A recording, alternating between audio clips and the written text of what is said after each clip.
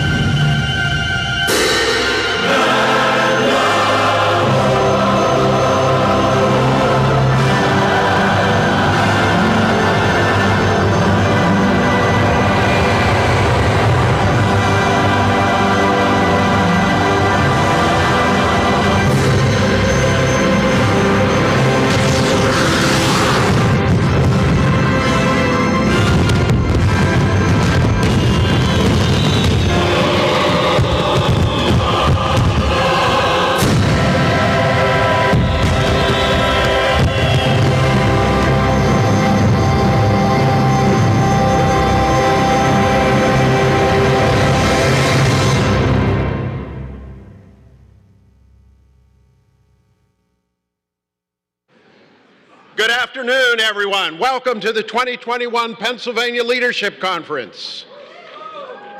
Where have you all been this last 27 months?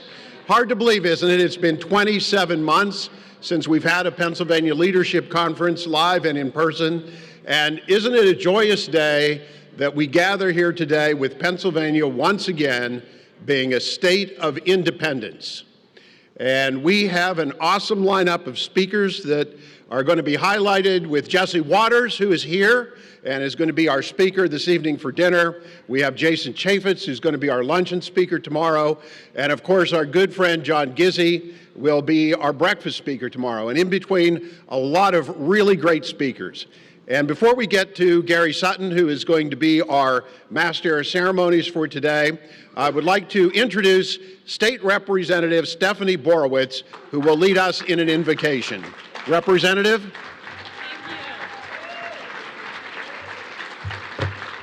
It is so good to be back in person, isn't it? Having this conference. Thank you guys so much for putting this on. The State of Independence is even a little freer today as we got rid of the emergency declaration and obliterated Wolf Towers.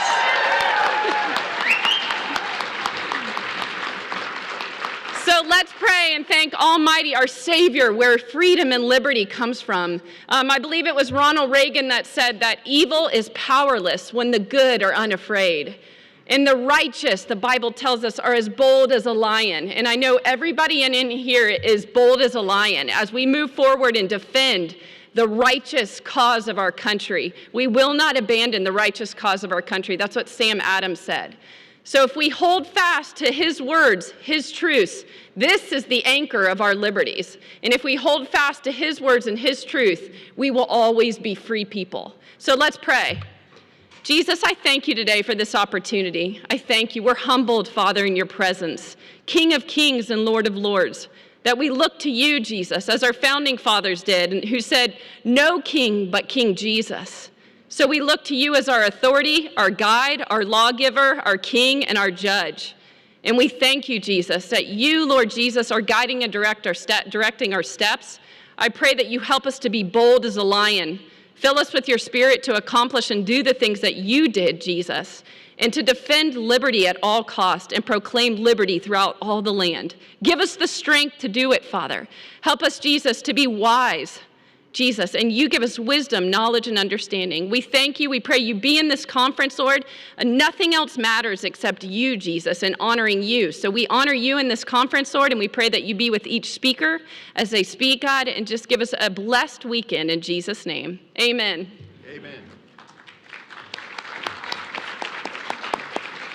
Thank you, Representative Borowitz. As you look at the agenda, in addition to the many members of the General Assembly, senators and representatives who will be here speaking, a number of them will be in attendance, particularly at the dinner tonight. I hope you will all take the opportunity to speak with them. And the folks who are with us at this conference are the ones who over the last 15 or 16 months have been in the forefront of fighting the tyranny that King Tom visited upon Pennsylvania. And because of their efforts, an unparalleled development in the history of our Commonwealth happened. We passed a constitutional amendment to limit the power of a governor, and then the legislature did it. This has never before occurred.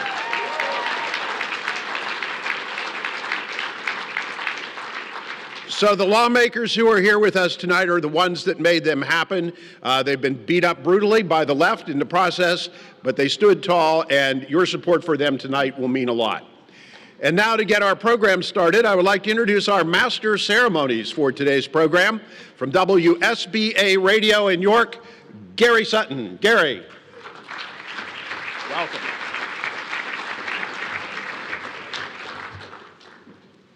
Oh, that's right. Sorry about that. Tough to break old habits, isn't it? Good afternoon, everyone. It's an honor to be here and an honor to be asked by Loma to be part of your organization here this afternoon. It's good to see so many people. It's good to see people at all, for that matter, as we've been kind of in darkness and seclusion for a while, but not anymore, right? It's nice to be back together, breathing toward each other, eating food together, breaking bread together, and sharing ideas together. And it'll be an honor to be with you throughout the afternoon. Thank you again for joining us. John Tamny is Vice President and Director of FreedomWorks Center for Economic Freedom. John is also editor of Real Clear Markets, a contributor at Forbes, and a senior economic advisor to the mutual fund firm, Applied Science Group. Let's make that Applied Finance Group. The Applied Science Group is Mr. Fauci. Anyway. And don't forget, if you attack him, you're attacking science, so you have to watch that. Anyway, John is the author of 5 books, including Popular Economics, Who Needs the Fed? The End of Work, They're Both Wrong, and latest, When Politicians Panicked, the New Coronavirus Expert Opinion and a Tragic Lapse of Reason, available on where else? Amazon and anywhere else books are sold. Ladies and gentlemen, please welcome this afternoon, Mr. John Tamny.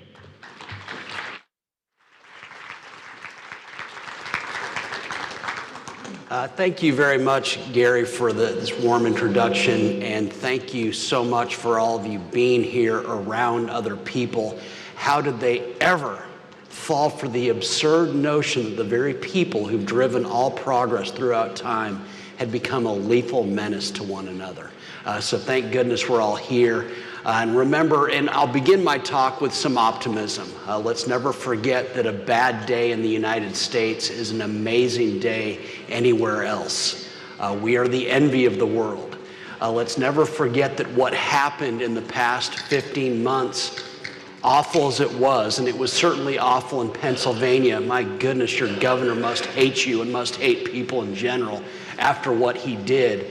But let's never forget that what we went through is nothing relative to what entrepreneurs and what Americans have gone throughout time.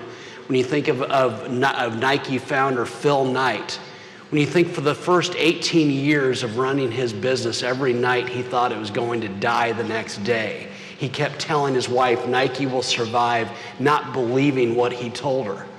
And so this is the norm. Americans go up against high odds all the time, and they always overcome them, and we overcame this. And so let's never forget that we should be optimistic about what's ahead. And then for the young people in the audience, I wish I could be you. I hope you'll keep in touch with me. Your future is amazingly bright. What you'll call jobs will be the kind of work that you can't get enough of, that people will say to you in many instances, they pay you to do that, and look at you with an awe. And so be optimistic about what's ahead, but let's also be honest about what happened over the last 15 to 16 months, because we have to tell this story. What happened was no less than the biggest human rights tragedy of the 21st century. And we must make that case, because if we don't tell our story, if we don't say what actually happened, history books will promote the fiction that a virus caused a global economic contraction. No, the virus had been spreading for months. It had been in the news for months. What happened was that politicians panicked. Governor Wolf panicked and needlessly destroyed all manner of lives, jobs, businesses, as a consequence. And so we have to tell this story over and over again, and we must have good arguments, because if we don't have good arguments, this will happen again. And so let's first say that the initial arguments used in favor of the lockdowns were easily the worst of all of them. They first said that, well, we have to take away freedom and destroy businesses and jobs because we have to protect the hospitals. If we let people be free, they will get sick and overrun our hospitals. Who in this room needs to be forced to avoid hospitalization? Yet that was the initial justification they gave. And then they said, well, there's a study from over in England that says 2.3 million Americans will die unless we take away the freedom of the American people. Well, so who in this room would need to be forced to avoid something that might result in death? What if they predicted 30 million American deaths? It's a reminder that the more threatening a virus might be, the more superfluous political force would be. Again, who in this room would need to avoid behavior associated with death? Yet that was the excuse politicians used. We must destroy your livelihoods. We must take away your ability to be around other people. We must wreck the business you spent your life building, because if we don't, you will act in ways that will cause you to die. Have you ever heard something more insulting by the political class, yet they did it? Now, they did this, and in the process, they took away, as we know, economic growth. The result was a crushing economic decline of the most dynamic economy in the world. And so let's think about that in terms of history. And let's remind everyone that economic growth has always been the biggest enemy death and disease have ever known. Conversely, poverty by definition and historically by truth has always been the biggest killer of mankind. Yet when they had a chance, when the virus was spreading, they chose economic desperation. Think about that in terms of history. Think about that in terms of the 19th century. Let's travel back in time then. Back then, if you broke your leg, if you broke your femur, you had 1 in 3 chances of death. But if you lived, your only option was amputation. If you broke your hip, dead. When you were born in the 19th century, you had as good of a chance of dying as you did living. Cancer, forget about it, you were going to die, but see, most people never got cancer.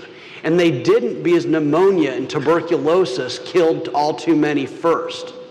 Cancer was some disease that you got if you lived a fairly long life. If you move into the early 20th century, in 1910, cancer was still a very distant 8th among American killers. Even during World War I, this was the first war in the history of mankind in which more people died from gunshots and bombs than they did from routine disease. And so what changed? Why is all of a sudden were we living so much longer? Well, the basic answer is economic growth. That's the only answer. People like Johns Hopkins, one of the big shareholders in the Baltimore and Ohio Railroad, made tons of money, and he gave $7 million to what became Johns Hopkins University. This was the first real medical school in the history of the U.S. And so suddenly doctors and scientists were coming up with ways to fight off that which used to kill us. We could literally die but live once, twice, 3 times, because what used to kill us for certain no longer did, because of economic growth that was matched with doctors and scientists on the way to discoveries. John D. Rockefeller, the richest man who ever lived, in his lifetime alone gave away $450 million just to medical research out of $530 million total in his lifetime. And so suddenly we were making progress. Suddenly we were living. Economic growth has always been the biggest foe of death and disease. But in 2020, politicians quite literally chose economic contraction, economic desperation as the response to a virus that was spreading. Historians will marvel at the abject stupidity of the political class. But they can only marvel at it if we tell this story, if we make sure that our narrative, which is the true narrative, makes it into the history books. At which point, it's got to be said very clearly that freedom on its own is a virtue. No matter what, freedom is always the answer. Freedom's got to be the first and last response to any question about a virus. But in this case, we didn't choose the freedom route, and we harmed ourselves needlessly. Indeed, we harmed our health. Because think about what happens with free people. The free people, they are the marketplace. And so we know in this instance that a virus was spreading and people were scared.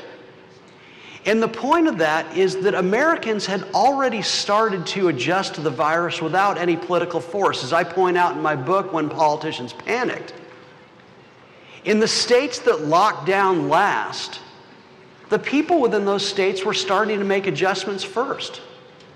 Some were going out to restaurants less, some were going out to bars less. They were adjusting. Some were buying masks, some were buying hand sanitizer. In Germany, while Angela Merkel was still dismissing the idea of a virus altogether, masks and hand sanitizer had already sold out. The point is, people didn't need a law. They didn't need to be forced to avoid something that might make them sick, that might, in very rare instances, cause them to die. We were already adjusting, and all of us know people that were. Think about it. Free people on their own, some of them were locking themselves into their houses, never to be seen again. Well, guess what? You need people like that. Not my choice, but you need people like that. You need to learn from people who run and hide from a virus as though it's just going to go curl up and die and go somewhere else. You need people like that to find out if those actions help you avoid sickness. Well, it turns out it didn't. In New York, 2/3 of those who were hospitalized by May of 2020 had been sheltering in place. You also need people like my very occasionally exasperating wife, who quite literally, every time I would walk in the house, she would say, "Have you washed your hands?" She'd follow me around to make sure I'd washed my hands. We'd be walking down the sidewalk and someone would pass us and she'd jump out into the sidewalk. I was flabbergasted, but you need people like her. You need to find out if that sort of behavior somehow saves you from illness. And then you need people like me, people who were skeptics from the beginning, people like me for whom a trip to the grocery store each day was the highlight of the day, just to be around other people. People like me who would quite literally forget things at the grocery store on purpose so that I could go back and be around people again. You got to have people like me.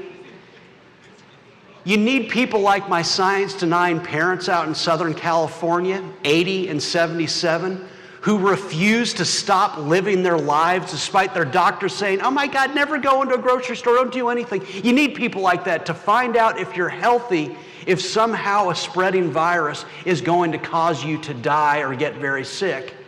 And then most of all, you need the young people who are going to throw caution to the wind and go to every bar and every party and make out with every girl and guy they see, because from them you find out information too. Let's be clear that free people, it's not just a virtue that they're free. It's not just a virtue that they create the economic growth, the wealth that makes it possible to fight off what used to kill us.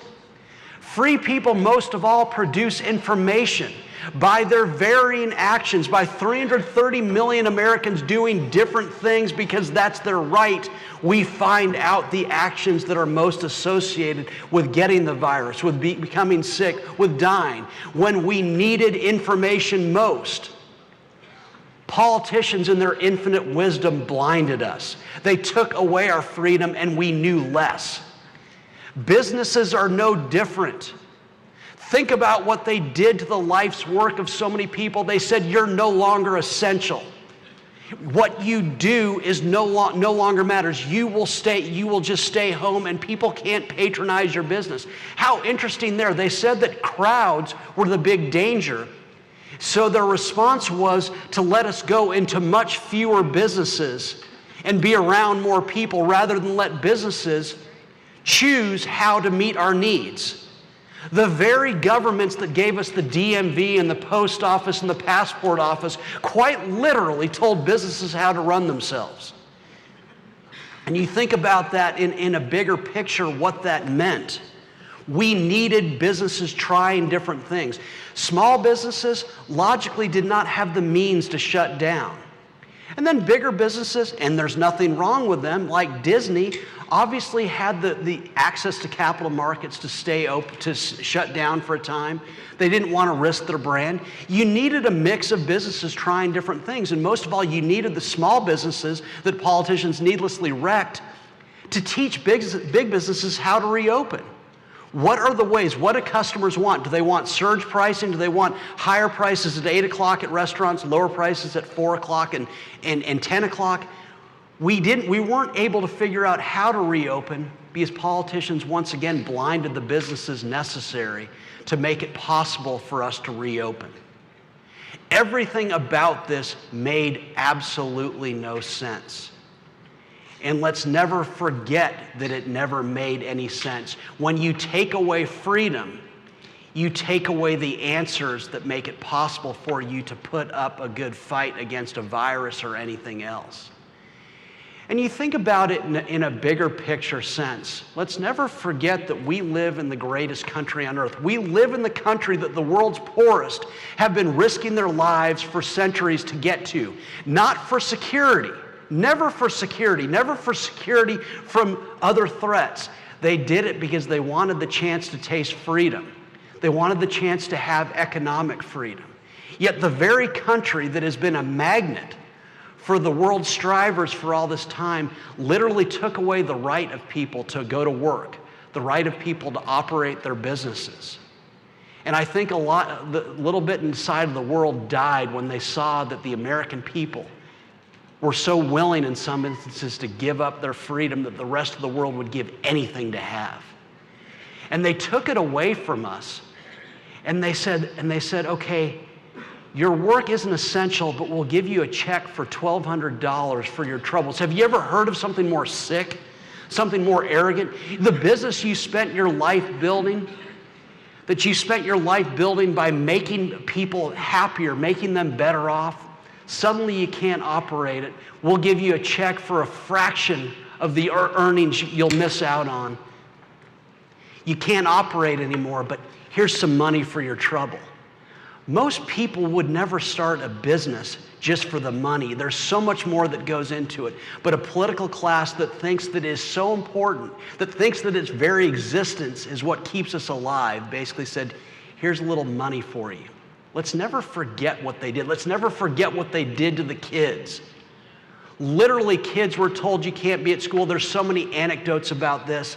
But one of the most hideous ones from where I live in Montgomery County, Maryland, They announced last fall that we're going to keep the public schools closed. And of course, a lot of people in that area were just thrilled. Oh, wait, they're following the science. Isn't that great? And some innocent mother wrote into a listserv and she said, I've got a high school age daughter who is autistic.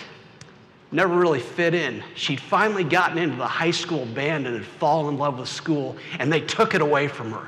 These are the people who say that they're looking out for your best interest. And you heard the stories about old people in nursing homes. Suddenly, they couldn't be around anyone. People with Alzheimer's, and they were asking questions, did I do something wrong? Why can't I see anyone anymore? This is what the political class did, and let's never let them forget what they did. And let's never forget that we cannot make this a statistical argument when we argue against the human rights tragedy that happened, the human rights tragedy that literally pushed 285 million people around the world to the brink of starvation. Also that a bunch of nail-biting Americans could feel comfortable from a virus so that they could take their break from reality. So we can talk about the statistics, about the CD stats, about how 90% plus of those who died with the virus had some other major morbidity. We can talk about the various ways that support our argument, but I think that's the wrong way to do it. If we win statistically, we win the battle but lose the war, because we imply that politicians have the right to take away our right to work, to operate our businesses, to be around other people. It's a losing argument. The only argument to make is freedom, that they should never take away our right to live as we want, that the more something threatens us, the more their force is superfluous. And we need to make this argument, because unless it's first and last, middle, and everything else about freedom, know that they will do this again, because everyone in this room knows this is not the last virus that's going to hit the United States. Viruses are part of life, despite what a bunch of nail-biting politicians told us. And because they're part of life, we know that in the future, experts will gull weak-kneed, arrogant politicians again into taking away our freedom, unless we win the argument on the freedom level. That is the only argument. Anything else ensures other lockdowns again that will needlessly destroy lives and jobs and businesses and just the American way of living. And so let's be clear about this, that what happened was a tragedy. But it was a man-made tragedy born of the political class, left and right. Let's excuse no one. They all had a role in this. And let's never allow this to happen again. We owe this to ourselves, we owe this to future generations, and we owe this to the greatest country the world has ever known, to never let it again be insulted by this notion that in order for us to be safe, we must have our freedom taken from us. Never again. Thank you very much.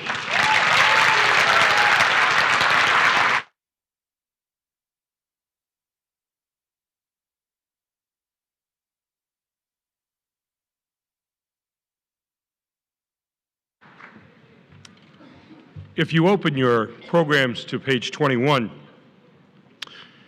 you will see the novel about Doug Mastriano. I'm sorry. You tell I'm still in talk show mode from this morning. No, actually, when I read that, and I'm not going to stand here and read all this to you this afternoon. I figure you all can read. You're not Democrats, and you don't need pictures. I'm sorry. Or liberals, for that matter. But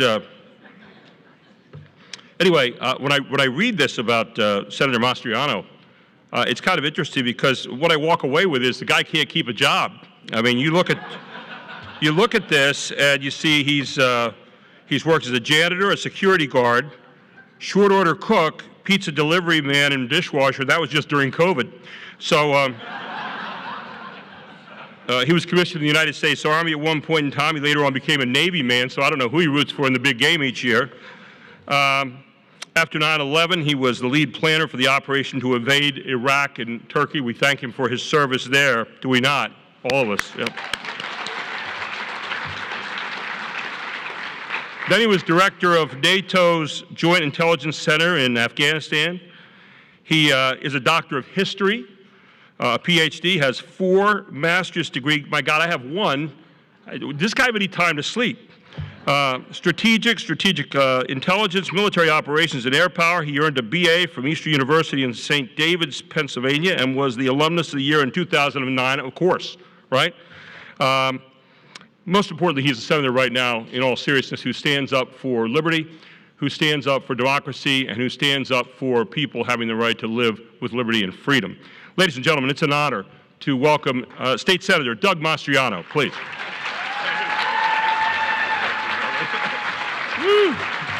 Wow. God is good. Oh, yeah. It is great, Pastor. Good to see you. Where's Rebby? There's my wife. Give it up for her. Go, Rebby. You guys know this story, right? When I won the special election 2 years ago, summoned into Harrisburg for an interrogation. How much money did you raise? Who was your consultant? Who was your campaign manager? And they were very disapproving. I'm like, oh, it was Rebby. And then they looked at her with furrowed eyebrows and, well, what are your qualifications? And she goes, I'm an Army wife. They're like, huh? What does that mean? But military spouses knows the deal. But wasn't yesterday a great day in Pennsylvania, huh? Oh, yeah. Wow. You did it. We did it together. It was a long fight. It took a lot longer than we all had imagined, but wow.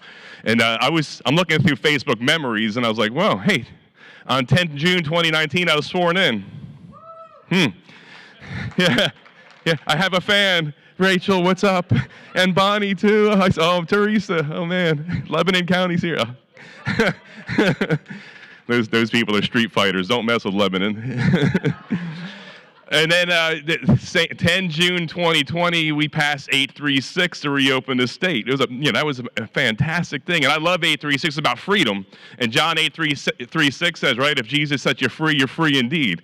And wow, that was a great day. But then the governor came out this day last year, most animated I've ever seen him, very petulant. How dare the General Assembly take away my power? I'm like, wait a second, we have a constitution, you might want to read it. I don't think he has. He keeps on saying we're a democracy. No, and to the democracy for which it stands. No, it's actually a republic. But what a great year. A team was forged together. We did this together as a team. And one of the leaders of that movement is Matt Bellis right there. If you give it up to him, reopen. Man, oh man. Okay, there's the clock. I'm like, I don't want to talk too long. We came together here, and it was a dark time. You know, that's why we started the fireside chats last year. Anyone tuned into those last year? A couple of you, maybe. That was all, obviously inspired by FDR, but it was all as a result of so much confusion and doubt. Just trying to tell you the latest I knew from Afghanistan. From Harrisburg. Felt like Afghanistan sometimes. But it was a great day. They moved yesterday, 3 years in a row, significant events in all of our lives, or at least mine anyway. But what a crazy time it was last year. You know, Wolf was missing in action. He came out on the 6th of March, gave his speech about the emergency order shutdown. And then on 18 March, he came out and, all hands on deck. 2 weeks, I promise you, to flatten the curve. 444 days later. I'm like, no, that's a long flatten the curve. And then he disappeared. And I started looking for him on the milk cartons. I actually found a milk carton here. Have you seen this man? Wow. Also missing Levine and Fetterman. Wow, okay. I really was worried about him. I was going to call the hotline, for endangered and missing people. I was like, I hope he's okay. And then, of course, I think he was hiding in the basement with Biden. What do you think? Maybe? Came out with that sunburn on his bald head. I could relate. That is painful stuff. I keep telling Rebby I'm going to buy a wig one of these days, and she's like, yeah, I'll leave you if you do that, but okay, maybe not. But he came out this time last year, showed up in Philadelphia, kind of like Elvis, made an appearance. Elvis is in the house. Wolf is in Philly. It's kind of like a nightmarish kind of time, because anytime he'd come out, he kind of like Puxatawny Phil, right? Saw my shadow, 6 more weeks of COVID. I'm like, no, Governor Wolf, stay away, stay in that hole with Biden. At least he's safe, doesn't have hair, right? Could you imagine? Anyway, I'd probably be safe too. No, maybe not. But, where was he? He did the 55 visits of Where is Wolf, and not at his office. Everything's shut down. So much for all hands on deck. That's for everybody else. And, came out this time last year, and he's, in his infinite condescension to the commoners and people of Pennsylvania, the king doth proclaimeth that certain counties, including Dauphin County, shall move to yellow phase. This happened a year ago. Remember that? And thou shalt gather in groups of 25 and under, but if thou hast comest with 26 or more, he shall perish and be smitten down by COVID. And I'm like, wow, well, at least we can come together in groups of 25. And then, lo and behold, the king himself could not even abide by his own edict for 24 hours. He shows up in Harrisburg at a rally, a state-sanctioned, state-approved rally. That's a beautiful thing about COVID. When Matt or myself had our rallies, the media came out, there was very few masks. There were super spreaders, no social distancing, very irresponsible or reckless people. But when Wolf comes together and he's marching with casts of thousands, since it's approved by the state, oh, no, it's okay. There was no problem. COVID shall pass over them. I'm like, really? Didn't even take the blood of a lamb to do that, and that's amazing. I'm like, come on, man, really? That's the only interesting thing. You see Biden yesterday in England, he's kind of like, and Jill's like, hey, Joe, pay attention. I'm like, well, Vladimir Putin's afraid, very afraid. Oh, man, strange times. But, he gathers in a rally in the media. I wish they'd give us a free pass. Oh, do you think that was inconsistent, Governor Wolf? And he's like, oh, it may have appeared to be so. No kidding, it was. You're a hypocrite. The rules apply to everybody, not just to those of you that you approve of. And, the media came down hard on us, and guess what? The conspiracy theorists were all on the other side. We were right last year, right? The Lord Fauci has now been proven to be a false god. His emails came out. We shall not bow at that altar. But all the names, I'd like to have an apology from the media, right? Matt, you gonna get one, brother? You probably won't get. They ain't gonna apologize. They're gonna move on. And even in all that troubles in Philadelphia last year, remember that? About 100,000 people came out to protest. There was looting, people calling my office for help, despair because their own senators and reps weren't answering the phones. And even one magazine came out in Philly. We did research on all those who came out and looted and rioted together and protested together, and not one case of COVID was spread. I'm like, what? How is that even possible? I thought it was the deadliest contagion in American history kind of thing. Is a really strange thing. You think about last year what we've been through. The most dangerous place in the world, according to Governor Wolf, is not Afghanistan, Kunar Province, Helmand Province, or Kandahar. It's the lobby of the restaurant, right? Okay, if you're not careful out there, people, if you don't stay home, stay calm, and stay safe, COVID's going to get you. He said that kind of stuff. I'm like, well, is this really fear-mongering? So you give a safety brief in the lobby of the restaurant. Okay, Rebbe, we had to get our masks on because we got to make that mad dash to the table because COVID, instead of Elf on the shelf, COVID on the shelf. There's Mastriano. Oh, he's got a mask on. Rats. But I will get him when he goes to the bathroom because I know he'll forget that mask and leave it behind. I'm like, really? You can't make this stuff up. So much for follow the science, right? These same people are lecturing us about how to take care of ourselves with these science-denying techniques. Thought it would be a good idea to take the sick, elderly from the hospitals and put them back into the homes. And 13,500 have died as a result of that failed science-denying policy. These people that cloaked themselves in self-righteousness, like modern-day Pharisees here, had denied 150 years of germ theory by Louis Pasteur going back to 1870. And it was catastrophic. Could you imagine a Republican administration getting away with that? They would not. And such a Secretary of Health would not be promoted to the second most powerful position in the United States. But the double standard and hypocrisy, we're done with it. And so when they come at us with their self-righteous indignation, we saw Mastriano in Phoenix. He's a danger to the Republic. It's like, oh, shut up. Stop. Yeah. You think last year, too, the speeches and lectures we had to get from old Pelosi. How's Nancy doing? Shut down all the hair salons in the state here. Our governor did also. She had her own state in California. But, of course, we see her on video running around there with her hair done. I'm a little jealous. Wish I had that problem. But be that as it may, and there she is. But no one else can get it done, only these elites. And, but one of my friends told me, Doug, you need to go easy on Nancy because she really thought it was a saloon, not a salon. I don't know. What do you think? Maybe. I don't know. Could be. Yep, I was happy today actually because when I'm driving up 81 coming up here, I always tend to look at the cars that I'm going by, and usually I do see the young man in the car alone with a mask on. Didn't see one today, but this story. You're passing the dude, he's alone in the car, and it's like you want to start beeping the horn. Hey, roll down your window. It's okay. It's your own air. If you have COVID, it's too late. It's just lighten up, Francis. So Arizona. What's all the fuss? I'm invited by our counterparts in Arizona to look at their forensic audit. And CNN, it's not a fraud. I don't know how you can consider yourselves honest journalists if you're going to label things you don't like, with hyperbole. It's a fraud. Well, how do they know? 8 cameras, 24/7, watching the entire arena and all the storage areas there. It's science-based. There's multiple eyes. Normally, recounts have 2 counters, and down there they have 3 counters. I mean, it is absolutely superb. And 47% of us in this state here have serious doubts about the outcome of the election. Even CNN agreed. They said 46%. I guess close enough for CNN.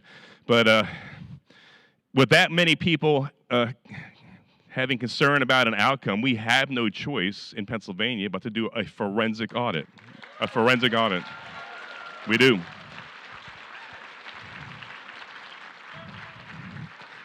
It was funny that, Governor Wolf came out of wherever he's been hiding. I guess Biden's over in England, so they can't be in the basement together. And all these things about Senator Mastriano. I'm like, oh, come on, brother. Should we really take you? And how about Josh Shapiro, our esteemed Attorney General? He's going to have to go through me to do an audit. What? Seriously, dude. Come on. Chill out, man. Or do you have something to hide? If you really cared about the people of Pennsylvania, and almost half of the state's population have serious doubts and concerns, as I do, they have not been answered, and coming out with your flat statements with your cronies in CNN, it was a perfect election, like that's ever happened, especially Philadelphia. When we have 22,000 dead that were not removed from the books until just a couple months ago, when they were ordered to remove it before the election, nothing to see here. Still have 120,000 unaccounted for excess voters. Nothing to see here. Ballot curing, mostly in Democrat counties, and all the shenanigans that would happen with the Act 77 and the Pennsylvania Supreme Court rewriting election law. And it's unfortunate that the U.S. Supreme Court has not heard these cases. They threw them all out on technicalities, but they're going to have to deal with it in the end because there's a lot of unanswered questions. So any governor, regardless of party, any attorney general, regardless of position, should be all in. We got nothing to hide, especially with a governor that said, I'm going to be Mr. Transparency, the most transparent governor in Pennsylvania history. It's like when you hear politicians say that, it's like opposite day, he's going to be the least, and he's been proven to be so.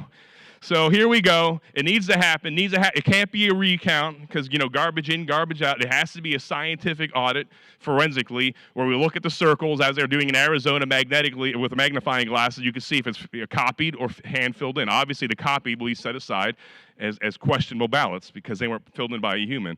So let's just do it. Let's get it done. Obviously, I have a series of, yes.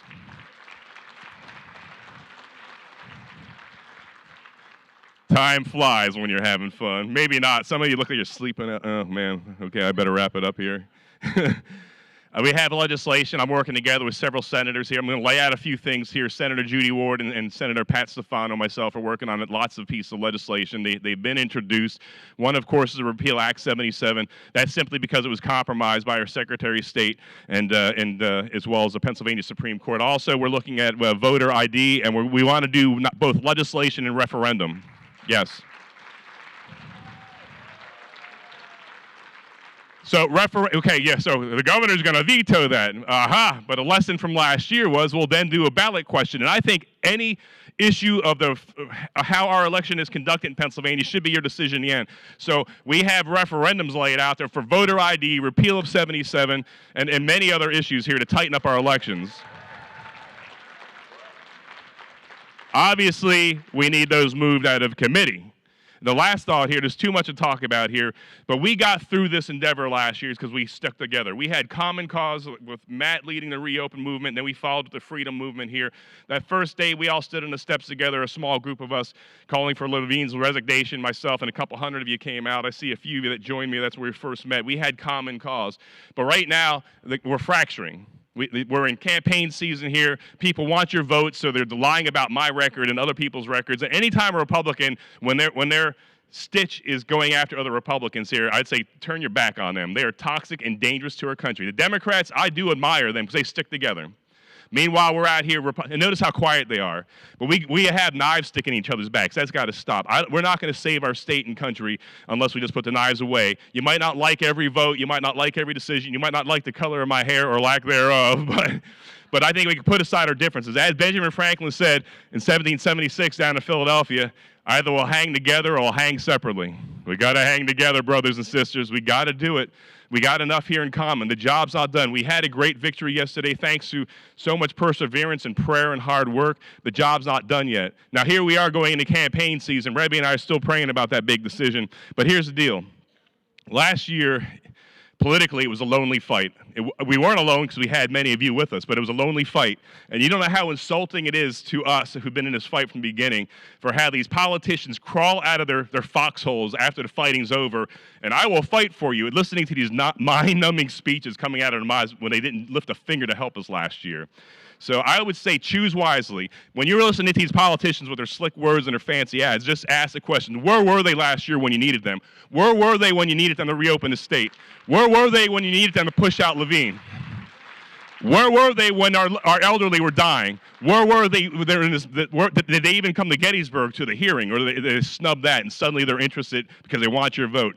So talk is cheap. I'm going to wrap up with this. As King Lear says in Shakespeare, may their long words their deeds approve. As my dad would say, walk your talk. So together, we're going to take back our state. Thank you, and God bless you guys.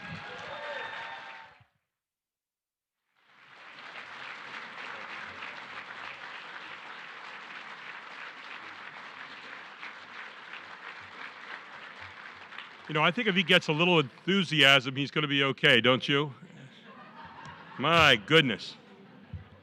Talk about being fired up.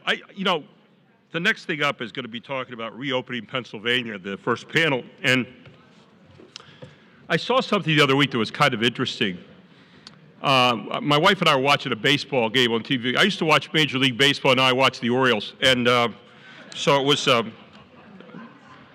apparently a few Orioles fans in here, so it hurt. But I was watching, it was the 8th inning, and the pitcher had given up about his 25th run. And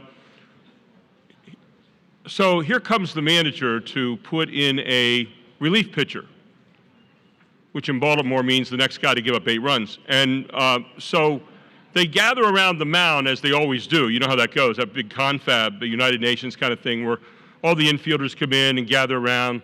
Outfielders apparently aren't that smart because they have to stay back out there. And here comes the manager out of the dugout with a mask on. Everybody else standing around the mound, standing within about 6 feet of each other, no mask. And here's the manager with the mask on. And I said to my wife, I said, is that what we've got to in our country? That we have one guy with a mask on standing out there in the open air, and all these other guys are standing around there breathing on each other, and apparently someone's not going to get COVID? I don't know. That's the ridiculousness that we talk about with regard to this whole thing we're just going through. Well, our next panel, our first panel actually this afternoon, is Reopen PA. And our moderator of that panel is Guy Shiraki. I was just talking to him backstage, and again, he's got a pretty important autobiography right here if you look at it. I mean, he's a guy who's worked on helping people, advocating policy for a long time, crafting and advocating policy. I love people who do great policy. I hate politicians, but I love people who do great policy. Politicians is about win and lose. Policy guys are about win and win. Okay, that's really what we're all about here. And he's apparently a recovering lawyer, which is good. I saw that. He started out being a prosecutor. But I was really interested. If you look on page 32, I like to refer to this throughout the afternoon. I'm not going to read to you out of all of it, but he's worked with some pretty important people, as you can see there. He was Chief of Staff to Lieutenant Governor Jim Cawley, good man, Congressman Jim Gerlach, and State Senator Melissa Hart. And under President Bush, he served as a regional director of HUD, overseeing programs, education, outreach across the Mid-Atlantic. But I was really interested in the end of his biography here, where it says, when not working, Guy can usually be found coaching softball, which he's been doing since 2000. Now, as a guy that coached for 41 years of my life, I have great appreciation for guys that coach. But then there's this interesting statement. Guy and his wife, Chris, have 3 children and live in Paoli, PA, with their dogs. I don't know if the children live in a separate place and the dogs live in another place, but it just was kind of an interesting phrase the way it was written there. So with that, we introduce our first moderator, former friend and acquaintance, Guy Shiraki, who's going to introduce the panel members this afternoon. Guy, give him a great round of applause, will you please?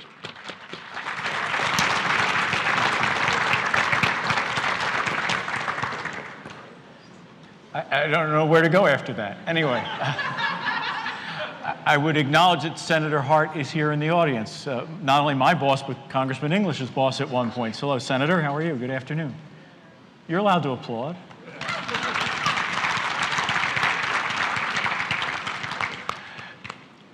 So I wanted to share a few things as we begin. Our panel's had a chance to talk, and I want to share a few things as a backdrop. You know, Pennsylvania entered the COVID era with a bottom 10 economy. We were the only state in the nation to lose jobs between 2019 and 2020. As we exit the COVID era, we're still a bottom 10 economy. Our unemployment rate is 2% worse than the nation's. Yet, as we know, there are job openings in every sector of the economy. And in hospitality and retail, it's at a crisis. The good and the bad news is it's largely a government-created crisis. The governor closed too much for too long and restricted too much for too long. And his decisions and his declarations made it so. Closed businesses, closed schools, missed opportunities. I recently wrote a column in Broad and Liberty, which if you don't read it, you should, not the column Broad and Liberty. They do good work. But I wrote a column suggesting a few common sense ways to get us reopened. And I won't go through them all, but I want to mention just a few. You'll be happy to know that they're common sense and they don't cost $1. And they could be done today. We could join the 36 states who've reinstituted the work requirement. Not July 8th, not sometime in the future, not when labor and industry software is ready, but today we could do that. We could join the 300 states that have taken away the added $300 incentive to stay at home. The vaccine is readily available. There are tens of thousands of jobs open in Pennsylvania. It's time for able-bodied men and women to go back to the workforce.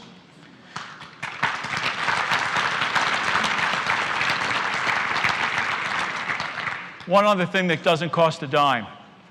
For 67 weeks, many elected officials either disappeared or spent time sending us pictures or updating their profiles on Twitter and Facebook from their homes or behind masks.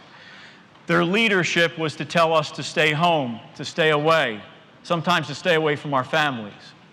Well, now's the time for those very people to go out and about, to go to the malls, to go to Little League games, to go to downtown, to tour factories, to signal to everyone that it's time to go back to work, go out to eat, and re-engage in life. Doesn't cost a dime, and each one of them, starting with the governor, should do that today. Look, and as we turn to the panel, just realize these common sense things only get us from the bottom 40 to maybe the top of 40. Maybe we'll hit 39th. Again, we started with a weak economy. So today's focus is not really that much about where we've been. It's how we move forward from here and grow. It comes down to setting a business plan in place and the character and the commitment to implement that plan. The good news is Pennsylvania has more assets than just about any state in the nation. We're home to wonderful health care, biopharma. We're sitting on more energy than Saudi Arabia, and we have a wonderful geographic location, hence the Keystone State. So we have plenty of assets to move this economy forward. So as we begin our discussion, we know what the challenges are, we know what our assets are, and now we're going to hear from our expert panel to talk about the way forward. They represent small business, public policy, and academia. They've thought a lot about what's happened the last year and a half. And I will tell you from having talked to them, they've thought a lot about where we go from here and how we recover and grow as a state. We'll begin our conversation with the first question. As legislators and policymakers across Pennsylvania craft legislation to deal with similar situations in the future, what piece of advice would you begin to give to them? We begin with our first panelist, who many of you from the Harrisburg area may know. She is the owner of Cafe Fresco in downtown Harrisburg. Our first member of our panel with us today, allow me to introduce and invite for a conversation, Jennifer Furtenbaugh. Jennifer, thank you.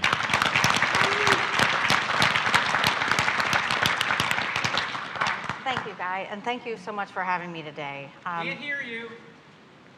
Can you hear me now? Yes. Okay. So when I think about that question, I think about short-term and long-term solutions. First, in the short term, just to echo what Guy said in his opening remarks, the unemployment incentives, the incentives to stay home, that needs to end immediately. Not in 3 weeks from now, but today. The government regulations during the pandemic, thank you, and its overreach now in the recovery, they've resulted in labor shortages, and they're creating two major problems for our industry, specifically mine. The first one is supply chain. The supply chain problems are preventing small businesses from efficiently and consistently acquiring goods and services at reasonable prices. I'm going to give you an example. The price of chicken, that's increased by 300%. Seafood has also doubled. So the local purveyors that we're talking to, they're citing fishermen labor shortages as the main problem. Just last week, our crab cake price doubled. So for me to maintain pre-pandemic profit levels, I would have to sell the crab cake on my menu for $60. In addition to that, the labor shortage was amplified in the restaurant industry because of Governor Wolf's Q4 shutdowns. It drove up labor costs, and it perpetuated the labor shortage that we're still struggling with. The data that was released in April by the Pennsylvania Restaurant and Lodging Association shows us that Pennsylvania's restaurants are still 25% below normal labor levels, and we're dealing with higher costs, we're dealing with unemployment incentives, a lack of workers, and increased overtime pay. In short, ladies and gentlemen, these current market conditions make it next to impossible to meet the increased demand and to turn a profit in the restaurant industry. In the long term, as policymakers think about how to craft legislation to assist us in this recovery, and also if a future crisis were to occur, they need to think about speaking directly with the industry experts, our associations, form committees with people like me, with people like my colleagues, to help guide and craft legislation that will work for all. Because I think it's clear, if we look back on last year, a one-size-fits-all arbitrary approach is ineffective at best. In addition to that, I want to address the minimum wage. Well, the conversations begin about increasing the minimum wage. I think it's important to understand that $15 will drive up prices at higher-end restaurants, and quite frankly, it'll put rural small restaurants completely out of business. The local markets and the demand for employees should set the wages, not a statewide or a federal system. And I want to be clear, the tip credit must be preserved. For those of you that don't know, the tip credit allows for servers, bartenders, and other tipped employees to claim those tips as part of their salary. Service at a fine dining establishment is not the same as a casual operation. To remove the tip credit would be tantamount to removing commissions from sales jobs. We're not all Waffle Houses, and no two are the same. So like in sales, each serving position comes with an expected level of experience, knowledge, training, and professionalism. So to regulate and set a standard wage for all tipped employees will not only fail, but it's going to destroy the industry as you know it. And evidence of this failure can just be seen by taking a look at what happened in Washington, D.C. when they tried to do that very thing. Thank you.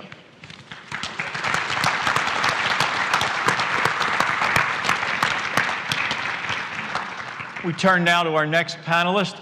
I want to invite to offer his comments. We're lucky to have with us Dr. Christopher Brooks of East Stroudsburg University.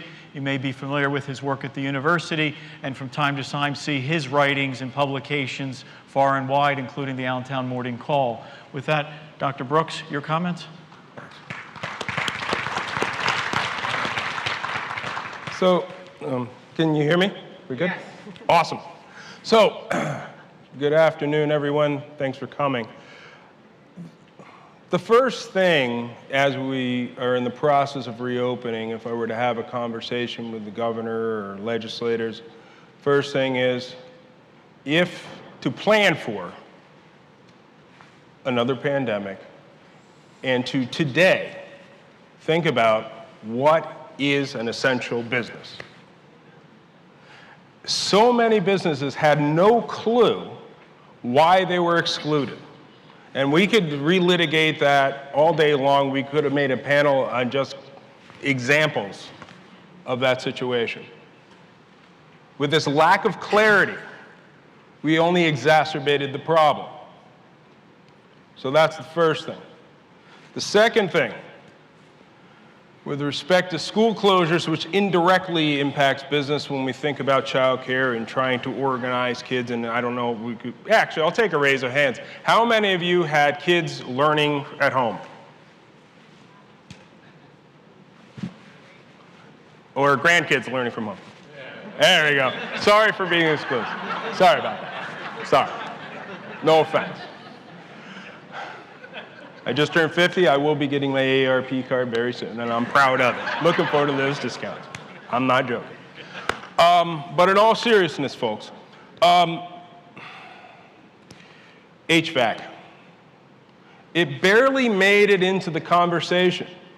And when we think about funding for HVAC, because it is expensive, I saw, I went through a number of articles about certain districts were getting, like Lower Merion had, down near Philadelphia had done some HVAC work. But my question is the funding for that. One possible model might be something based off of the E-rate program. If you may or may not be familiar with the federal E-rate plan, and the way that works is everybody who has a phone, a telephone, cable, internet, you pay what's called a universal services charge. You may see it on your bill, delineated on your bill. Maybe there's room for discussion about doing something like that at the state level and in taking some, maybe as a give, maybe reducing corporate taxes because we have the highest or second highest in the country to make up for that. I don't know. Maybe there's some room for discussion on that. I don't know. But those are my two ideas. Thank you.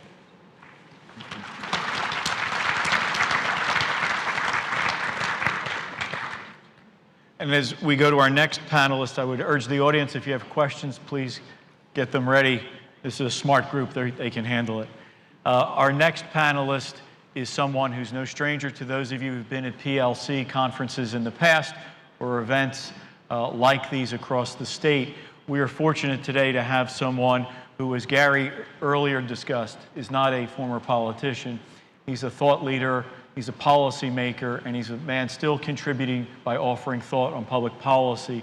We're joined now by former Congressman Phil English. Congressman? Thank you. And, can you hear me? Good, good. To build on what you've heard from the last two speakers, I would stress, first off, what Professor Brooks just stressed about the need to identify critical economic players in the economy. I was going to bring this up as part of my opening. I have to tell you, when they closed Erie County, there were no guidelines, there was no coherent process for identifying critical resources for the economy that had to be kept open. There was no way of refereeing that. There was no centralized decision making. Those assets need to be identified in advance. So my core lesson here, the best preparation for the future is the old scouting motto, be prepared.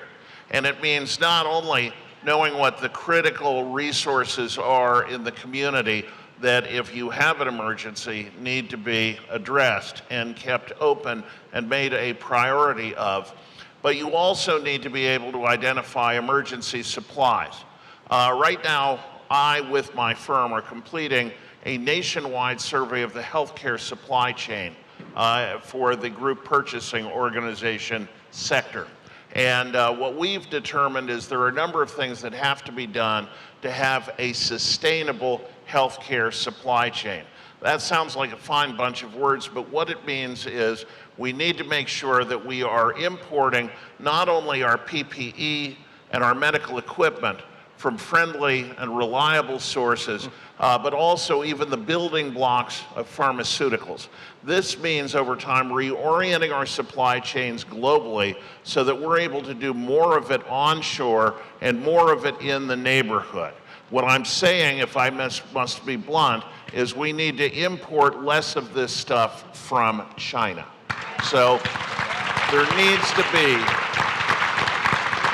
be a critical redundancy, and the other thing I would add is 2 points. One, we need to revisit how we do regulations for therapies and pharmaceuticals and vaccines, because we learned when we put our mind to it, through Operation Warp Speed, we were able to bring vaccines online faster than at any time in history and absolutely safely, contrary to what you heard from some political sources at the time.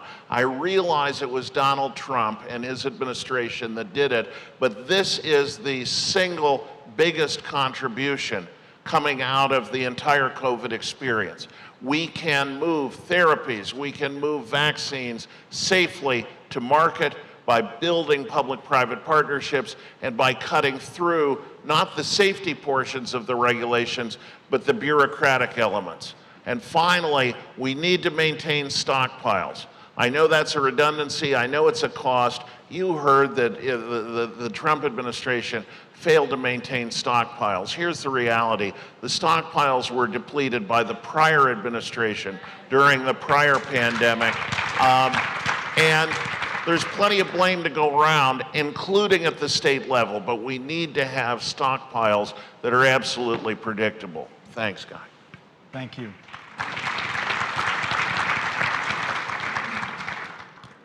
Does anyone in the audience have any questions? If you do, please be kind enough to stand and make sure everyone can hear the question. The Farm Show building, the truckloads and truckloads of PPEs in Harrisburg and are still stuck there.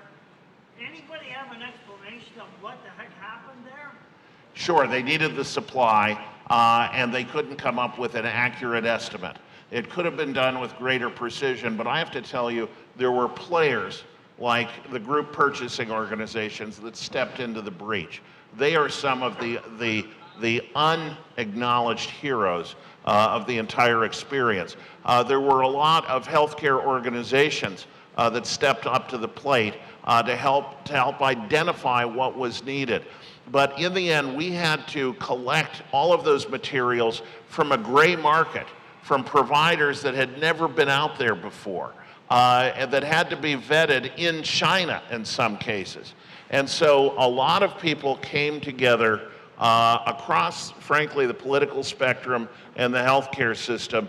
There was plenty of stuff left over. Some of that maybe should become the basis of future stockpiles. There an additional question? Yes, in the back. I have a question about essential businesses. We were talking about essential businesses. Mr. Brooks brought it up. I was just curious what each of the panelists would consider an essential business. You have some argue that every business is essential, and some would argue that that's too broad. I guess I'll take a run at it. Want me? Okay. Frankly, essential businesses, there are a number of criteria that have to do with providing things that are fundamental not only to the economy but to public safety. There are some business lines and products that are indispensable to the continuing function of society.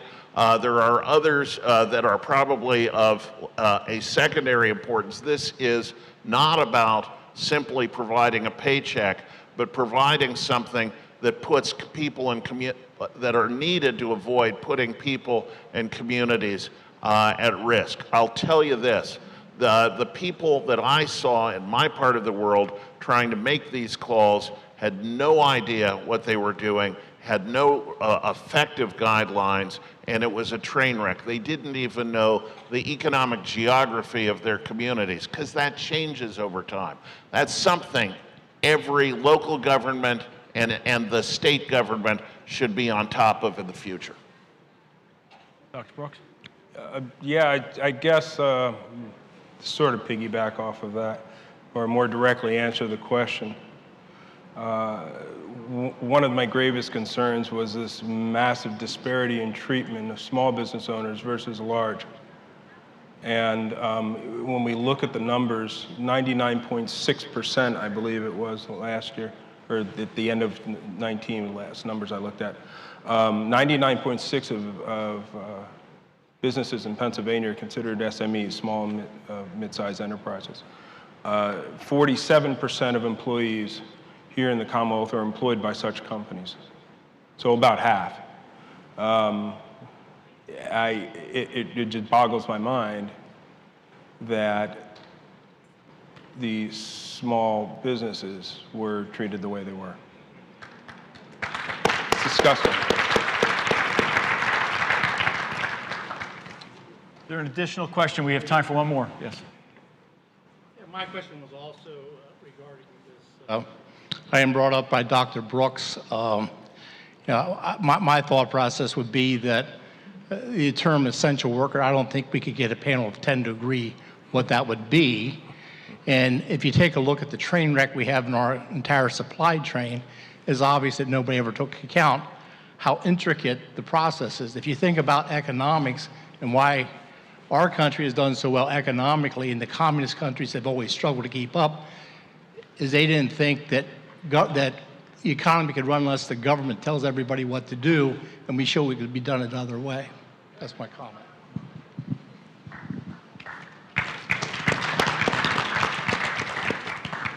Would anyone like to add? No. No? Okay. In the interest of time, which is very visible to us, I'm going to ask the panel for their final comments, and we're going to go in reverse order, beginning with Congressman English, and we've asked them in their closing remarks to touch on this topic. Is there an aspect of reopening that we haven't discussed, or a point that you'd like to put a finer point on before we conclude? And we begin again with Congressman English. The objective is economic growth. We need to put people back to work. For everything that the politicians claim they care about, it can be addressed by reopening the economy, by creating economic opportunity, by growing the economy faster, by freeing up the workforce, as was suggested, reopening questions about the benefit structure and whether that's appropriate to communities like places like Erie, Pennsylvania. Final parting shot, we need to grow the economy, and we're not going to do it by raising taxes at the state or the federal level. Janet Yellen conceded that when she was going through her initial series of public hearings. Since then, they've suggested the largest tax increase in American history, and it will impact on growth. We have to block that. Thank you. Dr. Brooks? Last comment. Well, I think I'm trying to think of one of the things we haven't discussed. I think looking at, should something like this happen again, to think about the sorts of industries that could have helped to promote growth. For example, my understanding is, and please, if anybody in the audience knows, if I'm wrong, correct me, please. There were construction companies that were told not to work. I personally know somebody at a yoga studio up in the Poconos. She was expressly told, oh, with the yoga mats 10 feet apart outside in the month of May, no, you can't do it. So I think a common sense needs to become common again, in short.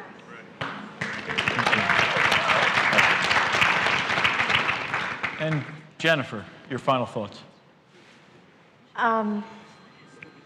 All of this talk about essential businesses, I think it's important to remember that our economy didn't become one of the strongest in the world by government overreach and overregulation.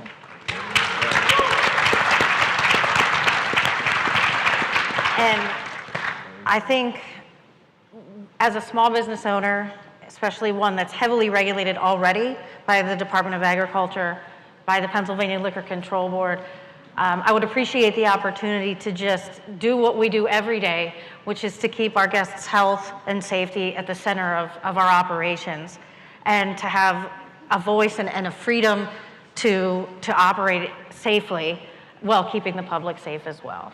So. Thank you. I want to thank you all for your comments On a personal note, this is not my first PLC conference. It won't be my last. And when little did we think when we assembled back in the 1990s that we would ever have to come together at a conference like this and talk about liberty or capitalism or defending free enterprise. But folks, we're here, and it is what it is. So we need to leave this conference focused on the message we heard today about restarting this economy, defending free enterprise, putting Pennsylvania back to work, and getting us to be a top 5 economy.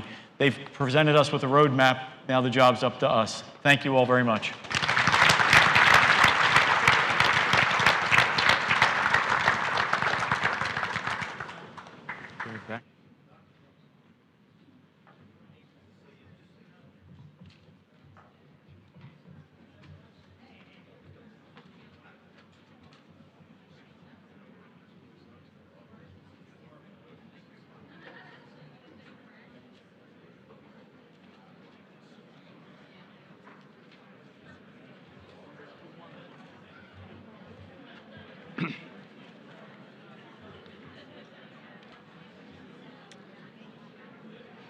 Stacey Garrity is the 78th Treasurer of the Commonwealth of Pennsylvania. And she's a businesswoman. And when you read down her biography here on page 24, she's also a hero. You know, you look at where she has been in her lifetime. She served a remarkable 3 deployments in defense of the United States back in 1991 in Operation Desert Storm, in 2003 in Operation Iraqi Freedom, and in 2008 in Operation Enduring Freedom. She was awarded the Bronze Medal, or Bronze Star twice, for exceptional service, and received the Legion of Merit award as well before retiring from the Army Reserve with the rank of Colonel.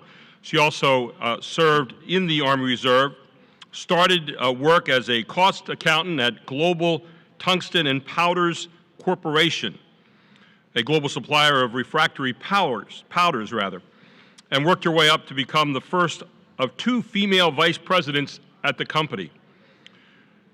She is a person who is preoccupied right now in the state treasurer's position on transparency. You know, it's always interesting to hear politicians talk about transparency because normally that never happens. But she is concentrating on it and doing the work of transparency and cutting waste and fees. And it says in your program here, returning $3.8 billion in unclaimed property to its rightful owners. I wonder if that counts tax dollars. And making education affordable in the state of Pennsylvania. Ladies and gentlemen, it's with a great deal of honor we say thank you for her service to our country and now our service to our Commonwealth. To your next speaker this afternoon, Stacey Garrity, the Treasurer of the state of Pennsylvania. Oh, thank you. Thank you so much. I appreciate it. So hi, I'm Stacey Garrity. It's great to be here with all of you.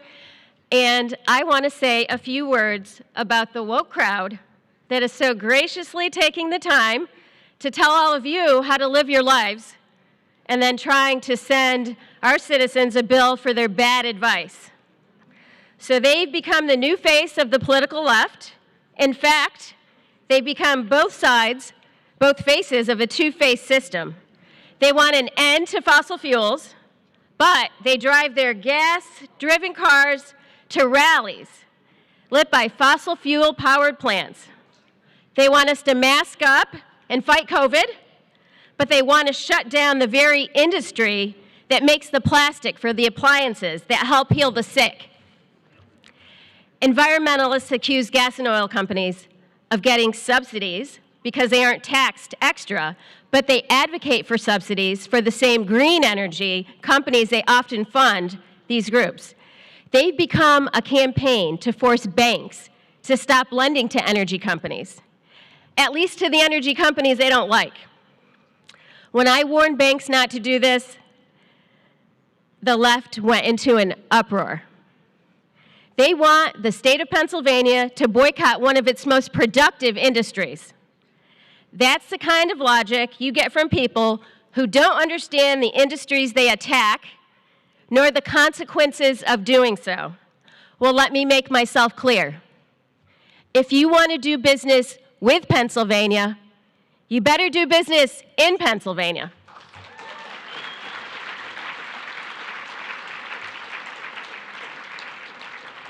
Taxpayers are entitled to the best possible return on their investments. This isn't a social science lab. It's public funds. We've already seen the consequences of pretend math. I just came from a meeting of a retirement fund that's now under federal investigation. We have reason to think that somebody didn't like reality, so they created their own. And we've seen this kind of magical thinking for the past year. And it has been destructive, not just to the economy, but to democracy. The liberal boss in the governor's office was supposed to go to war with COVID, but instead, he went to war with people's jobs and their personal freedoms. And it wasn't long before Wolf COVID policies stopped being about public health, and they turned into obedience tests. Questions weren't accepted. The right to know law was suspended. Businesses were closed without explanation, and nursing homes were ordered to take infected patients. Now, this combination of virtue signaling and disregard for common sense crashed the economy and cost lives.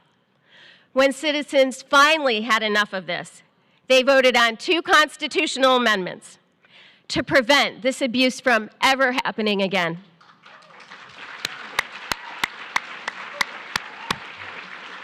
Now, the Wolf administration did everything they possibly could to frame the ballot question, and obviously it was a way to trick people into voting no. But we're smarter than that. Voters knew better.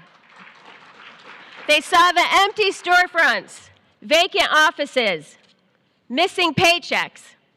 They voted to amend the Constitution and begin the hard work of repairing the damage the woke left has done to our economy. And the day after the vote, Wolf issued another emergency declaration. And with some mandates set to expire on Memorial Day, businesses asked, hey, isn't it possible to move it to the Friday before the weekend so that recovery could begin and more people could work? Wolf didn't even deign to answer. So this was no longer a health emergency. This was a crisis of leadership and a breach of faith with the citizens. It was government by diktat. A failed governor auditioning for king and showing himself unqualified for either job.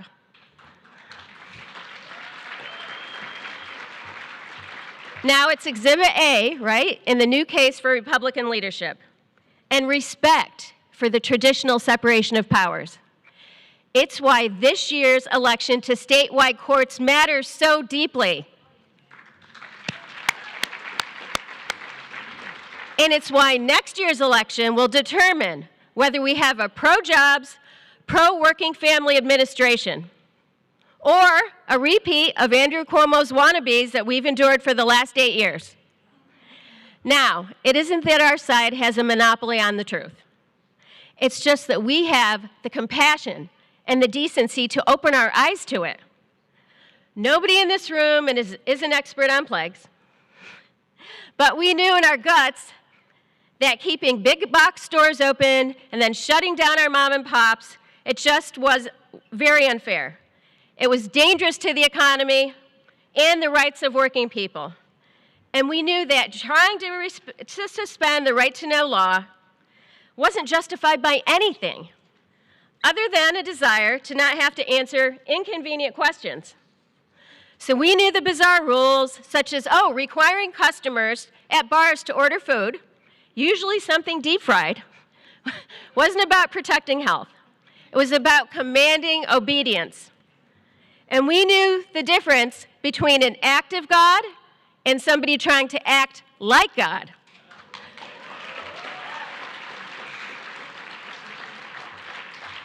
And the people, we called them out because we're the party that puts people first, and they're the party that puts ideologies, however vague or destructive, before people. We know that government is here to serve the people. Now, the bosses on the left think it's the other way around. So in the few months they've been in power, they've made government bigger, more expensive, more reckless, and they're ready to stick the middle class with a bill and call it our fair share. And it started 4 years ago when a hyper-partisan state Supreme Court stepped outside the Constitution and redrew our state's congressional maps. And they did it because the far left and their allies, they wanted more power. And they sure couldn't get it by playing by the rules. They wanted to choose their voters. And guess what? The state Supreme Court did it for them. That's why this year matters so much. Our party governs by the popular will. We listen to families in the small towns, in the rural townships, in the cities and suburbs. The Democrats rely on slipping their people onto the courts so that they can throw aside the balance of power. And these are the forces we face today. And it's also the reason why so many blue-collar union workers are joining forces with moderates and conservatives. Now, consider Pittsburgh, right? They just lost 1,000 construction jobs when environmentalists succeeded in slow-rolling their permits for a major upgrade to the very last steelmaking plant in the Mon Valley. They've led a campaign to stop fracking, and that's a process that's been in use in Pennsylvania since 1949.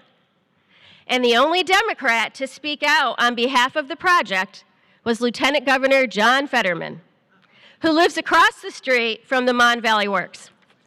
And yes, the same John Fetterman who routinely hangs his marijuana leaf flag over the Capitol balcony, and so General Services typically confiscates it. So when a party's voice of reason is a legal weed advocate who treats his Capitol balcony like a dorm room, it's pretty clear they're in a state of intellectual decline. But that's where we are today. There's a party of progress and common sense, and there's the other side, less a political party than an ongoing tantrum, a collection of people demanding they be given what they want, all the while assuming there is more to be plundered from working families, the middle class, and our job creators.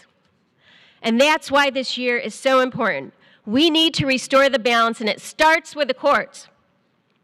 It's why I'm committed to making sure that we send our outstanding candidates to the statewide courts, where the rule on the law of the land, not the whims of the coffee house liberals.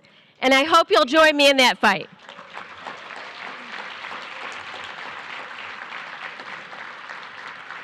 Thanks to all of you out there for everything you do. God bless you, God bless Pennsylvania, and God bless the United States. Thank you.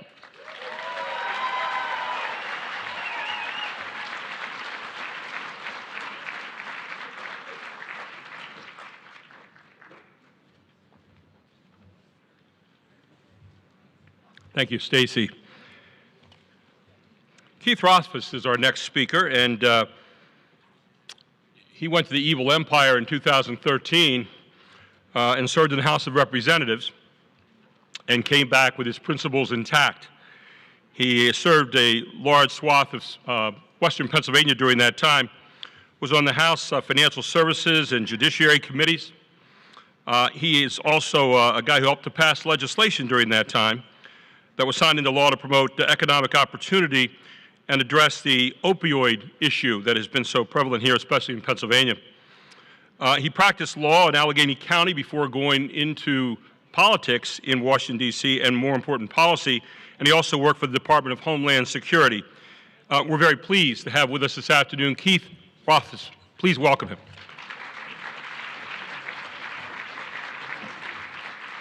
Hello, Pennsylvania conservatives. Good afternoon. You know, this is the second time in a couple of weeks that I've had to follow our treasurer. You know, that is so difficult. You know, we had her speaking in Pittsburgh a couple of weeks ago, and you may not know, but she is known as the angel of the desert because of her service in Iraq. And I'm just very grateful to have a woman as tough as her taking care of the books of Pennsylvania. So it's great to have Stacy. I'm going to talk for a little bit about redistricting, because it's some issue I'm pretty familiar with after the last few years. This is a process that happens every 10 years under our Constitution. We do a count in the country. We find out how many people there are, how many people are in each state, and then each state gets allotted a certain number of representatives for the House. So the census numbers came in. Pennsylvania actually grew over the last 10 years. We added 300,000 people, going from 12.7 million to 13 million, but we didn't grow enough.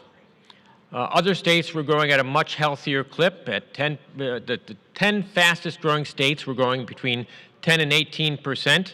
If Pennsylvania had grown by 15% over the last 10 years, we would have added 1.9 million people to this state. Our governor candidates need to take note of that. We need to have policies in this state that are really propelling the growth of this state to be competitive with the other states. And as a result, Pennsylvania is losing a congressional seat. We're going from 18 down to 17. Those numbers came out on April 26th, and right on cue, on April 26th, we had a progressive liberal lawyer from Washington, D.C., file a lawsuit here in Pennsylvania. This lawyer is the same lawyer who hired Fusion GPS for the Hillary Clinton campaign back in 2016 and helped to concoct the whole Steele dossier. And you know where that went. And it's the same lawyer who last year in 2020 filed a dozen lawsuits across a dozen states, including here in Pennsylvania, trying to gum up the election, trying to ask progressive courts to do things like take in votes that come after the election day. So this lawyer, Mark Elias, files another lawsuit the very day the census numbers come out here in Pennsylvania. And what does he ask for? Well, he asked the Commonwealth Court, number one, to declare that the map, the congressional map that we have, the one that was given to us by the Pennsylvania Supreme Court, is unconstitutional. Hey, welcome to the party. Now he tells us he wants the courts in this state to enjoin the use of that map. You talk about I'm going to say a no-shoot Sherlock, because my kid might be watching. No-shoot Sherlock moment. Dude, we lost a seat. That 18-district map right now, it's void. It's invalid. You don't need to go to court and ask for this. He also wants the court to get ready to draw a new map. This guy, this lawyer has been sanctioned by a federal court in New Orleans for filing misleading filings. We can tell how serious our courts are if they want to sanction this guy for filing such a frivolous lawsuit at this point. What's it all about? Is it intimidation? Trying to scare the courts? Trying to send a message? Trying to grab jurisdiction to keep him in the Pennsylvania, aiming at the Pennsylvania Supreme Court? And we know what they've done. They had a very political decision, the Pennsylvania Supreme Court, back in 2018, where they came up with new law, inventing new law, to impose upon the state its own preferred map. How did that happen? Chief Justice Roberts took a look at these partisan gerrymandering cases a couple years ago at the U.S. Supreme Court. And he said that the founders assigned elections responsibility to political entities, notwithstanding the potential for electoral problems. Under this construct, representatives in state legislatures would be accountable at the ballot box to the people of their respective states if the people were unhappy with the results. But that principle of accountability for our state legislatures was upended by our Pennsylvania Supreme Court. Back in 2011, our General Assembly passed a map with a bipartisan vote. That map was in place for 6 years and 3 congressional elections. However, after the state Supreme Court gained a Democratic majority in the 2015 elections, with candidates who ran on a gerrymandering issue, where they talked about this during the campaign. After that happened, activists filed suit. And lo and behold, in January of 2018, just weeks before candidates were going to be circulating petitions to get on the ballot. The court upended it all. They ruled that congressional districts have to consist of compact and contiguous territory, nearly equal in population, and not divide political subdivision municipalities. Where did they get that language from? That language actually comes out of the Pennsylvania Constitution. And the people of Pennsylvania wanted that standard to apply to state legislative districts. So our Pennsylvania Constitution has an express provision applying that language to state legislative districts. At the same time, that Constitution has a provision calling for free and equal elections. Do you think that the people wanted them to apply to congressional districts? They would have done that. What the court did, you had 5 citizens of this state make that decision for the whole state. They literally rewrote the Constitution. That's not their job. That's not their job. Which again, Stacy mentioned this about the races coming up this year. That Supreme Court race is critical. You need to be involved in that. So we have this map, a very political decision from the court. And if we can get the first slide up. A political decision produces a political result. And don't think there wasn't some gerrymandering going on when the Supreme Court gave us this map. And this is the district I was running in. And you can look on the left is the map that the Supreme Court gave us.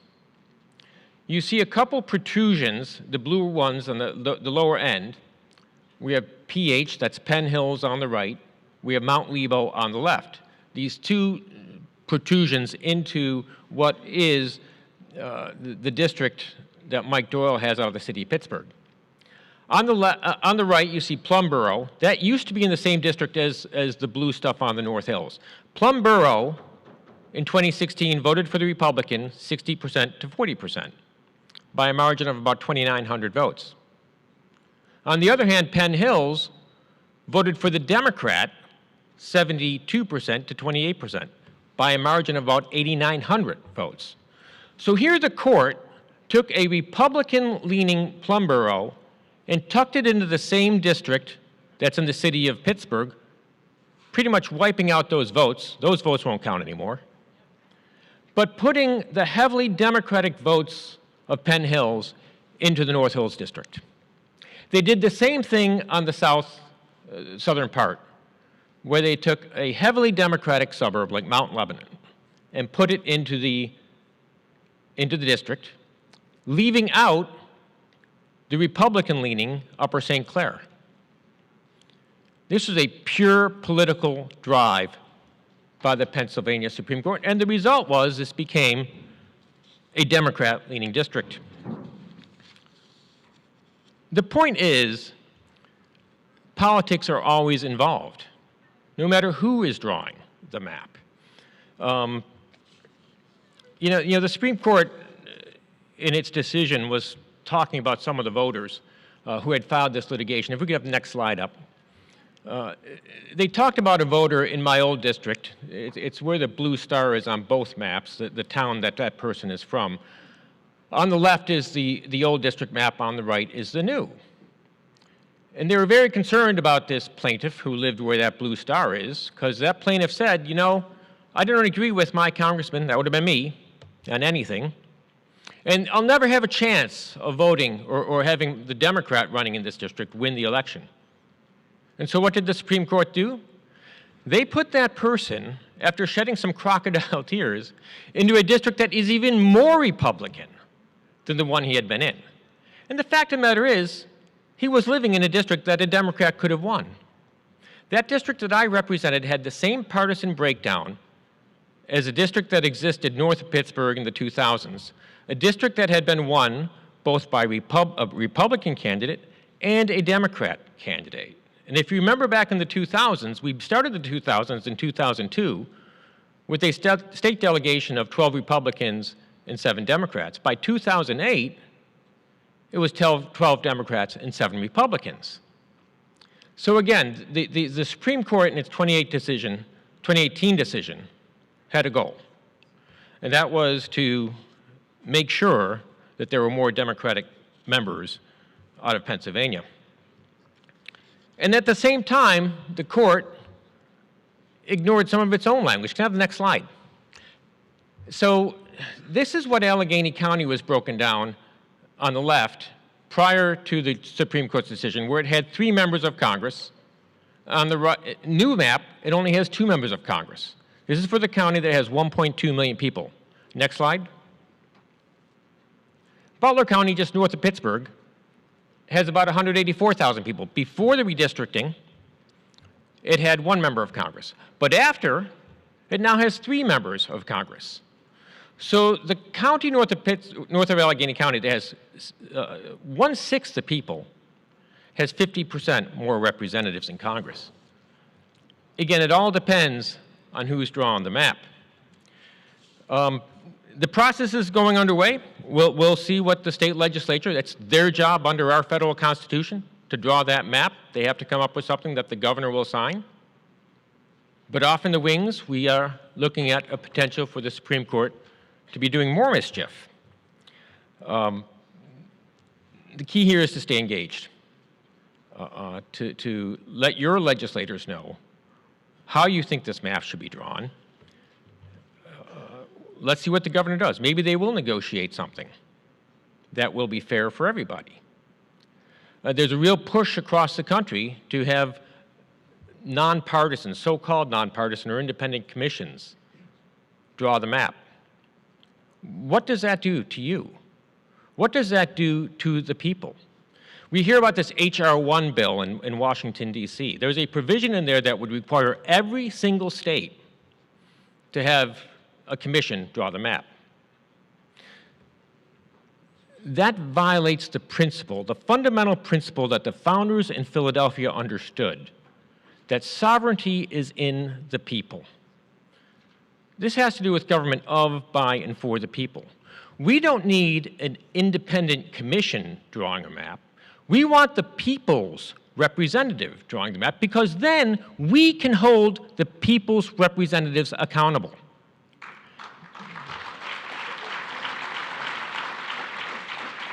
If you don't like what this independent commission does, how do you get rid of the independent commission? You don't.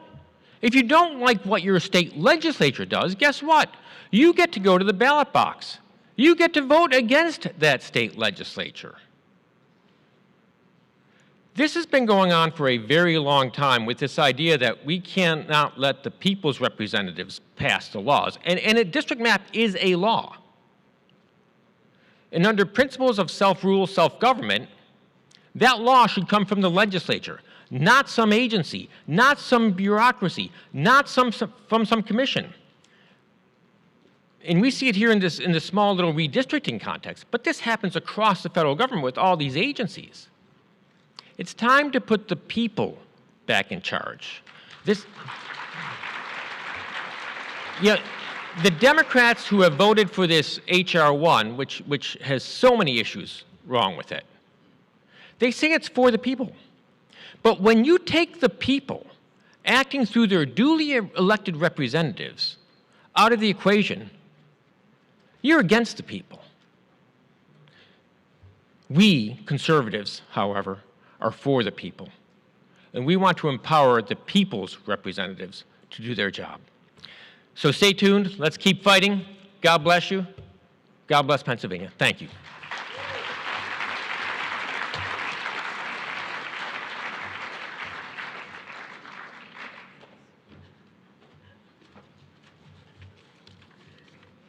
They're reviving Lowman Henry in the back. We're ahead of time. I think it's the first time it's ever happened in how many years? Lowman's still out, so we'll talk to him a little bit later. I heard something this morning that was really interesting in our news before I went on my show, and it was this, that how many times have you heard this where it says, today Congress voted mostly along partisan lines, or the State Assembly, they voted mostly along partisan lines. Wouldn't it be nice to hear them say sometime, today the State Assembly voted mostly along common sense lines to help the citizen. Wouldn't that be a wonderful thing to hear sometime? I don't know about you, I'd clap over that one, but anyway. Apparently that wasn't that good because it's got a smattering of clapping right there. It wasn't a unified kind of thing at all. I could just now barely talk about it. But anyway, next up is Gordon Tom. And one of the best things you can do when you have an MC is to give him your bio just seconds before you go on, so you don't have a chance to really go through this and do anything stupid with it. But we may still find a way to do this anyway. Gordon is a senior advisor for the CO2 Coalition. It means he never breathes in, he always breathes out. But anyway, this is a national organization that's bringing honesty to climate science. That's new and different. Primary editor of the best-selling book, Inconvenient Facts, The Science Al Gore Doesn't Want You to Know, which I've read, by the way, and it's very good. And is a senior fellow with the Commonwealth Foundation, another great organization here in the state of Pennsylvania. Gordon has been a communications executive in the nuclear power and electric utility industries, a member of an international management consulting company, a speaker for the International Atomic Energy Agency, and a newspaper reporter. Why does that sound kind of weird at the end? It has all these glossy things and then a newspaper reporter. But he's a pretty smart guy. And he is going to have our next panel this morning, which is all going to be dealing with powering responsible energy policy. You'll want to tune into this one. Gordon Tom, ladies and gentlemen. Thank you. I didn't tell Gary that I started off when I was about 8 or 9 years old helping my grandfather slaughter hogs. So I don't know what he would have done with that one.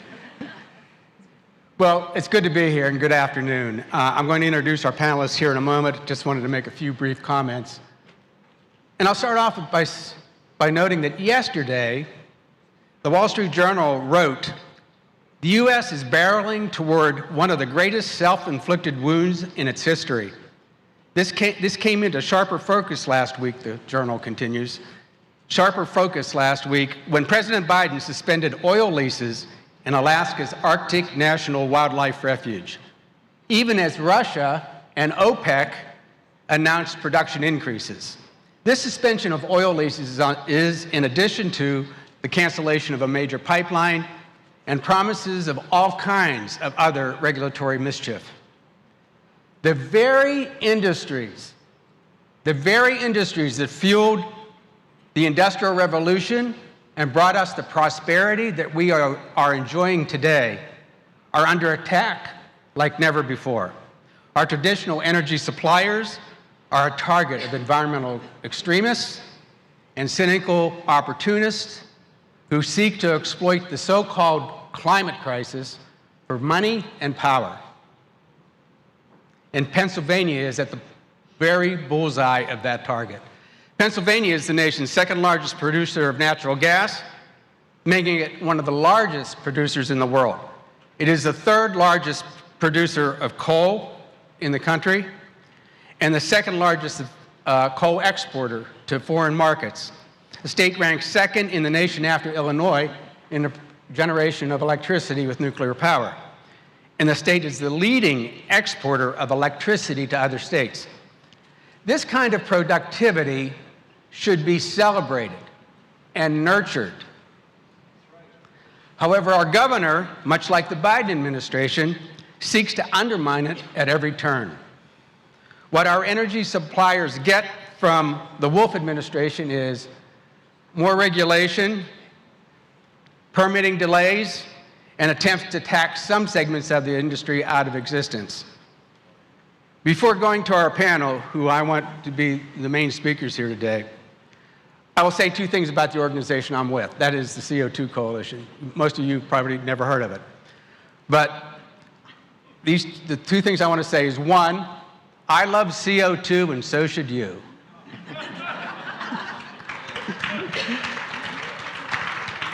And the other is to report that the CO2 Coalition will be appearing before the House Environmental Resources and Energy Committee later this month to expose for what it is the pseudoscience of Governor Wolf's anti-fossil fuel agenda.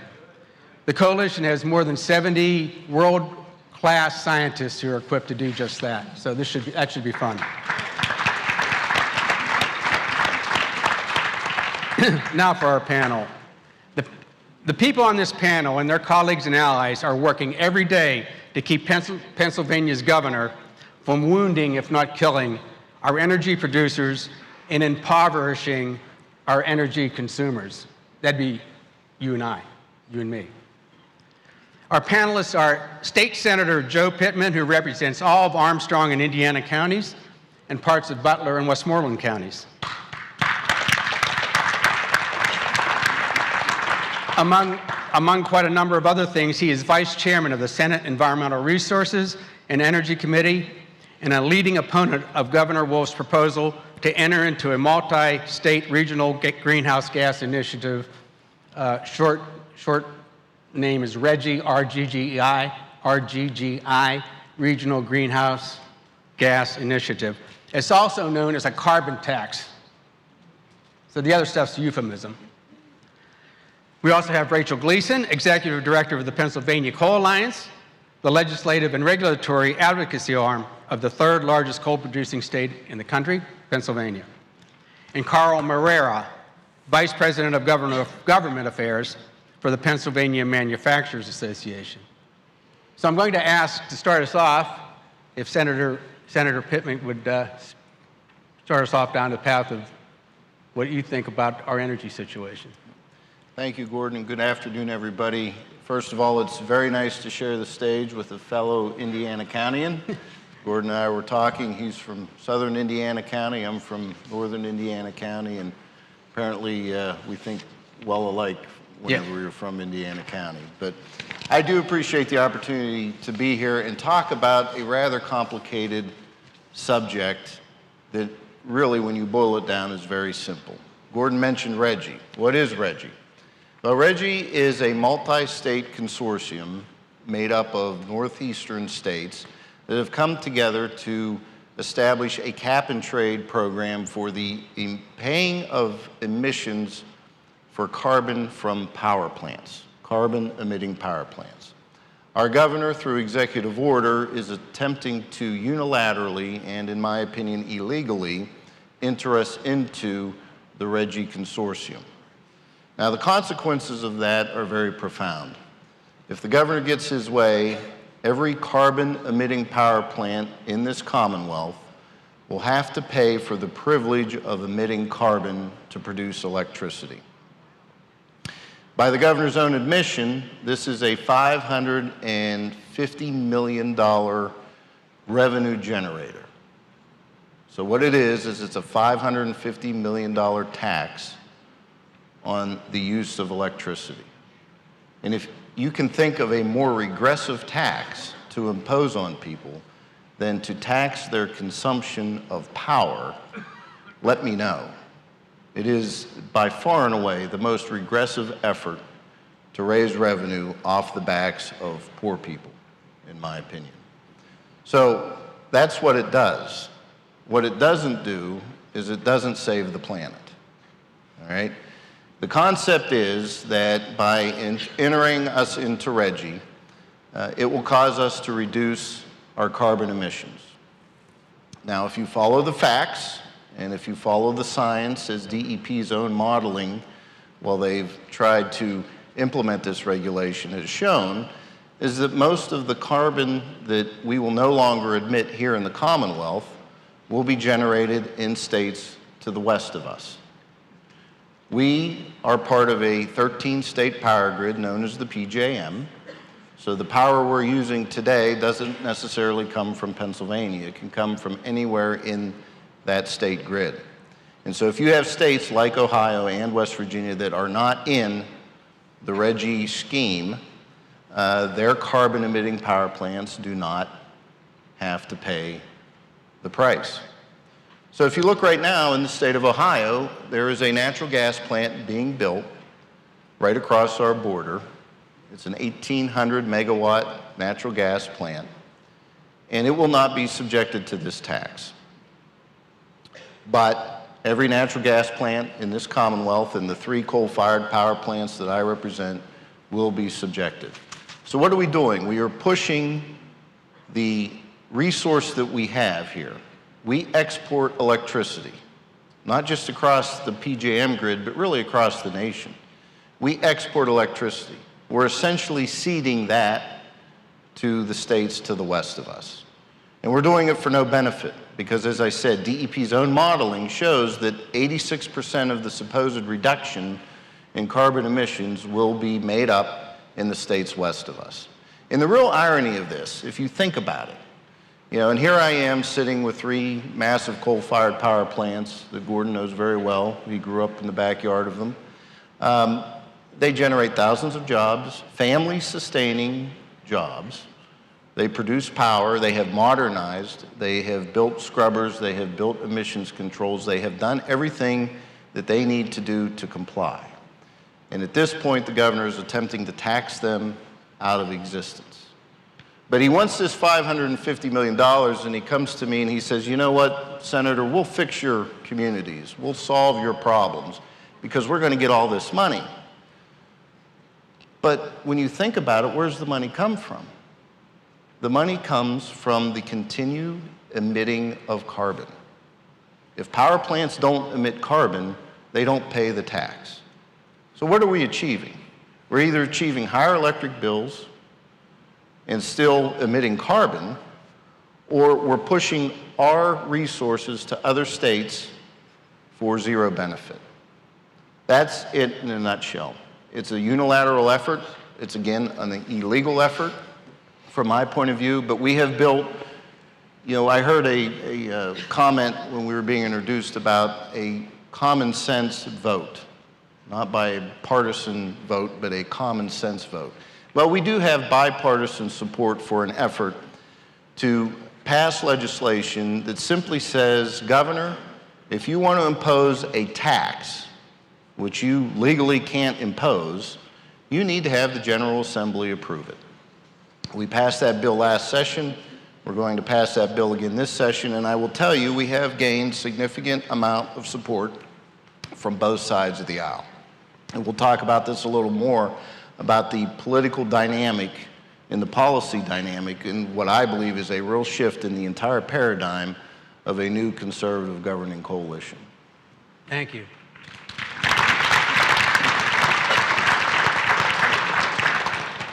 Rachel, could you speak to us a little bit about your experience as representing producers of energy? Sure. Well, as the senator said, he's from Indiana County as well as you, and we do mine a lot of coal in Indiana County. It doesn't go to those power plants. It goes towards infrastructure and making steel because it's primarily metallurgical coal. But in the southwestern corner of Pennsylvania, we have the largest underground mining complex in North America. It's bigger than Manhattan.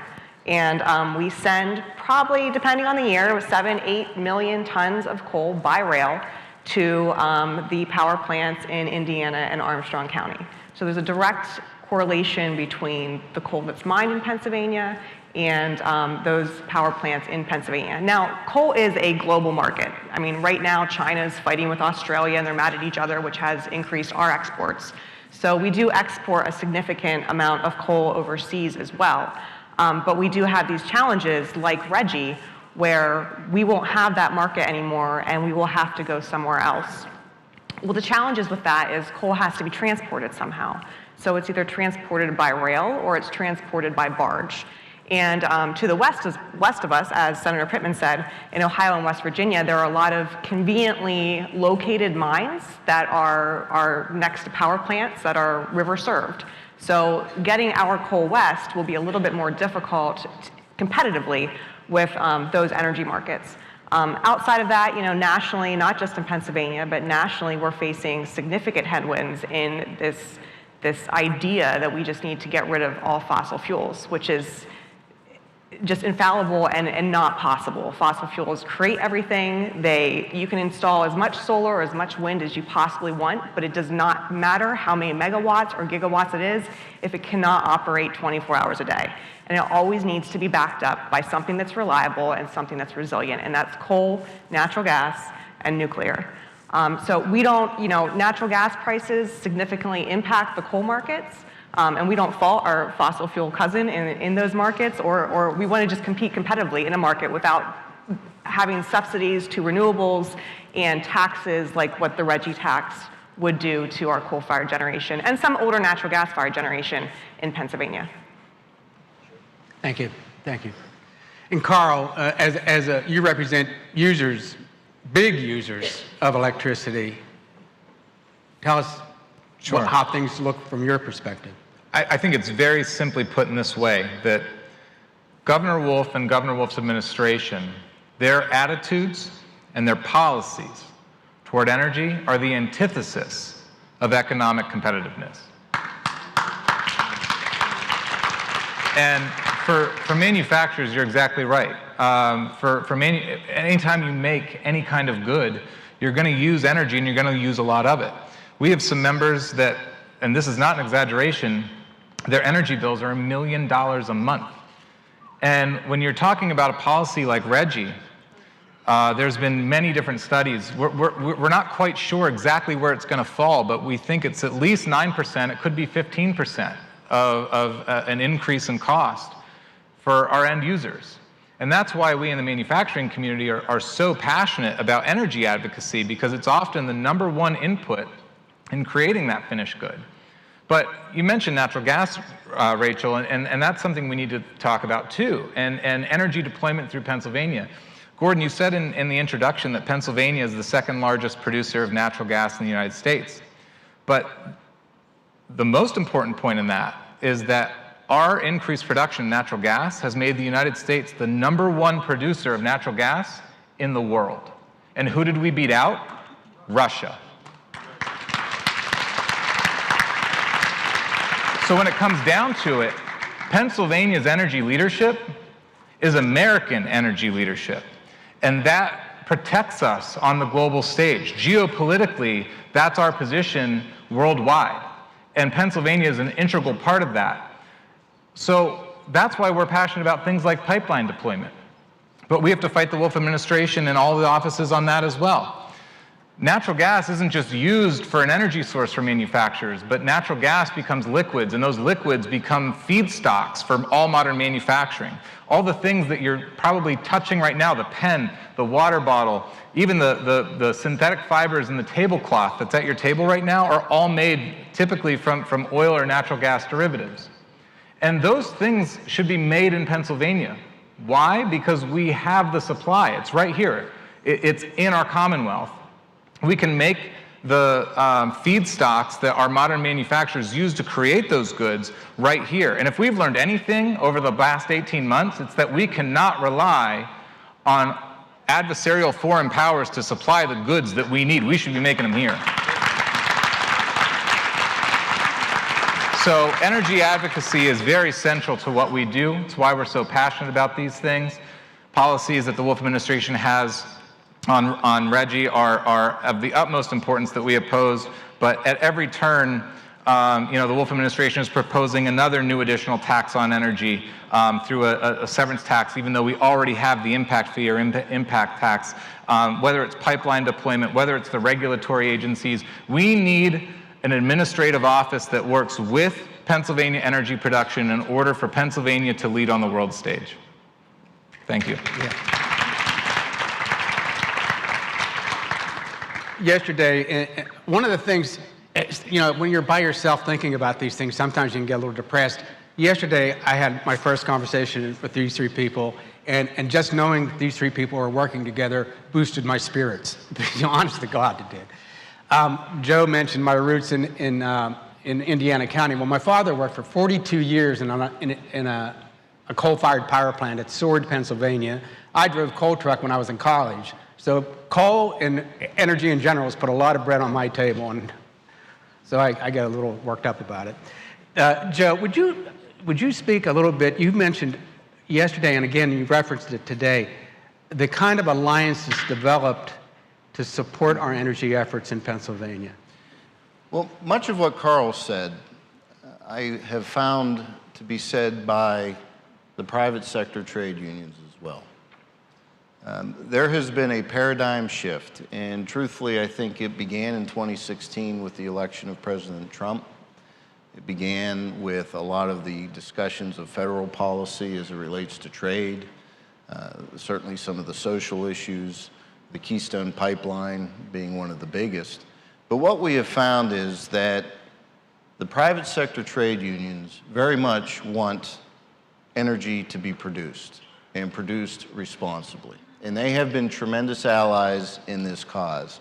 And when you look at how radicalized, whether it's through the Green New Deal or through RGGI or President Biden's day one cancellation of the Keystone Pipeline, we're finding more and more that we have a lot in common. And I do believe that it is increasingly becoming part of a winning coalition here in Pennsylvania.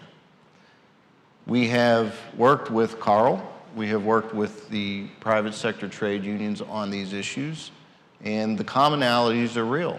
They don't like red tape. They don't like overregulation. They don't like a poor business environment. Why? Because they want to work. They want to feed their families. And they understand that what we have been given here in the Commonwealth as a God-given natural resource is here for our responsible use and for our ability to maintain, sustain, and grow families. And that's exactly what they have found that has come from our coal and natural gas resources.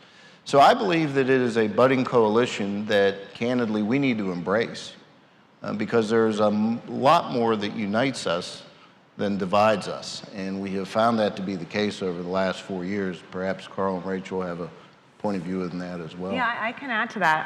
So after the governor signed the executive order pretty much directing our DEP, our Department of Environmental Protection, to join the Regional Greenhouse Gas Initiative, Carl and I worked with some other groups to form a coalition, which is called the Power PA Jobs Alliance, and work to involve the people that work at the plants, the manufacturers that will be impacted by higher electricity prices, folks like the Pennsylvania Coal Alliance, that our jobs and our production will be directly impacted. And we have, I don't know, 20, 30 different folks in this alliance. Oh, yeah, at least. Yeah. And it's very diverse and very interesting because a lot of the unions, you know, they want to keep their jobs. And these power plants, they employ the Boilermakers, they employ IBEW, AFL-CIO, the state trades, they're all members of our alliance. And they recognize that this unilateral action and this unilateral attempt to join the Regional Greenhouse Gas Initiative will shut down power plants and impact thousands of direct jobs,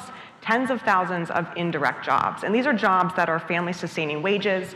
I know the average underground coal miner in Pennsylvania makes $103,000. That's a significant wage. And when you know, I mentioned earlier, we send 7 to 8 million tons to these power plants. One longwall is about 5.5 million tons. So that's 500 employees. So you're directly impacting 500 employees if you take away that 5.5 million tons. Just like the power plants, these are family-sustaining wages, these are blue-collar union workers, and they recognize that they are not going to be able to be retrained or cross-trained, or there aren't solar jobs. I mean, they don't really exist. All the solar panels are manufactured in China with the rare earth elements that China mines that we don't have here in Pennsylvania. The wind turbine magnets are manufactured in China. So the jobs just don't exist. So we started this coalition and have been working for the past, I don't know, year and a half to try and educate folks on the governor's unilateral action through the Power PA Jobs Alliance. I encourage you to go to our website. We're on Facebook and Twitter. It's powerpajobs.com, and just learn a little bit more about this effort to join RGGI. Yeah, so you think about it, right? And the governor wants to join RGGI to do what? Raise funds to install more solar panels that are made where? China. 80% of solar panels are made in China, but China owns about 100% of all the elements that goes into those solar panels. So rather than employing Pennsylvanians to produce energy for Pennsylvania energy consumers to use, we're going to tax Pennsylvania citizens to buy solar panels from China. I mean, it just doesn't make any sense. And that's why, you know what, in the past, there has been a political division between business and labor. But I think that, to Senator Pittman's point, that tide is shifting extremely rapidly. I would say that tide has already, that tide has already broken. And it's been truly amazing because, you know what, at the end of the day, there might be some disputes between labor and between management on some minor things, but at least we want the jobs to exist in the first place, right? And these are hardworking Pennsylvanians that want to support their families and support their communities, and that's what's at stake.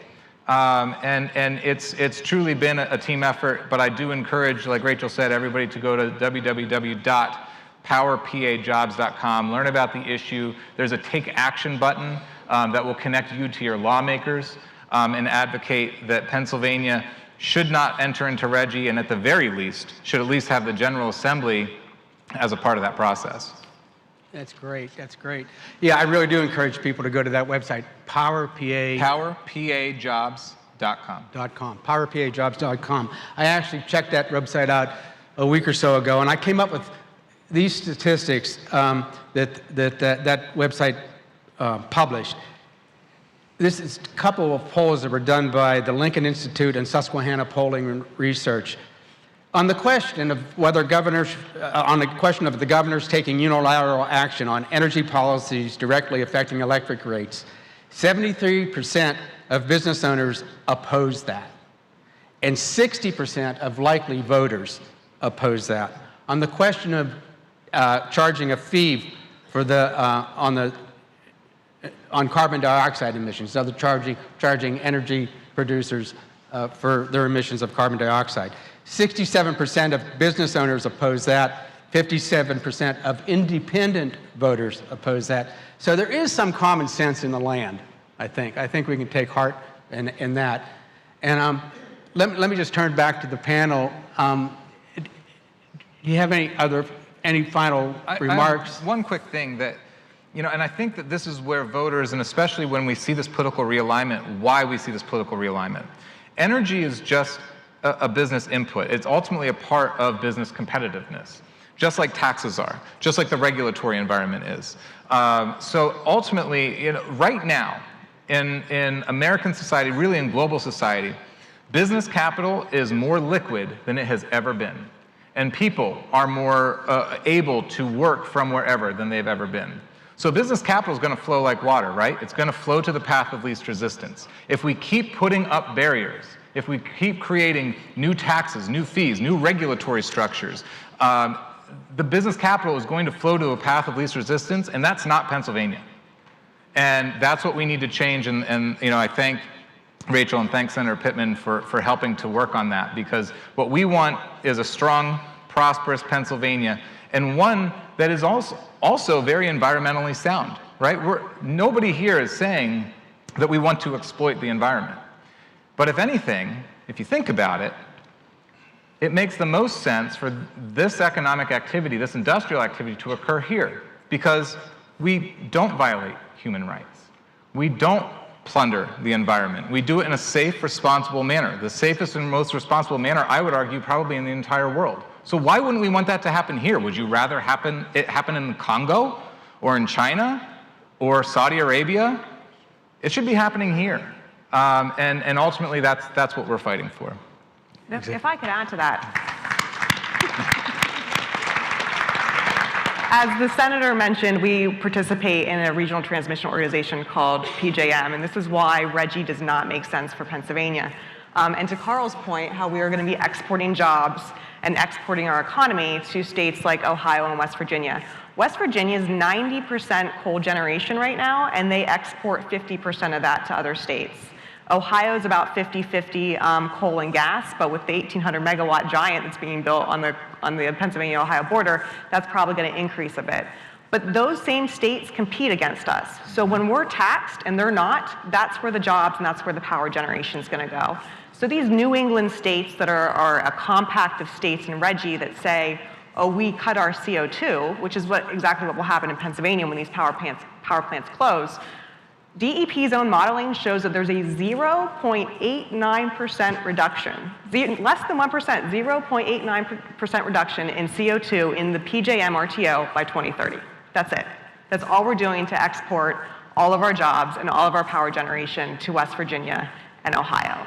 And that's where manufacturing will occur. That's where folks will have lower electricity prices.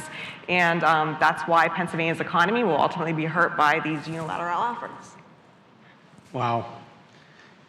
What was that number? 0.89. 0.89. If we would all just take a deep breath and hold it for a while, maybe that would do it. I mean, even better in the Eastern Interconnection, it's 0.16% reduction. So it just shows you it doesn't actually reduce CO2, it just moves it around. Exactly.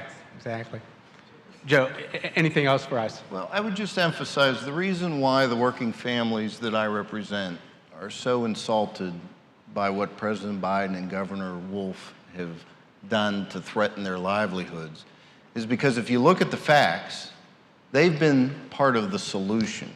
They're not part of the problem. We have reduced our CO2 emissions. And why have we done that? We've done that because we've brought natural gas to market. We're mining coal more efficiently now than ever. We've put the emission controls that we need to reduce our emissions on our coal-fired power plants. And you know what is ironic about that power plant your father worked in? It is now the largest waste coal power plant in the world. In the world. And what does it do? It chews up what we call bony piles. It mitigates acid mine drainage. It's cleaning up the scars of the past, but we've done it through market-based technologies. We've done it through efficiency. We've done it through innovation, and that is what has helped change our dynamic. If you want to reduce carbon emissions, we're not the problem. China's the problem. India's the problem. And if that's the governor's objective, maybe that's where he needs to move. But this isn't the problem. He should be holding us up. He should be holding us up as a model to the rest of the world as the solution and how to do it and how to do it right, not as the problem. And that's what we're fighting for. That's what we're fighting about. And that's why I fundamentally believe, as Carl said, we are on the cusp of an absolute paradigm shift in our political direction, in our governing. And the last thing I'll leave you with is, the governor wants to do this unilaterally. Well, in 18 months, I assure you he is no longer in office. And the next governor of this Commonwealth either was, is, or will be at this conference, and she or he will be able to walk in and unilaterally reverse what he has done. The problem is we can't let the damage already be inflicted, and that's what worries me about the next 18 months. Great, thank you. Thank you for your attention, and thank you to our panelists. Thank you. All right, very good.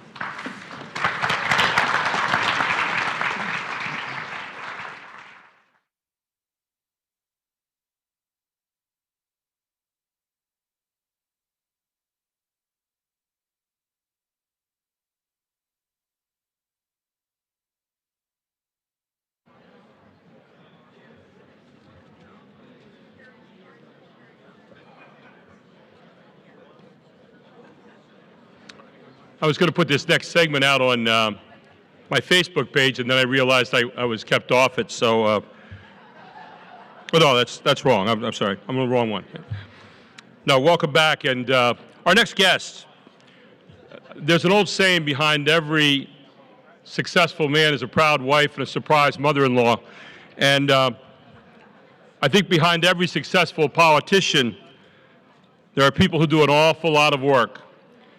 Even if they're good policy doers, these people work behind the scenes on knowing what the subjects are and how to fit them into that philosophy, and hopefully a conservative philosophy. Such is the case for Rachel Bovard, who is a senior director of policy for the Conservative Partnership Institute, probably one of the brightest conservative minds in the country right now. She has over a decade of experience fighting for conservative policies in Washington, D.C. And beginning in 2006, she served in both the House and the Senate in various roles, including as legislative director for Senator Rand Paul. She also has worked for Senator Mike Lee, Senator Pat Toomey, Congressman Ted Poe, and also Congressman Donald Mazzullo. She also has helped to write a book with Senator Jim DeMint as a co-author of Conservative, Knowing What to Keep. She is a wonderful, bright mind here in the country today, and ladies and gentlemen, it's a great deal of pleasure to welcome our next guest, Rachel Bovard, to talk about big tech.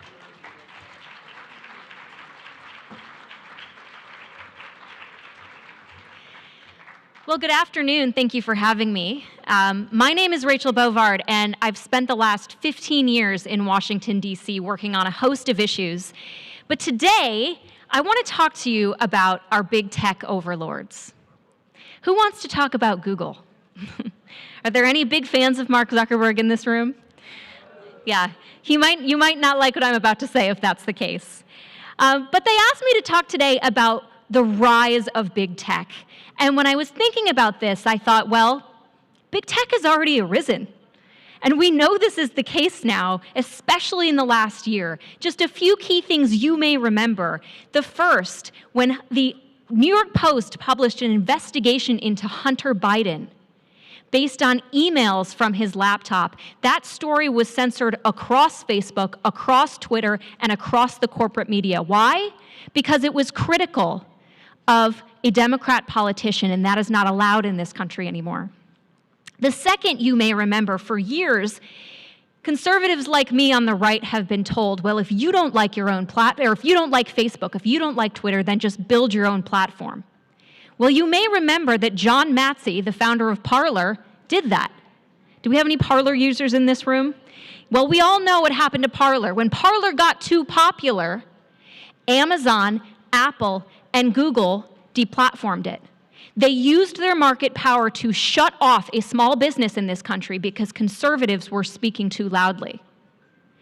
You also may remember all of the debate around COVID-19 being actively censored across all social media platforms and the internet because it diverged with the World Health Organization. Need I remind you that the World Health Organization, completely captured by China, told us all in January of 2020 that COVID-19 wasn't contagious between humans. But that is who Mark Zuckerberg decided, who Jack Dorsey decided, who Sundar Pichai decided was going to be the arbiter of truth. And in that way, these big tech platforms put themselves between you and information about science and information about the medical community. We're now seeing how well that turned out. So all of this to say that these big tech companies are not mere private industries. They're not just speech platforms. They now represent massive speech and market access platforms that govern in many ways how we do business, how we speak, and how we gather information in our modern society. And as such, I would say, these platforms very much represent a way that's changing our self-government and our consensus. They're changing the boundaries of how we live together. Consider for a second that, when Google filters information for 90% of America, a single algorithmic decision by Google to choose what to amplify and what to suppress changes what 90% of the country sees. Okay? There isn't really an alternative to Google in that way. When 90% of America gets its information from Google, one single decision about suppressing content changes what information people have access to. The same is true for Facebook. With 2.7 billion users, what Facebook turns off and turns on, what businesses it allows to access its platforms, change how we gather information, how we think, and how we access in the marketplace. This is also true for Amazon, who is now the country's largest retailer of books. You may have seen recently that Amazon is now changing its threshold for what books it allows on its platform. Ryan Anderson, former colleague of mine at the Heritage Foundation, wrote a very thoughtful and careful book about the rise of transgenderism. That book was removed from Amazon. It had been there for 2 years, but suddenly Amazon decided that it constituted hate speech. Now, I often get told, well, Ryan Anderson can go sell his book at Barnes & Noble. That may be true, but I would also offer this. Because Amazon is the largest retailer of books in America, publishers look at that and they say, well, if we don't think Amazon's going to sell your book, we're probably not going to publish it in the first place. Again, these companies are changing the nature of discourse in a free society. They are now controlling in a very implicit and explicit way what books we now have access to, what books are allowed to be published. Now, I would say that all of this constitutes censorship. But I often get told, and we have debates within the conservative movement and the Republican Party, that it's not censorship unless the government is doing it.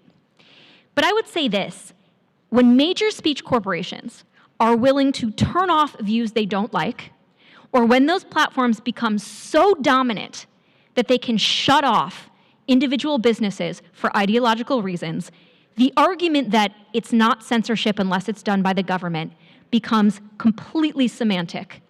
because the effect is entirely the same. And this is the world that we are now living in. Big tech is reshaping the boundaries of our social consensus. It's taking us and our representative democracy out of the driver's seat and inserting itself. Now, I want to also mention the fact, and I've alluded to this already, that these are not just speech platforms, right? When we talk about Facebook and Google and even Amazon, we think about them as speech platforms, but they're not. More and more, and this is especially true after a year of living at home during COVID, these digital platforms are almost the overlords of the new economy, right? Facebook is a retail platform as much as it is a speech platform. Millions of small businesses access their market through Facebook. This is even more true of Amazon, who has millions and millions of third-party sellers who rely on Amazon to access the modern market. So we should now ask ourselves, how are these companies participating in the marketplace? Are they competing fairly? Are they using their dominant power to stifle competition or crush small business like they did with Parler over ideology? And this becomes a more central question when we think about the fact that this translates to woke capital as much as these big tech platforms, right? When you have, what happened to Donald Trump was not just that he was cut off social media, 2 of his banks stopped working with him. His email service dropped him. Shopify refused to sell his campaign wares. His credit card transaction wouldn't process campaign donations anymore. This is woke businesses cutting off access to capitalism. They are able to rip away the guts of capitalism in this country, of how we make money. So the question then becomes, what do we do about it? And this is the debate that's aggressing in the Republican Party right now between some people who say the government should never act here and some people who say it should. I am on the side of government acting here because I feel it's incumbent upon the government to protect the free marketplace, to ensure that the marketplace allows access to all comers. So there's 4 things I want to talk about in the time that I've left. And one is antitrust enforcement. So for years, conservatives have been loath to use antitrust, and with good reason, right? We want the free market to solve problems as best it can. But when the free market is compromised by massive behemoth corporations who are acting in anti-competitive ways, it is incumbent upon our antitrust laws to act. Antitrust is not regulation, it is law enforcement. It is illegal to be a predatory monopoly in this country, and our antitrust laws are designed to deal with that. Robust antitrust enforcement is an antidote here. The second is something called Section 230 reform. Now, this is where it gets a little wonky. But some of you may be familiar with this concept, which is a provision of law which grants huge immunity from liability to these platforms. Twitter can't be sued for what you say on Twitter. Facebook can't be sued for what you say either. Now, in theory, that's a good thing. But this provision of law has been stretched and contorted and bloated by the courts to take what was intended to be a porous liability, and they've made it bulletproof. This liability now allows Facebook, as they recently did in the Texas Supreme Court, to walk in and say, yeah, we know 14-year-olds are being trafficked into sex slavery on our platform, but we're immune. We don't have to do anything. That was never the original intent of the law. Conservatives have always understood that when the courts take things too far, it is the job of our self-government to say, no, this is what we intended. This should be the case for Section 230 as well. Third, we have the issue of, what do we do with all our data? Many times these platforms are presented as free. We don't pay for their services, they're offered for free. Well, we know that that's not true because we do transact, just not with our dollars, we transact with our data. These corporations have such massive data profiles on all of us that it should terrify all of us what they know. But we do not have a federal privacy law, and we have no rules about what they can and can't do with this data. This creates an imbalance. We should be able to have a say over our data. It should be our property. This is something that we need to consider from the federal level as well. And then finally, there's the issue of, should these companies, the larger ones, be constituted as common carriers, similar to the telephone companies, or in a prior age, the railroads or the telegraphs. Now, Justice Clarence Thomas recently opined on this from the Supreme Court, and he made an argument I think may resonate with some of you, and that is this. In many, many ages of our development as a country, we've often encountered technologies that begin to change the way that we interact. They begin to change the way we think about ourselves, the way we speak, the way we gather information, the way we transact. This is the case with big tech. But in all those scenarios, we've reached back to some of our best traditions. And common carrier is actually an English common law tradition from the 17th century. And he said, in all these cases, we've relied on this tradition to put ourselves back into the driver's seat, to say to these technologies, we value what you represent, but we're in charge here. And the last thought I will leave you with is this. As we encounter this big tech debate, that really is what this debate is about. Who rules in this country? Is it us, or is it Mark Zuckerberg? That's the question for our legislators, and it's one I think we should all be thinking deeply about. And with that, thank you so much for having me.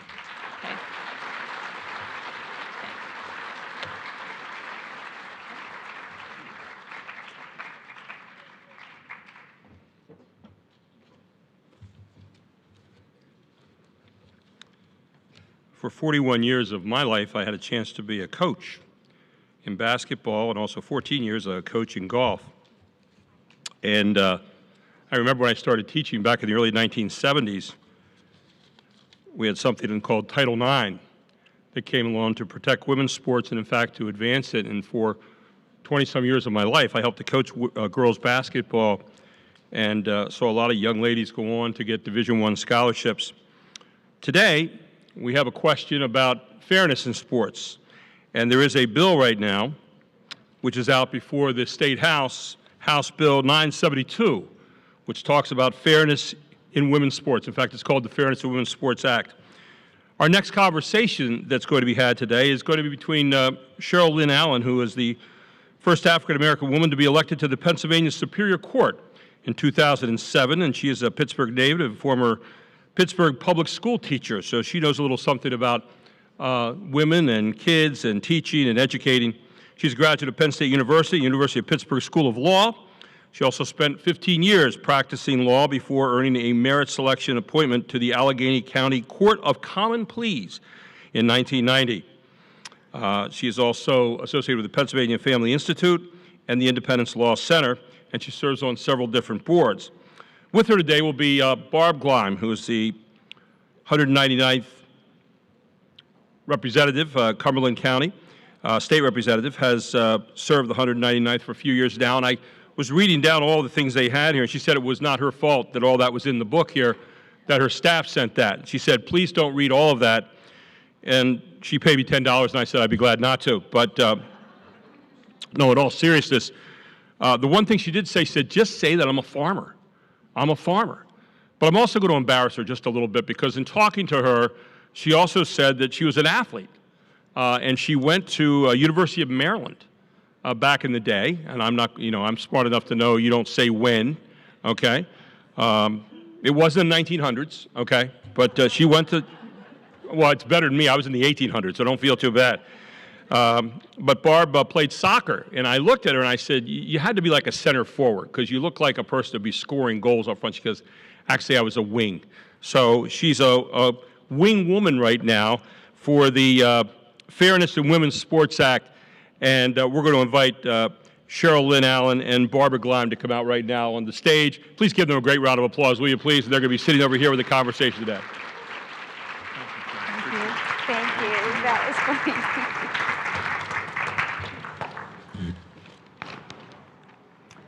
Well, good afternoon, everyone. Good afternoon. Oops. Now, I never guessed in a million years that I would be sitting here talking about biological males playing sports with females in a competitive way. But that's where we are today. And in my studies, now, sex, which is mentioned in our laws as well as Title VII and Title IX, is biologically based. Sex is not a social construct, as they are attempting to establish today. Race is a social construct.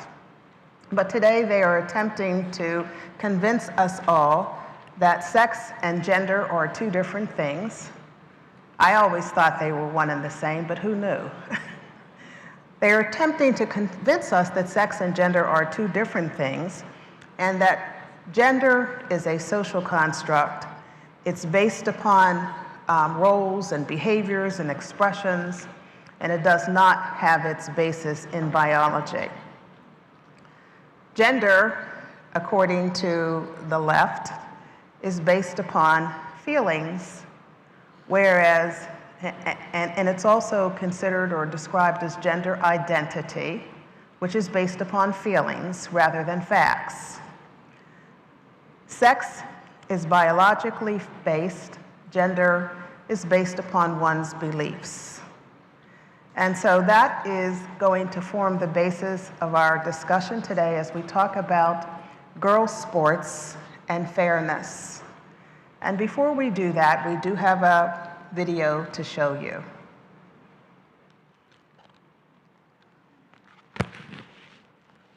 I started running track in middle school. At first, it was just for fun, something to do after school. But by high school, I began to appreciate the beauty of the sport, what's required both mentally and physically to succeed. The intensity, the discipline, the precision. To compete at a high level in track takes years of dedication to a single goal. There's nothing more satisfying than crossing that finish line first. But running is only satisfying, and all that sacrifice is only worth it if the race is fair. In my freshman year, the night before a big race, my parents told me that a biological male who identifies as a girl would be competing in my race the next day. On the bus heading to the event, our coach also gave me the news.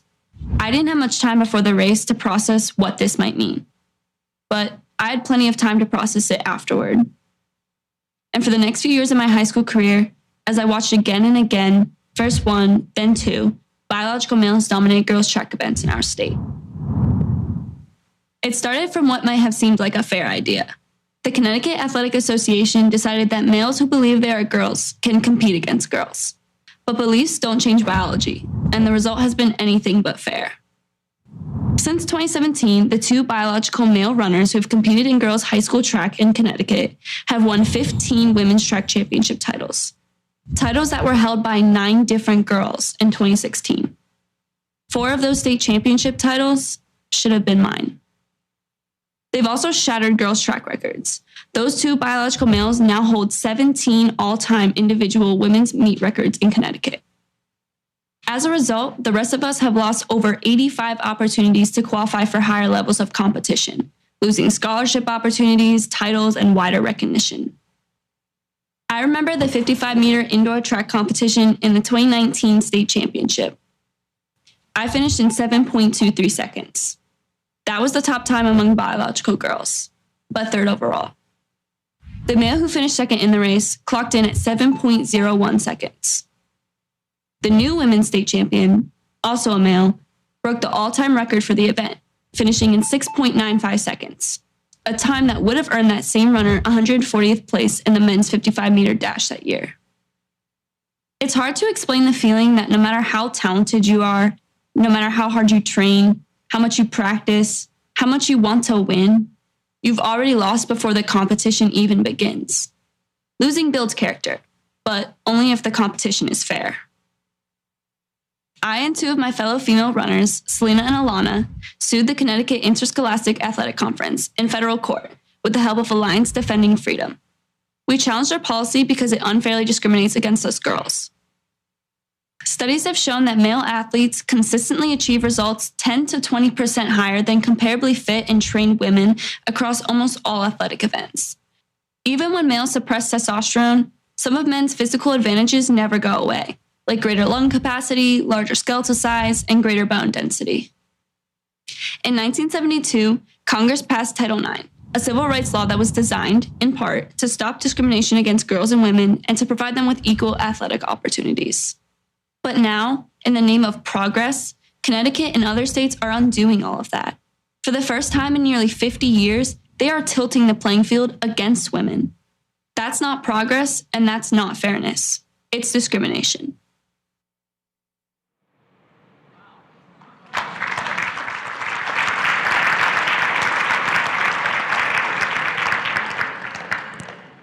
So, Representative Gleim,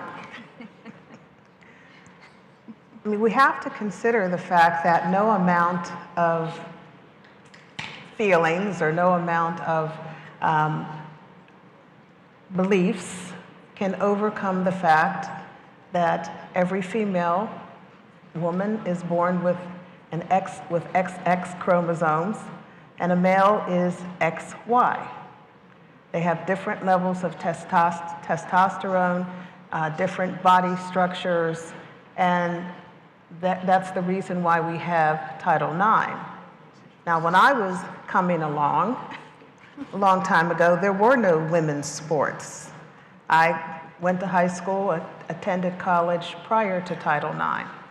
And so, what is the point of Title IX at this point? Is it null and void? It's not null and void. We just have to uphold it. I think that a lot of people out in this audience, because I'm older than some of the younger girls today, didn't realize the struggles of the great athletes like a Martina Navratilova and those who fought so hard to get the NCAA to recognize women's sports. In my own, experience, when I got to the University of Maryland, there was not an official NCAA recognized soccer team. And we fought hard to get that. And now, these girls today, the opportunities that they have with the feeder programs, I mean, some of you are familiar with those, and they have scholarship opportunities now. And if you are going to, and the government is going to allow biological males to compete against these female athletes, they're going to wipe out 50 years of advances for women. You won't have women's sports. You will have male sports and you'll have mixed. And that's the reality of this situation that we're in. And we need to fight it. And I just wanted to say, we're being called names like transphobes. There's five female athletes that are prime sponsors of our bill. And we all played sports. And we're not there to be mean to anyone. We're not there to, create a situation where there's certain people that aren't feeling recognized, but we're there just to make sure that it's fair. And so that's why we introduced this, and we're going to fight it, and we're going to say that if you are identifying as a female and you're a biological male, you still have to play on the male team, okay? And allow the females to have their own sport and compete amongst each other. Now, the end.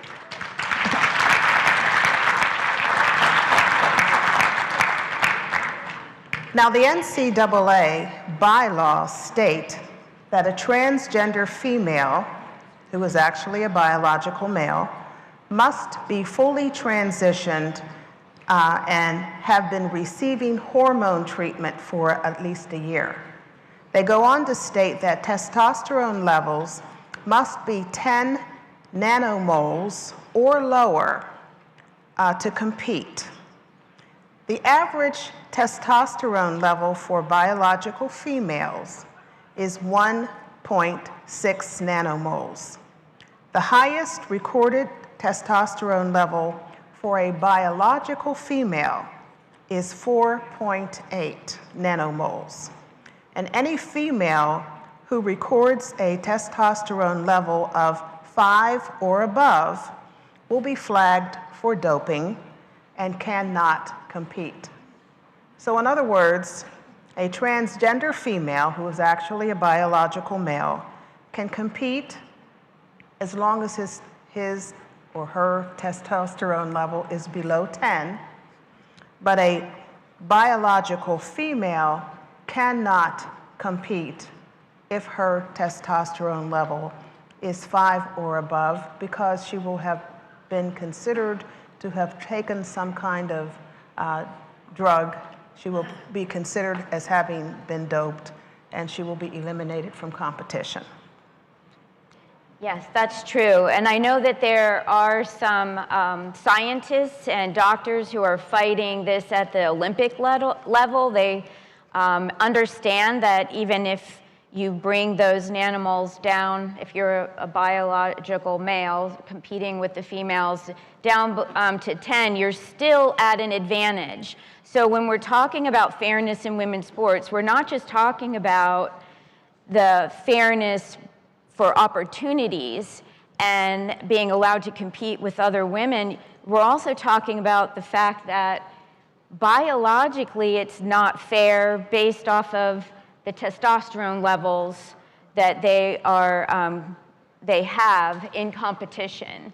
And I know that there are studies coming out right now in the British Journal of Medicine that are proving the fact that there is still a biological advantage for these transgender females when they are competing against biological females. So despite suppressing testosterone, biological males still have a great advantage over biological females. They have greater lung capacity, larger skeletons, and more bone density.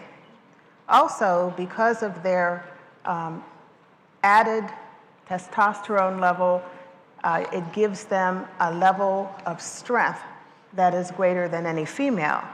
And so what happens during, let's say, a contact sport?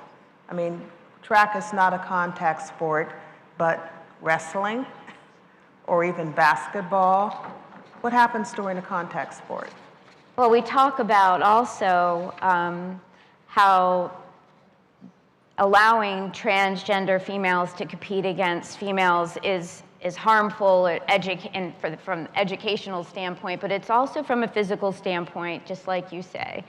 You know, women will get hurt eventually. We've already had a couple of those instances in boxing and in any type of contact sport. I mean, even field hockey, we are seeing that those transgender females are much stronger hitting, using a stick, and females are physically getting hurt out on the playing field or in any of these contact sports. So we have to take that into consideration as well. I think that the order that was sent down by the Biden administration mandating that transgender females be allowed to play was based off of maybe what we call today a value signaling, and how I look at this is, again, just like we were talking about in critical race theory, is that it is using discrimination to discriminate. You know, you're saying that you're discriminatory if you don't allow the transgender females to compete, but then what are you doing to all the women then who are getting displaced? That's discrimination because you're not adhering to Title IX. So it's a really interesting issue that we plan to fight, and I hope that we can reach across, you know, all aspects of organizations, especially female organizations that we don't normally talk to, don't normally pair with. You know, even some feminist organizations perhaps would be willing to help this issue. And you know, we have Caitlyn Jenner that came out, and she is opposed to transgender females playing on female teams. So I think it's just a matter of talking and discussing the issue and realizing that this isn't the way to do it. Now, what is the status of the legislation that you and other members of the Republican legislature have proposed? Well, in Pennsylvania, we're actually one of only 4 states that does not have a policy on this so far. We have 15 states that have told the president we're not going to be doing that here in our state. We have 15 states that are adhering to the NCAA rule, but this legislation that we are introducing is basically saying to the Biden administration that Pennsylvania will not be adhering to his mandate. We are not going to be allowing transgender females to play on women's sports. They can play in other areas, but not in this manner. And right now it's in the House Education Committee. We will be having a hearing on the issue and hopefully passing it out of committee and sending it to the Senate in the fall. And what would you suggest to our audience as to how they can get involved in promoting this legislation? Again, you've heard this, if you've been here throughout the day, please get involved in your school boards. You know, when you're talking about critical race theory, talk about this issue as well. It is definitely a violation of Title IX, and you don't want that for the girls in your school. And reach out to some of the other organizations, write op-eds, you know, get involved and be vocal on this issue, because we cannot allow 50 years of advancements for women's sports to just go away. Well, as we conclude, I would like to read for the record a statement that was made by Governor DeSantis, and I don't hold out much hope for our current governor, but I think that this statement certainly provides us with the impetus to work hard on getting a new governor, one who would be more open to fairness in women's sports. But anyway, Governor DeSantis stated, "Just let me say very clearly that in Florida, we are going to do what is right. We'll stand up to the corporations. They're not going to dictate the policies of this state. We'll stand up to groups like the NCAA, who think they should be able to dictate the policies of different states. We won't be cowed. We will stand strong. If the price of what we do is that we lose an event or two, I would choose to protect our young girls every day of the week and twice on Sunday."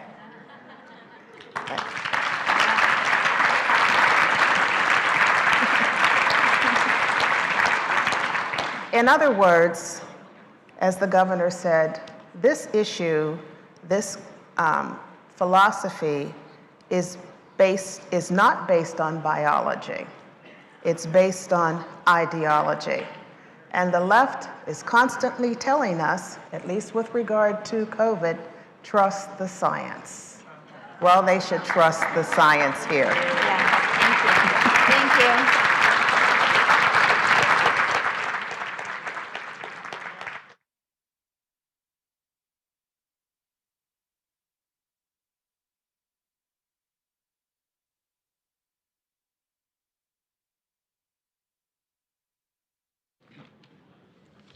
On my talk show the other day, we got into a discussion about this fairness in sports, and someone was vehemently in favor of allowing people who had made changes to compete with our female athletes.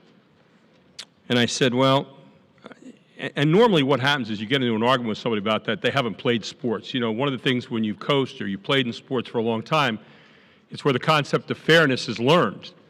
And we all want some kind of fairness somewhere in our lives, and this is a place that we want it.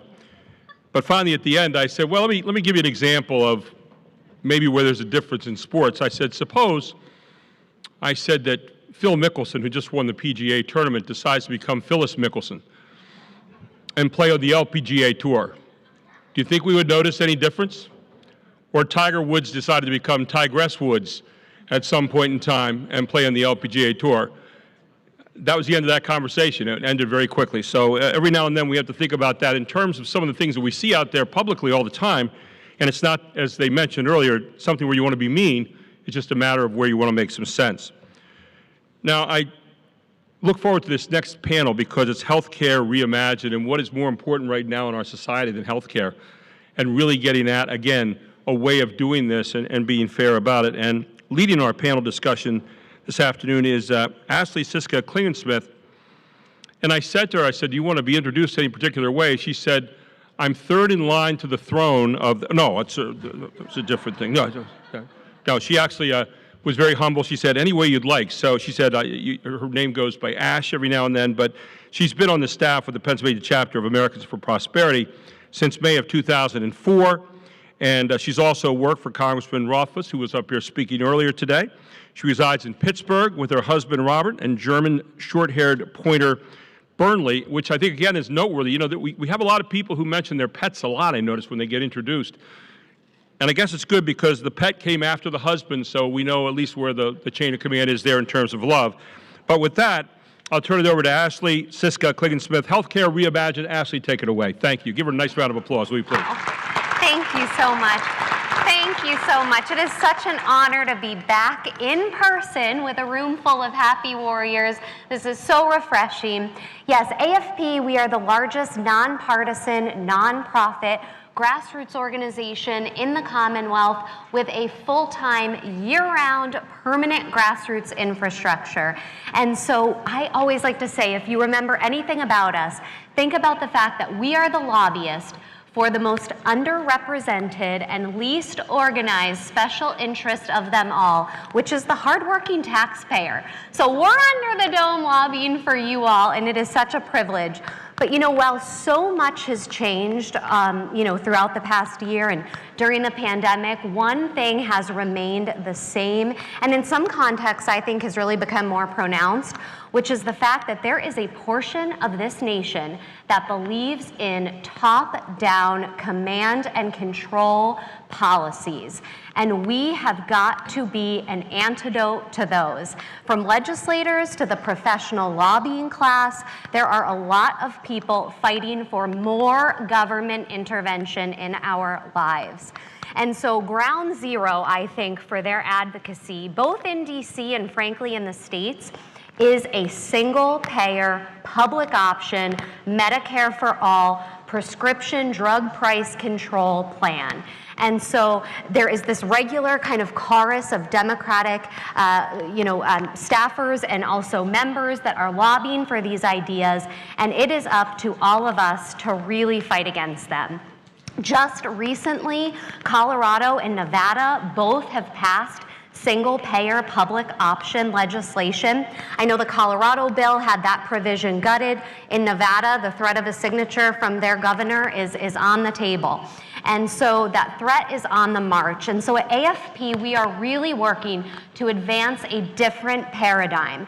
We know Americans want better access to higher quality care at a price they can afford. And we believe this can be achieved by passing a set of reforms that are patient-centered. It is not a silver bullet, and we also know that Americans don't want that. They don't believe the system needs a complete overhaul. They believe it needs to get better, and we know that expanding access to coverage and care and freeing up our medical professionals to just do what they do best, which is keep people healthy and save lives, is the way we can do that. So we've got to dismantle the government-erected barriers that are standing in the way. Throughout the pandemic, people like President Trump, governors across the nation, issued waiver after waiver to make license requirement suspensions, to allow, for greater flexibility and efficiencies in healthcare. In PA, we allowed out-of-state practitioners to deliver medical care through telemedicine. If it worked in a pandemic, why shouldn't that be made permanent in the ordinary course of life and business? And so these waivers, these licensure suspensions, served patients and providers alike. And so we know the answer is this: less government equals more choice. So today, yes.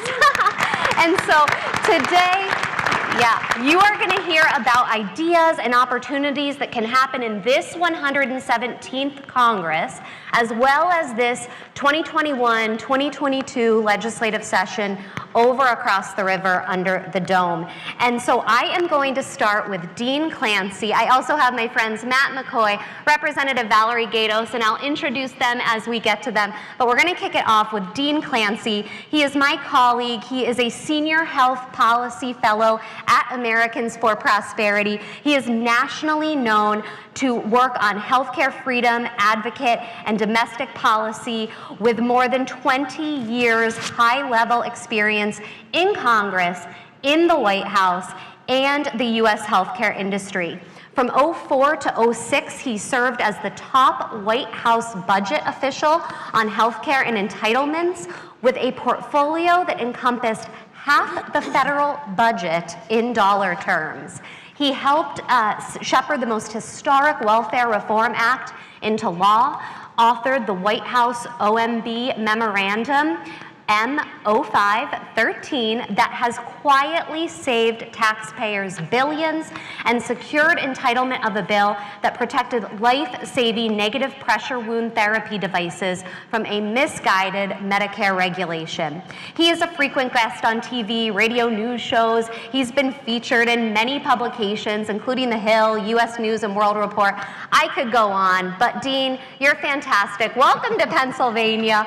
Talk with us about the need for folks like those in this room who are the tip of the spear. They're on the front lines as grassroots activists. Talk about the need for them to drive an alternative narrative to the public option and what that narrative should be and how we can succeed. Well, thank you. And, I could have listened all day to that introduction. That was wonderful, Ashley. But it's a real pleasure to be here. And thank you for fighting the good fight. Healthcare, I have good news and bad news. The bad news is, as Ashley pointed out, the left is still on the march towards their century-old dream of single payer, a government takeover of healthcare. And they've been gaining some ground in that. But the good news is the American voter doesn't want that. Our polling and focus group work and our activists have found consistently Americans are not looking for a complete government takeover of healthcare. They want to fix what's broken in our system, and there are certainly things that are broken, but they want to preserve what works. We have some of the best doctors, the best hospitals, and the best technology in the world. And voters, even Democratic rank-and-file voters, are not eager to just throw that out and, in effect, put the U.S. Post Office in charge of our healthcare. Another piece of good news is that our movement, liberty-minded folks like us, are finally in a position, first time since I've been following these issues, and I've been doing it for decades, I really feel where we're in a position to gain ground in the right direction. We saw, as Ashley pointed out, in the pandemic, suddenly the importance of removing barriers became obvious to people. You had to remove barriers to save lives. And if you need that in an emergency, why not make it permanent? What is it that the left is trying to do? They're trying to do Medicare for all, single-payer public option. Those are all versions of the same idea. And what is it that our side is trying to do? What is our alternative? Well, at AFP, we use a simple label for it. We call it a personal option. The idea is that we want to give you, the patient, the choice and control you want with the quality that you deserve at a price you can afford, from the medical professionals you trust. Trust is the issue with which we can win this debate. Who do you trust with your health care? The government or your own doctor? The left's solutions are all about trusting the government. Our solutions are the opposite. And I'll just tick off a few of the policy reforms that make up the personal option. These are widely supported in conservative and libertarian circles, and AFP activists are working to pass them, and in some cases successfully passing them at the state level especially, even as we speak. For example, HSAs, health savings accounts. Everyone should be able to save and spend tax-free for health care. An HSA is a tool that effectively gives you a 15 to 40% discount on every medical purchase. People don't know this. Only about 10% of Americans have an HSA because only about 10% can have one legally. Let's change that. Let everyone do this. And when that happens, people start paying more attention to how much health care costs. Health care costs is one of the things that's broken in our system, and a lack of price transparency. HSAs help drive the consumer to the forefront of the system and therefore bring down costs, improve quality, and we stop relying so much on government and third parties. Then there are other reforms like association health plans that we're going to hear more about on this panel, so that small businesses can group together and their employees can get access to much more affordable health coverage. Telehealth, we saw in the pandemic, is incredibly important. Scope of practice reforms that enable, for example, nurses to practice to the top of their profession without having to be supervised by a physician or pay a physician for the privilege of practicing what they know how to do. And there's a number of other reforms that hopefully we can talk about in this panel, but that gives you the basic flavor. Remove barriers between patients and doctors, and amazing things can happen. We saw it in the pandemic, and the American people have gotten a taste of it. We're starting to pass good bills in the state legislatures. Ashley mentioned some bad ones, public option bills. Those are state level. They were watered down before they got passed, thanks in part to our opposition, and they're going to fail. Washington State tried the public option. They said premiums are going to come down, it's going to be cheaper. Premiums have gone up 30%. More government doesn't lead to lower costs. And so, Ashley, with that, I think that's a good overview of the personal option. Great. That's the good news. Great, Dean, thank you so much. And can you just tell folks, there is an HSA bill making its way through Congress right now, is that correct? There's a bill that's been introduced. All the ideas I've talked about, there are bills in Congress and in many legislatures. For example, Congressman Chip Roy of Texas, who has been a real leader on health reform in Congress, Chip Roy has a bill that would enable every American to save and spend tax-free for health care. Awesome. Well, next it is my pleasure to introduce Matt McCoy and talk about a supply-side reform. He is the current president of the PA Association of Nurse Anesthetists, which serves over 3,500 CRNAs in the state. He is also the assistant director of the Nurse Anesthesia Program at Villanova and maintains active employment as a pediatric CRNA at Nemours Children's Health System. He holds a BSN from the University of Pittsburgh and an MSN and DNP degree from Villanova. And Matt, the first thing I want everyone in this room to do is thank you. CRNAs served on the front lines of this pandemic. Many of them actually manned the ventilators in ICU for COVID patients that were navigating the most challenging moments of their lives. So I would just ask everyone to give him a round of applause. Thank you so much. So we are so grateful for you. Can you just chat about what a CRNA is, and then talk about this uniquely terrible problem that Pennsylvania has when it comes to CRNA's title designation, and then just chat about, is there legislation on the table? What's going on with that? What is it going to do to address the issue? But the floor is yours. Thank you, Ashley. You know, man, I'm very excited to be here. I kept some notes because Ashley informed me after about 7 minutes, I think I'm ejected out of this seat totally, and I have a habit of running on. So Ashley's right, 3,500 CRNAs in the state of Pennsylvania, and that's certified registered nurse anesthetist. So, you know, try to say that 3 times fast, that's a mouthful. But I thought it would be important to say, who are we? What is it that we do? So certified registered nurse anesthetist, if you don't know what we are, if you've had surgery in Pennsylvania, chances are you've had one of us beside you at some point in time. We graduate from undergraduate degree with a BSN.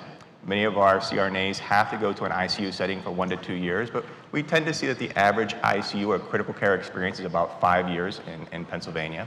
At that point in time, they go back for an advanced degree that specializes in anesthesia training. It's either at a master's level or a doctoral level. All our programs are in the process of converting to a doctoral degree. That's an additional 3 years of training that specializes in just anesthesia. They have on average 2,000 clinical hours for just anesthesia training and over 700 cases.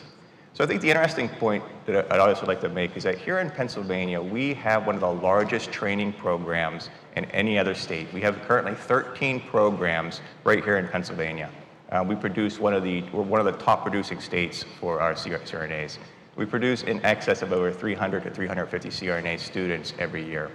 The problem is we do have a little bit of what's known as a brain drain. We train these CRNAs, but then not all of them choose to stay in Pennsylvania. And that's because we do have a little bit of restrictive practice barriers here in Pennsylvania that we're trying to overcome. The first and probably most important one is that we are not licensed or titled as an advanced practice nurse in Pennsylvania. We don't have CRNA titling in Pennsylvania. We are one of only 2 states, Pennsylvania and New York. And although that's good company, I think that we're just a little bit better. I'd like to see Pennsylvania just a little more progressive. And so we are working on that. But what are those barriers? What kind of obstacle does that create for CRNAs in the state or any advanced practitioners? Not only do we lose high caliber CRNAs to other states, we see drastic barriers to our CRNAs who are military professionals.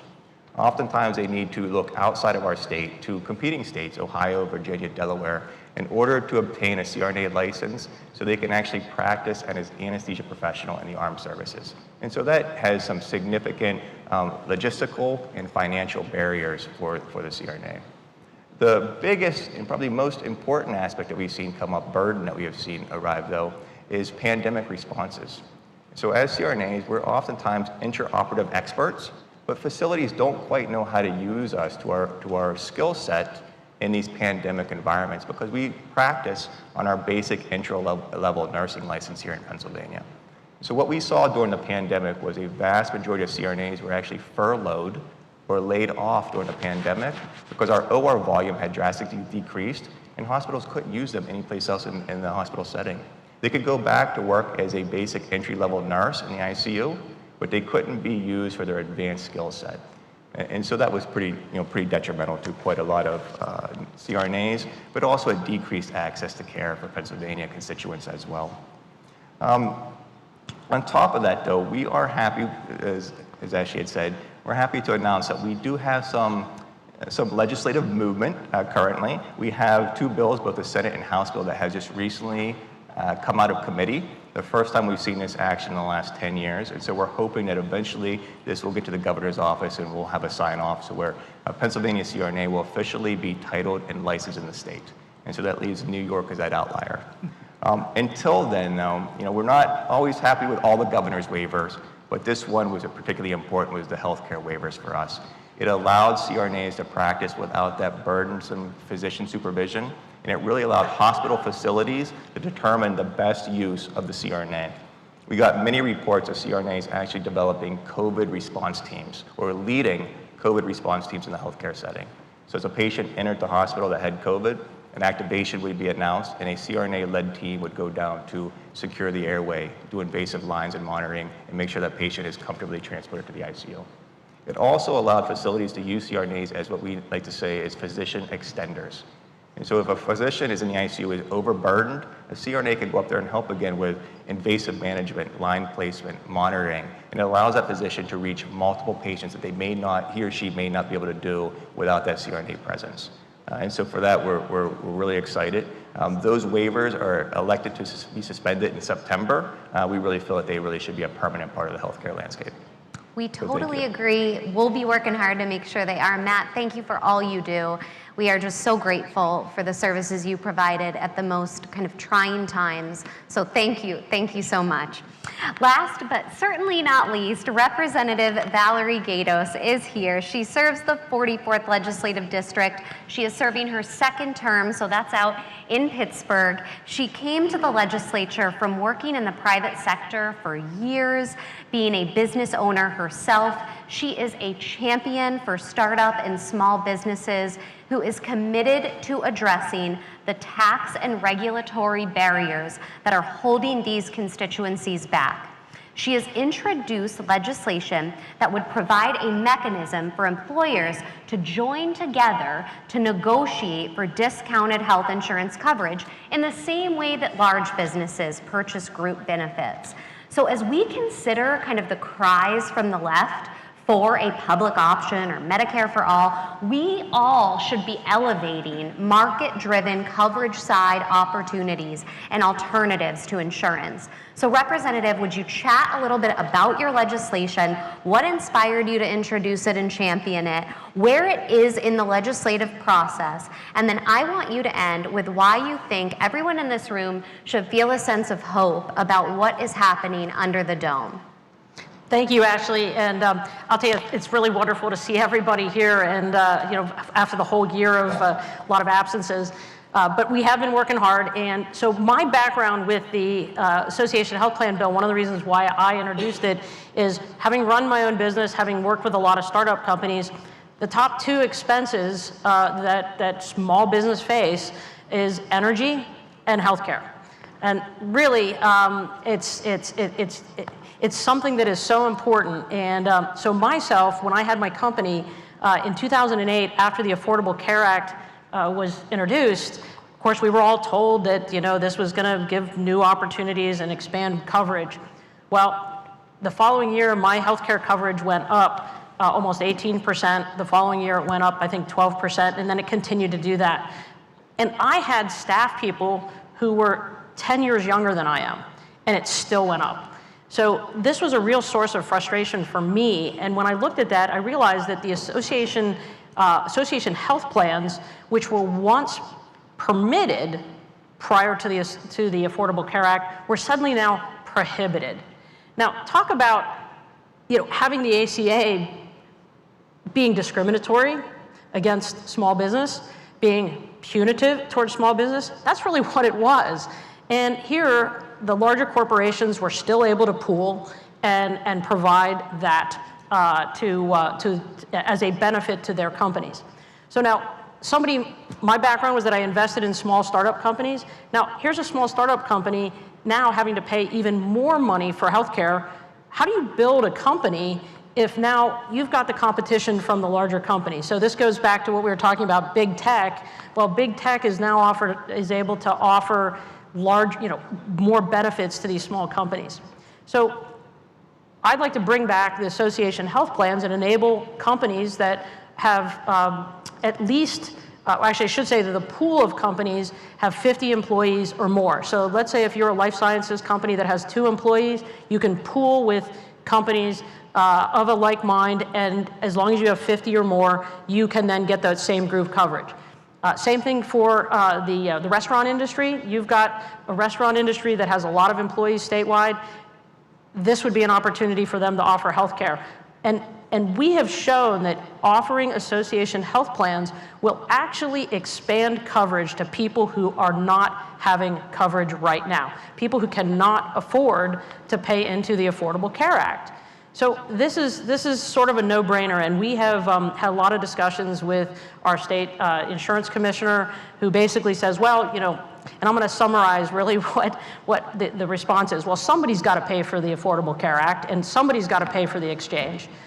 We're just saying that it's just unfair because it's an unfair burden put on small businesses. Now the response comes back, well, let's spread it across and go to a single payer system and include these big corporations in that. I don't know about you, but a monopoly, whether it's a government-owned monopoly or a private sector monopoly, it is still a monopoly. I am not for government monopolies, and this is really where we're heading. I am for the free market, and let's have legislation that enables us to do what was taken away from us by the excuse of fairness. Well, let's be fair. And so it is House Bill 555. Can you just talk about where it is in the process? Sure. So just remember that, House Bill 555, easy to remember. So call your legislator and tell them to support this bill. It is now in the Insurance Committee. We've got a number of the Insurance Committee members who are very supportive of that. There's a lot of information going back and forth on why it won't work. The other excuse that they're saying is that, well, the Biden administration has now initiated a subsidy. Well, we all know a subsidy is just temporary. That's not permanent. We want something that is predictable, that's permanent. And so right now it is in committee, and we'd like to see that pass through committee.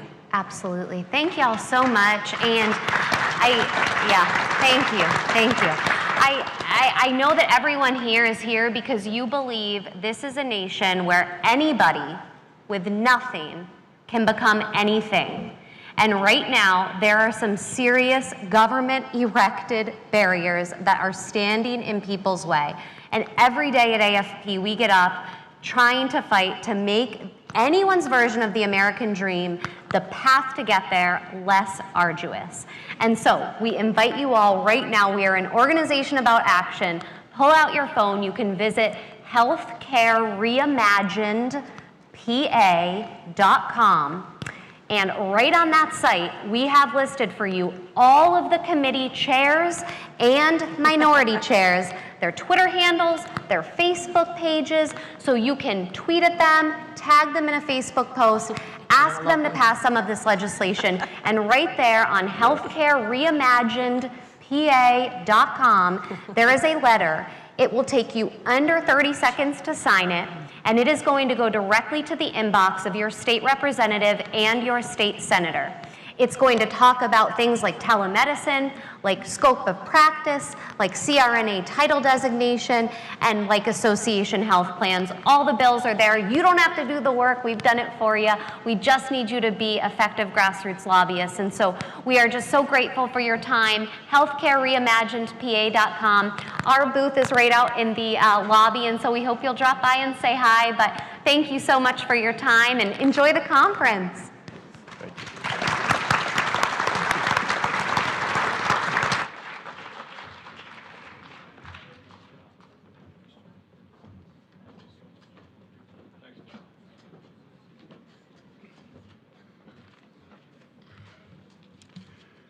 One of the things a lot of us have been hearing about in this year and how many months of COVID has been the ineffective education of kids and the lack of in-person instruction. Having been a teacher for 25 years of my life before I did what I do now, I was very concerned at watching all what happened in this last year.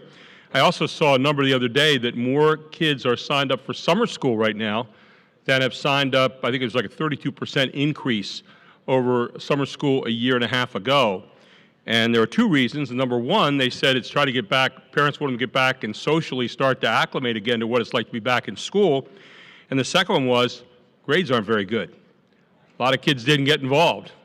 And, so we're seeing a lot of that right now. And here to talk about Education Day is Scott Martin. He's a lifelong Lancaster County resident, has deep roots in the community. You know, if you live in Lancaster, you're either a Martin, a Weaver, or a Stoltzfus. It's one of the three, I'm pretty sure. I think that's called profiling, and I apologize. So anybody that gets upset with me, you can see me afterward. But in the Senate, Scott Martin has been very effective. In fact, he's the chairman of the Senate Education Committee, so you're hearing from a good guy on this today. But more importantly, he's an up-and-coming guy. I mean, he really speaks plainly, not afraid to say his piece. You'll see why in a moment. But in the Senate, 12 of Scott's bills made it to the governor's desk, with 10 being signed into law in the first 2.5 years. It's a pretty good percentage, isn't it? Again, you'll see why in just a few minutes. Prior to his selection to the state Senate, his election rather to the state Senate, he served as Lancaster County Commissioner, helped to clean up what had become a dysfunctional and ineffective government over there for a while. He led a whole lot of statewide efforts through the County Commissioners Association of Pennsylvania, was elected chair of the Republican Caucus of County Commissioners for 8 years. You'll see why in just a few minutes. In addition, for 13 years, he worked in the juvenile justice system, was very effective there as well. You'll see why in just a few minutes. He served as director of the Lancaster County Youth Intervention Center. And in a moment, you'll see why he is so good. Scott's a graduate of Lancaster Catholic High School, where he was PIAA and National Heavyweight Wrestling Champion in 1990. You'll see why in just a moment. He also went to Millersville University, where he graduated with a degree in sociology, criminal justice, and became a 3-time first-team PSAC defensive tackle and 2-time All-American. I'm trying to be careful here because I don't want to come across this guy the wrong way. I really don't. He and his wife, Amber, are the proud parents of 4 children, Alexia, Hayden, Olivia, and Gavin. There's no mention here about any family pets, so I can't mention any of that to you. But you can see right now why this guy is a guy whose name you're going to see a lot of in Pennsylvania upcoming, and you'll see why he's so effective. He is Scott Martin to talk about education today. Let's give him a nice round of applause, will you please?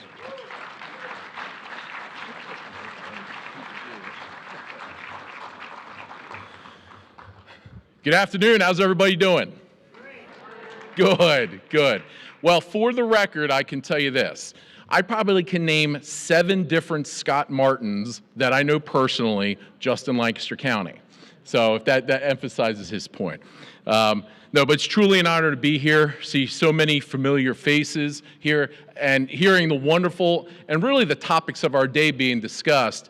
And I think everyone in here would agree that the future and the opportunities that we present for our children should probably be right at the top of the list. Would you guys all agree with that? You know, I came from an era, you know, I was the oldest of 7 kids. My mom was a Catholic school teacher who actually still is teaching. I think the truth of the matter is that she doesn't want to be home with my dad, who's retired. But, you know, it meant something to them to get a certain type of education. You know, I went to St. Anne's Elementary School, where she currently now still teaches. I went on to Lancaster Catholic, as did all of my siblings. But there's a little piece to that I'd like to share with you, because if you can imagine back in the 80s and the early 90s, when a lot of my siblings were going through, we didn't have the kind of opportunities that a lot of kids have today. As a matter of fact, my education and getting a certain type of education meant so much to my parents that I basically took out loans. I received maybe some little foundational grants, but I spent my summers scrubbing wax at the Lancaster Catholic High School, washing windows. You know, and a funny story I like to tell, after I graduated high school, I actually got a letter back from my school saying, "You still owe us 4 hours of window washing." But you know, did I like it back then? Not necessarily. However, I can see in hindsight what it meant to my parents as to something that worked for me.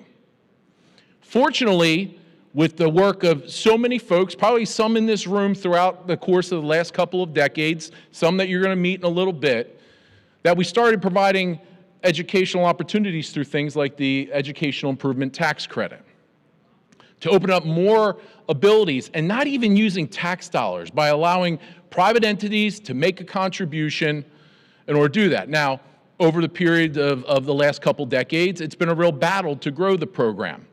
And sitting here telling you that the programs do not meet the total needs of families out there. Now, take everything that I just said, and now let's frame it around the last year. If I were to sit here and tell you that what our children have been through throughout the course of the COVID-19 pandemic and school shutdowns, let me give you a couple scary thoughts. And this is real medical billing claim data. From March of 2020 till March of 2021, self-harm claims amongst 13-year-olds to 18-year-olds up 333%. Anxiety claims up 94%. Depression claims up 96%. I think every single person in this room, we recognize the importance of the books, right? But I think we also put heavy value on what it means to our kids in terms of their interaction with their peers, the socialization, their athletics. And we were all aware of the various games going on between shutting schools down, hybrid, letting certain schools stay open briefly. But the most heartbreaking of them all, especially in certain areas of the state where the need is absolutely the greatest, we had schools that still haven't opened to this day. And what's very frustrating for families is the fact that first it was, we got to wait for a vaccine. Well, the vaccine came. Guess what? Well, we're still not opening back up. If I were to tell you that there are still areas of the state telling families that they may not open up again till 2023, and in order to do that, they have to have approval of the Pennsylvania Department of Education, which to this point has granted that approval. Is that in the best interest of our kids? So imagine you're a parent. Imagine if you're a parent who's being told that if we open this school, we're all going to die, or that your children's health doesn't matter, but meanwhile, right across the street, you know what was open? A Catholic school, a charter school. So you had more families over the course of the last year, out of just sheer frustration for the emotional, the physical, the mental well-being of their children, who wanted access because they were being denied through the public school system, who couldn't get it. Last year,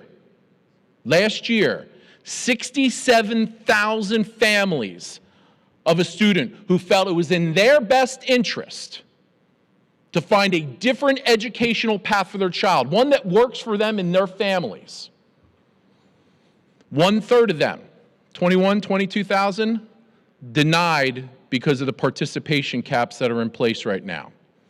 In the OSTC program, which is a companion, 36,000 students and their families applied. Half, 18,000, could not do that. So your public schools saying they're going to be closed, and on the other hand, you can't even get an opportunity to try to do the right thing and to give your child that opportunity. Is that the best interest in not only of our kids, but for the future of this state? Absolutely not. But it really put an exclamation point on the importance of parental choice, on the importance of the fact that our children are all not robots, that they each have different needs that we have to cater to. The typical public school format may not work for every child. That's not to paint them all bad. It's to say that we may know what's working and what's not, whether it be through their grades, whether it's through their behavior, or maybe even for their own safety. It's our duty to ensure that we provide opportunities for them. So what are we going to do about it? We're going to look for one of the largest increases through Senate Bill 1 in Pennsylvania history for EITC and OSTC. We're going to try to do our best to ensure that every family that is engaged with their children, who want them to have the best in life, are going to have an opportunity to do so. We're also going to try to fix some of the games out there. You know, we have charter entities that want to open up in some places that have very low-performing school districts, and locally they get denied being able to open, so they appeal to like an entity like the state's Charter Appeal Board. Would you be really shocked to know right now if I were to tell you that the Charter Appeal Board has 0 members on it?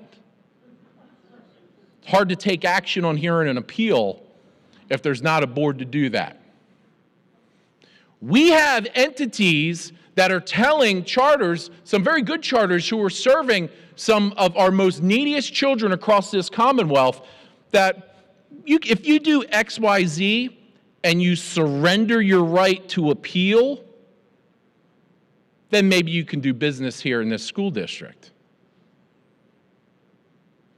So we're going to now require them to surrender due process. The games will continue, but I truly sense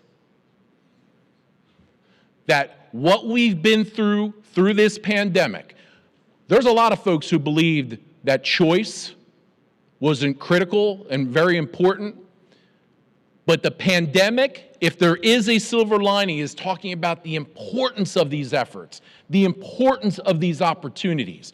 Kids who could not make it in a public school district, who have found a new way, who have found a new structure in life that can lead to college scholarships, college opportunities, better jobs. That's what's important right now that we absolutely need done. So as we wrap up the budget and negotiate with the governor, there's school choice growing all across this country. But not every state has the governor that Pennsylvania does, if you haven't noticed. We're going to fight with everything we have to do the best that we can to grow these programs and to grow these opportunities and ensure that we're funding quality institutions, successful institutions that lead to a better life for the children of Pennsylvania. Folks, I could sit up here, oh, thank you for that. I could sit up here and talk about a million different issues on things that we need to turn around in Pennsylvania, but I'm only supposed to talk about education. I'm going to stick to that. But this is one of the key things.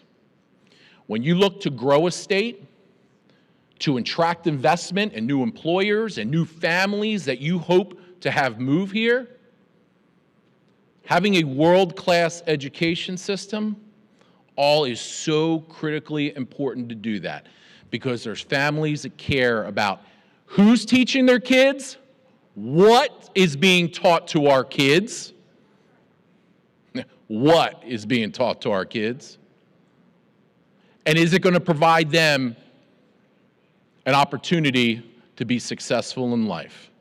So thank you all for being here today. It's truly an honor to serve as the Senate Education Chair at really a super important time when our kids truly need it. And we're going to keep fighting with everything we got on behalf of those that we serve for a better life in Pennsylvania. God bless you all. Let's get it done.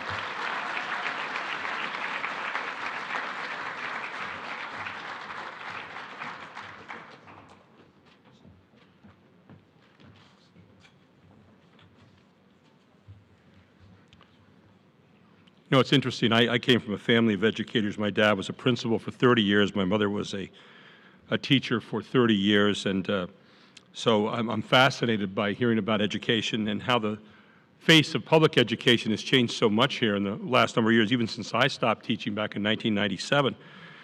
But one of the things that I think we're all concerned about is making sure that we kind of get back to the idea that people say, well, primary education. Primary education to me is when your parents are teaching you what to do before you get to school. That's primary education. And it's nice that we start hearing some of the things about that and getting back to that kind of thinking.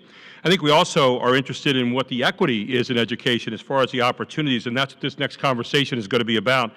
Lenny McAllister is the Chief Executive Officer of the Pennsylvania Coalition of Public Charter Schools. And of course, a lot of us hear a lot about charter schools and cyber schools and all those kind of things. Public education and the way we're educating our children is so different now than when many of us were doing it back in maybe an earlier time. But his policy focus has included education, equity, criminal justice reform, economic empowerment, race relations, and community engagement. Susan Selby is the CEO of Emmanuel Christian School in Hazleton, Pennsylvania, and it's a non-public K-12 school serving a majority of children who are academically disenfranchised, culturally diverse, and economically disadvantaged. And Susan is an advocate for school choice, believing that providing families with the dignity of choosing where they want to go and getting the education for their child that they want is really a paramount focus. So today, for this next talk about school choice and about education and empowering parents in making those kind of choices, let's welcome Lenny McAllister and Susan Selby.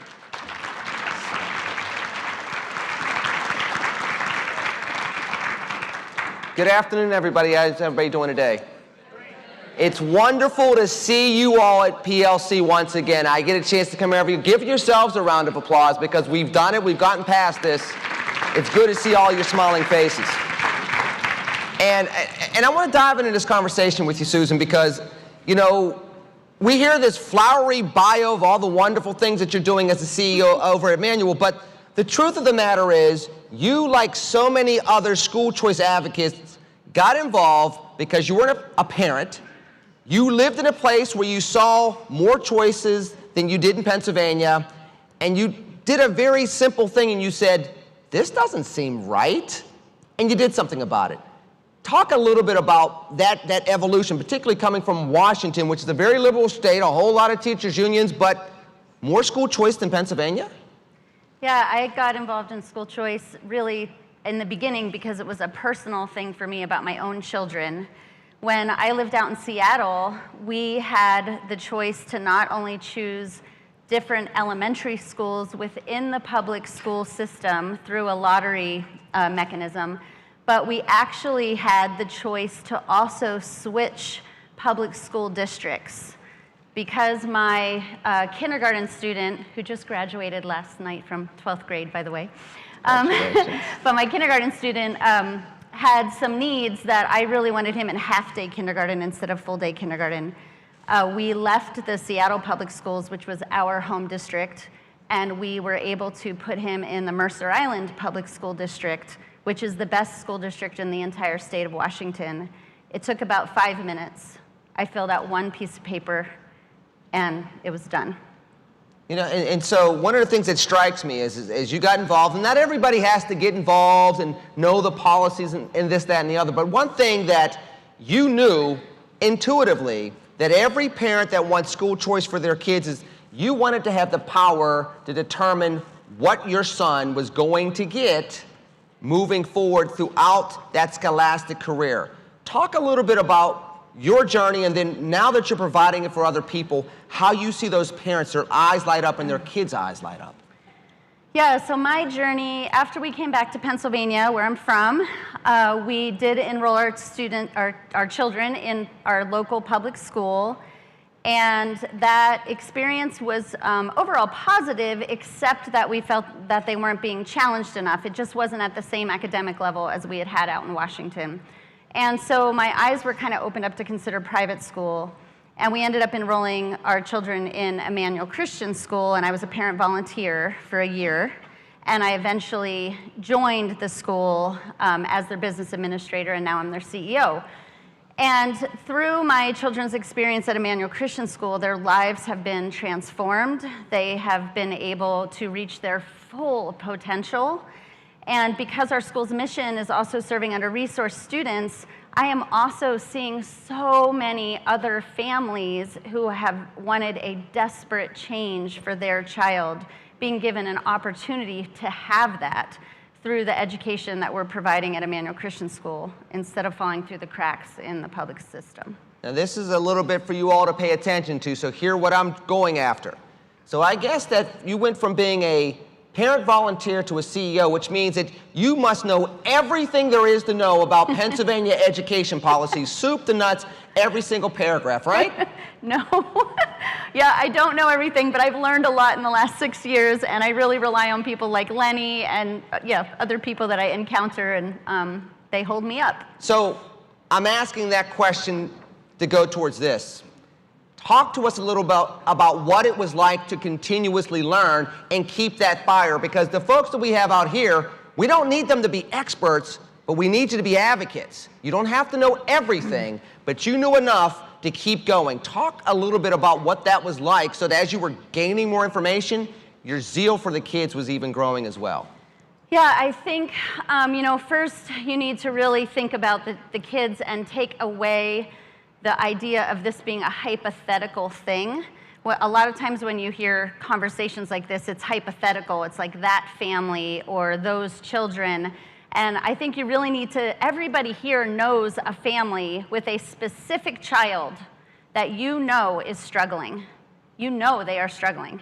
And you need to think about that specific child and think, what if that child had the opportunity to be in a different environment where they are personally known, where their family is supported. Maybe it's a single mom, maybe it's a single dad, maybe it's grandparents raising their grandchildren, and they don't have another opportunity. They are locked in by their zip code. They don't have the funds for private school. And if they did, if that specific child that each one of you knows had that opportunity, their lives would be changed. And I think that's the first step toward advocacy, is getting rid of the hypothetical and putting a name and a real person that you're advocating for. And then from there, you're able to just continue to grow, learn more about the issue of school choice and grow in that. I want to go to something, though, that's everybody can relate to, every parent can relate to. You said one of the reasons why you were pursuing school choice because you wanted a half-day kindergarten, because you knew that your child needed that 1 to 4 nap, and probably you needed that 1 to 4 break as well, because we've all had 4-year-olds, right? But talk a little bit about the empowerment you felt to be able to say, I know what's best for my kid, at this age, and therefore I can find the school that I need that's best for my child right now, and then be able to do that all the way through to 12th grade. Yeah, so when it comes to empowerment, the thing that I think of most is, I'm sure you've all heard this, you hear teachers, this is valid, talk about the breakdown of the family, and they're having to be the parents now, and they want the parents to do their job, and these kids are coming to school and their homework isn't done. But we're not empowering our parents if they're locked into a school system. If you want the parents to ultimately be responsible for their children's education, then you need to give them the freedom to be responsible for their children's education. And that means that they need to have choice of where their children go to school. I think we undermine our parents, and I also think we don't give people enough credit. Any of you who are parents, you would die for your children, and you know what it feels like to be a mama bear going after to get the best thing. And even low-income parents and undereducated parents, that's still there. They want the best for their kids, and they're going to go after it if they have the opportunity to do so. Now, one of the things that Senator Martin, who did an excellent job just before us, and others that he works with have to do is they have to juggle what the kids' lives are being and how they're being impacted and how they're experiencing education, but also what's the fiscal cost. Now, you've seen that evolution as well, because you've gone from parent advocate, parent volunteer, business administrator, now you're running the school where you have to interact with policy and funding, but you still have to remember the core mission. Can you talk to these folks a little bit about what that looks like in your life now, where you're never forgetting this is about a third grader, a fifth grader, or a first grader, but also looking at what's the best way to spend our dollars, to spend the funding necessary to get our education where it needs to be? So the school that I am affiliated with is a non-public, non-profit 501c3 organization. And I have had a lot of mentors in the last 5 years, and one of them has said, no money, no mission. And that's the bottom line. We don't get state funding like a public school would. And so we survive on fundraisers, a minimal amount of tuition, and donor support, and the tax credit program, which is essential for school choice. So the more people can participate in that tax credit program, the better. The more people can come behind public policy that's trying to push things like educational savings accounts for low-income children, the better. That's what's going to level the playing field and give people the option to have a better school choice for their children. Now, for those of you that don't own a business, you can still give of your individual taxes and have it slide towards a tax credit scholarship if that's something that you want to support. That's been a recent change that they changed in Harrisburg in regard to the tax law. Let's talk a little bit about, though, the EITC and OSTC, because there are some misnomers out there. I had a debate on Wednesday at the Union League in Philadelphia, and one of the anti-school choice advocates tried to make it seem as though there's no accountability in EITC, OSTC, as if somebody making $400,000 a year is going to go look for a scholarship that's dedicated for kids that are only making certain socioeconomic levels worth of income with their families. Talk a little bit about the folks that get EITC and OSTC in your school and how you see their lives transform as a result of being able to be in your school community. Yeah, so first of all, there are income caps on both the EITC and the OSTC program. But at our school, so our true cost of education is about $10,000 a year per student, which is less than the public school cost of education. In the Hazleton area, that is just not a realistic cost of education for our demographic. So we have 120 kids right now. We already have 150 signed up for next year. And the average family pays between $250 and $300 per month. And that's about $3,000 a year. So I have a big gap. We have $3,000 that a parent is paying for the year, and we have a cost of education that's $10,000, and that's what we need to fill. And that's what the tax credit program helps us do. Let's talk a little bit. Let's get away from money, because the other side likes talking about money all the time. They can care less about the kids. They just want to tell you how much they need for money, they need for pensions. So let's leave that aside for just a second.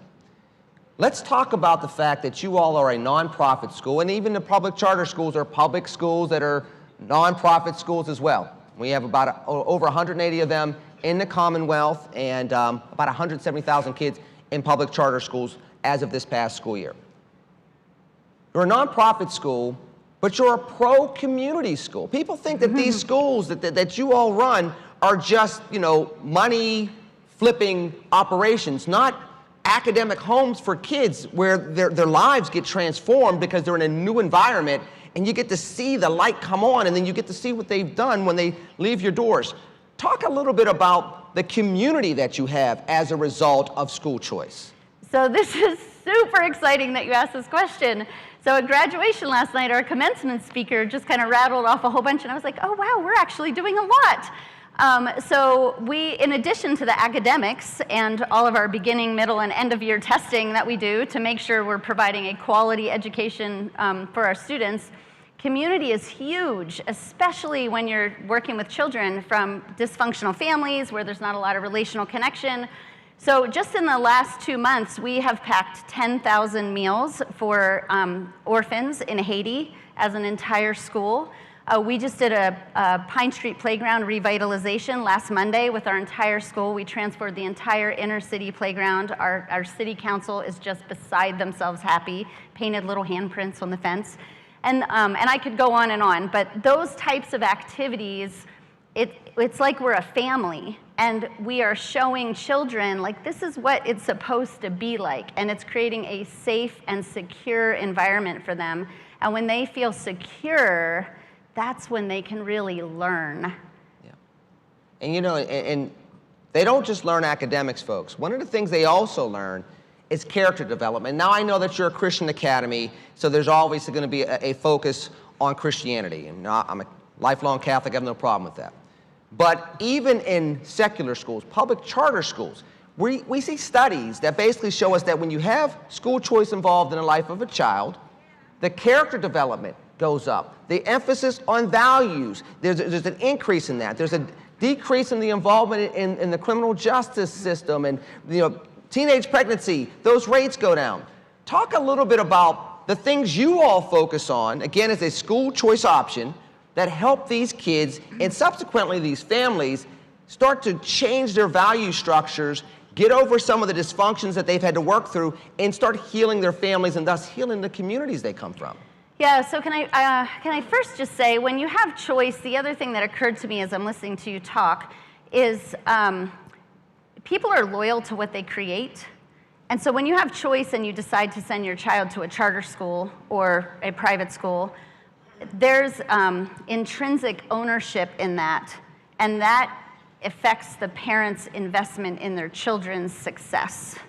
But getting to your question about character, we are a Christian school, and we do not, I think a lot of people just think, oh, you're a religious school, and you have devotions and Bible class and chapel, and we do, but we are talking about the love of Jesus all day long, all the time. So we have foster children that attend our school, and I can get down on my knees and look them in the eyes and say, you are worthy and you are loved. We have high school students who come from really dysfunctional backgrounds. We recently had a student who was suicidal, and I can talk through those things with that student on a very personal level. We do use resources, just so folks don't think we're trying to handle that on our own. We absolutely do use professional resources for that kind of thing.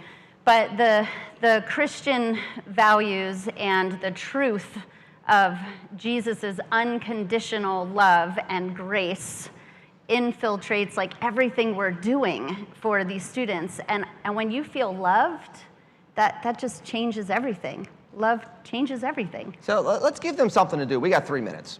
So we know the successes that you're doing, and there are plenty of schools like this around the Commonwealth, but these good folks here, what can they do to help you? I know that if you ask, Lenny, what can we do to help the Pennsylvania Coalition of Public Charter Schools? We need no cuts for any public charter schools, no cuts in public education whatsoever, including public charter schools. We need to get rid of the enrollment caps. We need to make sure our kids have more options to go to more public schools. We need to make sure that they have more school choice overall. I know what we need. What do you need as well? So I can unite with you in that. I definitely want students to have more choice overall. Every student is different. Every family is different. Charter schools are what some students need. Cyber schools are actually what some students need. In-person learning is what some students need. Parents should get to decide if they want Christian education. So I definitely just want choice overall. For everybody here, I would say support, we need you to get involved on a policy level. So support those who are advocating for school choice. And that means with your time and your treasures and your talents. Also, reach out to a charter school or a private school in your neighborhood and ask how you can help. We can always use volunteers. And when you volunteer, that's when your heart gets moved because you actually get to see firsthand what's going on. Just like when we first toured Emmanuel Christian School, what made us make the decision for my son, we saw in the classrooms and we're like, wow, this is different. We never saw anything like this before. This is beautiful. And that's how we made the decision. And you could all see that too, and it moves you. And it's a cost savings to the Commonwealth. I mean, generally speaking, the tax credit scholarships, you get a bigger yield in education for less money that's being spent on the student. I can tell you public charter schools, roughly 1/4 of every dollar doesn't go to the charter school where the student attends, and we have 169,000 plus students that go through that reality. Susan, I want to say thank you for your opportunity to sit here and talk to the folks about the good stories that you have in Emmanuel over in Hazleton. What's the website for the school? Because I want to make sure you get a chance to brag on your folks up there real quick. Thank you. It's icshazelton.org, and Hazleton is spelled Hazleton. Well, these are Pennsylvanians. Of course they know that. If you want to go to our website, it's pacharters.org, pacharters.org. Guy Shirachi is actually one of the members on our board. He was up here speaking previously. We have a lot of support around the Commonwealth because this is a moment for school choice. If the pandemic showed us anything, it's like, number one, people will double and triple down on what doesn't work for the sake of money and for the sake of power. And number two, this is a moment where parents want empowerment in education, and kids deserve our support. If we're going to make Pennsylvania fully employed, safer, stronger, and better post-pandemic, we got to support the next generation now. So we're counting on your support. Thank you for your time. God bless you all.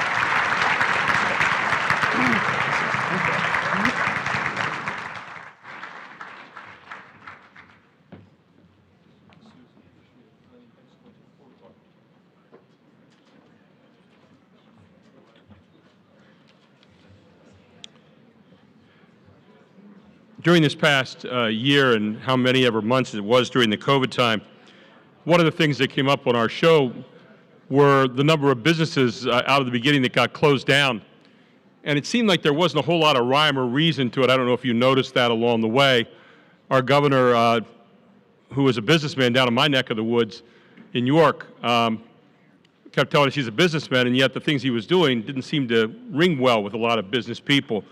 For example, I got called one day by a guy at the local nursery, and they're a wholesaler.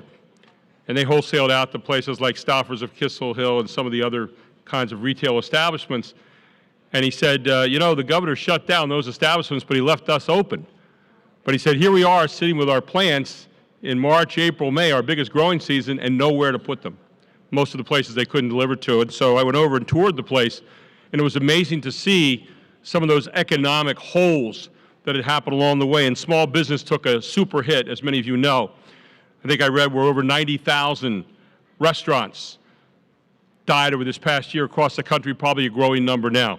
And of course, we've seen a lot of the regulations that hit small businesses who are now trying to come back and make it again, hopefully with the idea that no one's going to come along and shut them down again as we did this last year. And that's where we step into this next speaker. Some of you may have heard of him. He's running for something, I think, here in the Pennsylvania governor, something like that, Jeff Bartos. He was a Republican nominee for lieutenant governor back in 2018. He was born and bred in Berks County, went to Lancaster I think Country Day. Did I say that right? Lancaster Country Day. He's back there going, yeah, keep going, keep going. So Lancaster Country Day. And he is a guy who is standing up for small business. He's got something called the 30-Day Fund that he's going to tell you about today, the Pennsylvania 30-Day Fund, which is really a neat idea. And again, it's something you'll hear about as he runs for governor here in the state of Pennsylvania on the Republican ticket. In keeping with our theme all day, though, Jeff and his wife Cheryl have two daughters, Emily and Sarah. I didn't find much about Emily and Sarah, but I did find a lot about Penny, who's their family dog. So Penny's in here too, and he's got some kind of slogan that Penny's going to use to run for governor with him. So anyway, ladies and gentlemen, it's an honor, and with all seriousness, welcoming Mr. Jeff Bartos. Jeff.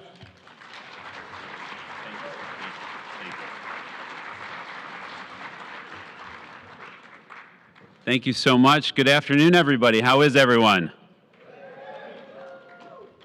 I think we've all been on a little bit of a high since May 18th when we sent that message to Governor Wolf, and I know we have members of the legislature in here, so thank you, gentlemen. Thank you, ladies, for all your good work. We're on our way. So a year ago, when Governor Wolf shut the state down, I quickly realized that small businesses in my community, in the southeastern part of the state, were really going to struggle, many of them, to get any help from the state or federal government in any kind of timeline that they would need to survive. So I acted. I formed a nonprofit, and on May 6th, we opened a portal where applications from small businesses all around the state poured in. On May 8th, just 2 days later, on a Friday night, my new board that I had started this organization with, we met for 4 hours on that Friday night, reviewing applications from all over the state. And by the time that weekend was done, we had had 3 meetings, and we approved our first 24 businesses in what became known around the state as the Pennsylvania 30-Day Fund. What began as a modest effort in our community at the beginning of the pandemic blossomed into a statewide effort that today has raised $3.5 million and helped over 1,000 women and men keep the lights on, keep their dreams alive, and keep their employees intact, saving thousands and thousands of jobs for working families. As a small business owner myself, I thought it was important when we delivered this good news to every small business owner that we call them. We don't just send them money, but we call them. And on those calls, which I personally have made over 600 this last year, when we called them, I always told our team, before you give them the good news, ask them, how are you?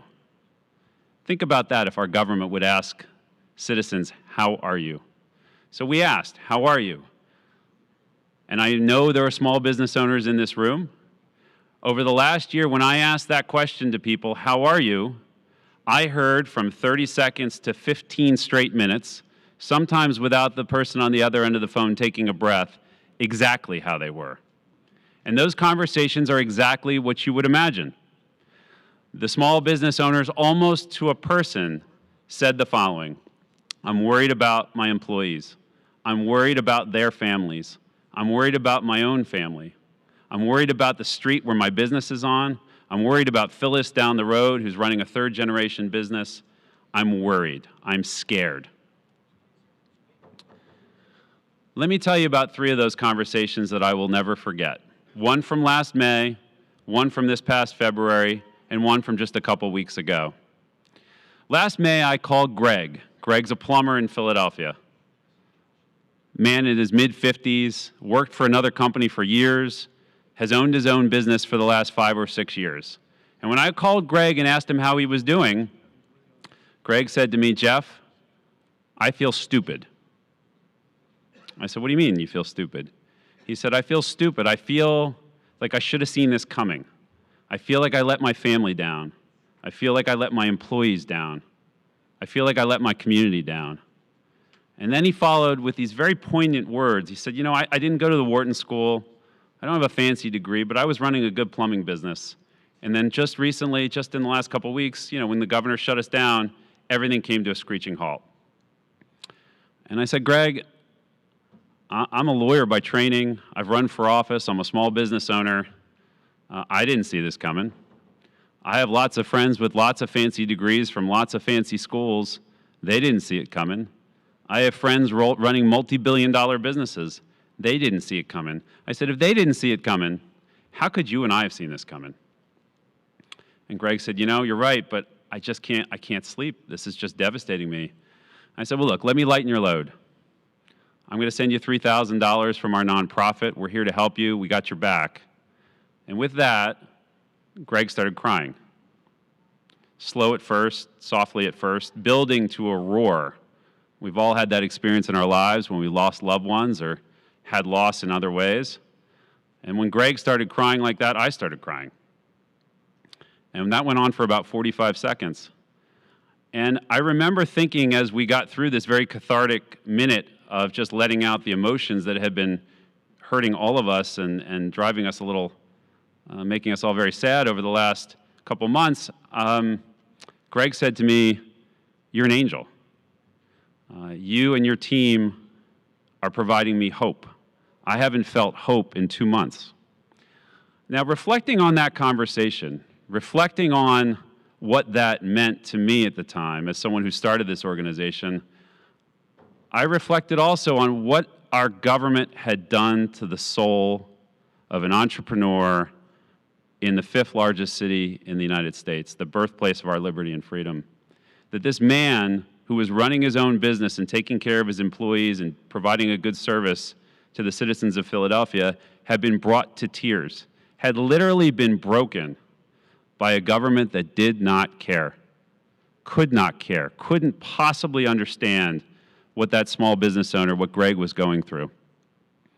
I will never forget that conversation, so long as I live. I will never forget the power of that emotion, and I will never forget what it meant to listen to a citizen who had been broken by a government that did not care.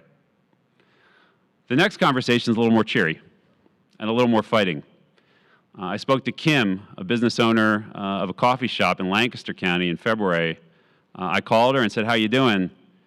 And she said, "I have a confession to make." And I said, "Well, I'm not a priest, and I don't practice law anymore, so maybe you want to be careful what you say." And she said, no, I have a confession. I said, "Oh, seriously, please don't." She said, "Well, I'm going to tell you anyway." She said, "I broke the law." And then I really said, whoa, you know.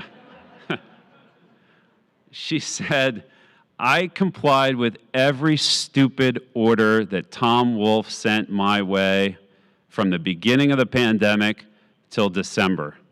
Every stupid rule. You can half capacity, 10% capacity, 80% capacity. You can serve a Danish but not a donut. Coffee with almond milk but not regular milk. Remember the rules about you have to have a pretzel or a meal with a beer, but only before 10:30 East Coast time." Yeah, all that. And she said, "You know what? I complied with every stupid rule that he and Rachel Levine put out. But when they told us in December that we had to close, I told my team I would rather go to jail, I would rather pay a fine, I would rather be put into bankruptcy than lay off single moms at Christmas time."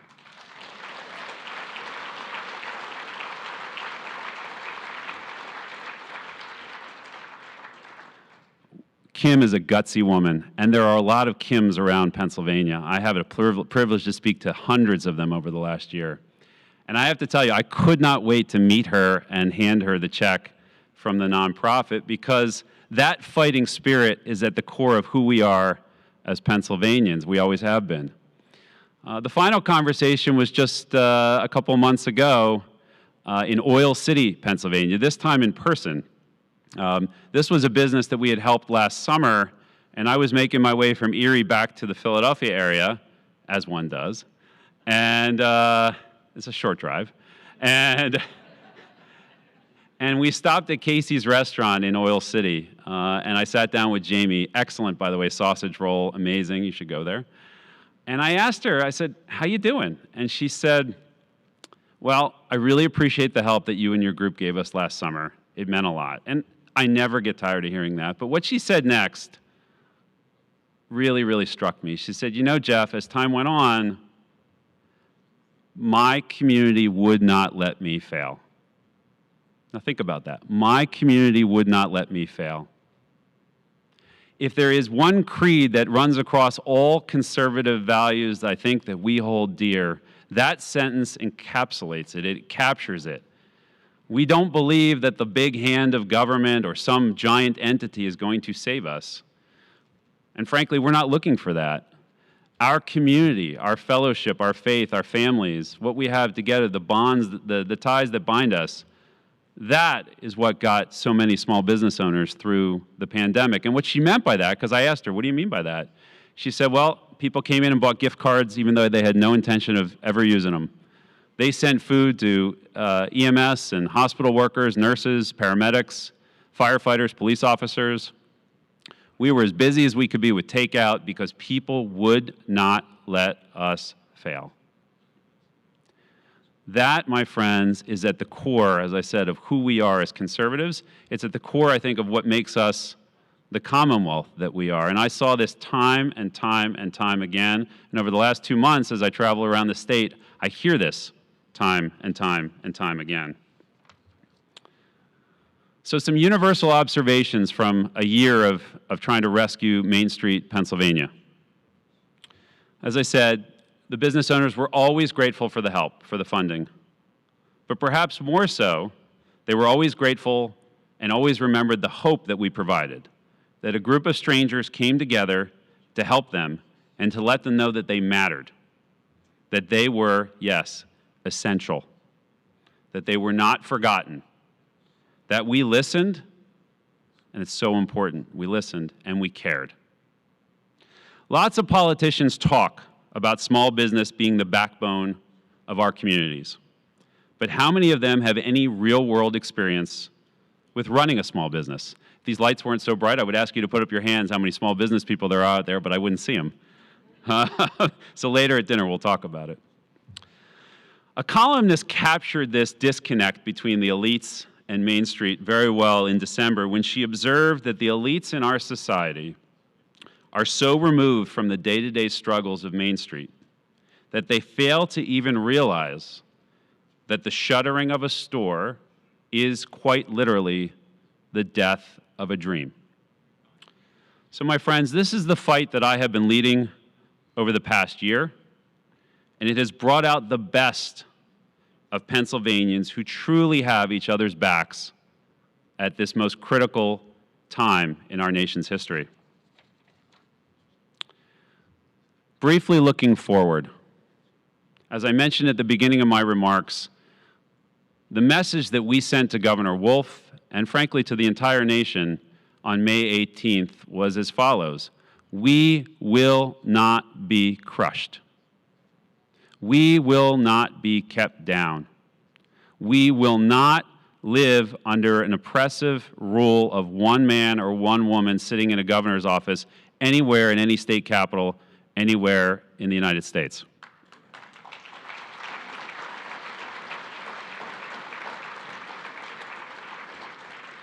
In the lead up to May 18th, I often said that the eyes of the nation were upon Pennsylvania yet again. And when it is written, when we win the governor's race and the Senate race in 2022, it will be written that the first shot in the battle to restore liberty and freedom was fired in Pennsylvania in May of 2021. That the Commonwealth, where our nation was born in 1776, where our nation was saved in Gettysburg in 1863, where the furnaces of Western Pennsylvania saved our nation yet again in 1944 and 1945 in World War II. In 2021, when that first shot was fired and the message was sent that constitutional liberty and the balance of power would be restored in the birthplace of America, in 2022, we will send the message. We will send the message that a full rebirth and renewal of American freedom and American liberty was born right here in the Commonwealth that we all love. I look forward to working with all of you over the next couple of years. God bless all of you. God bless the United States of America. Thank you so much.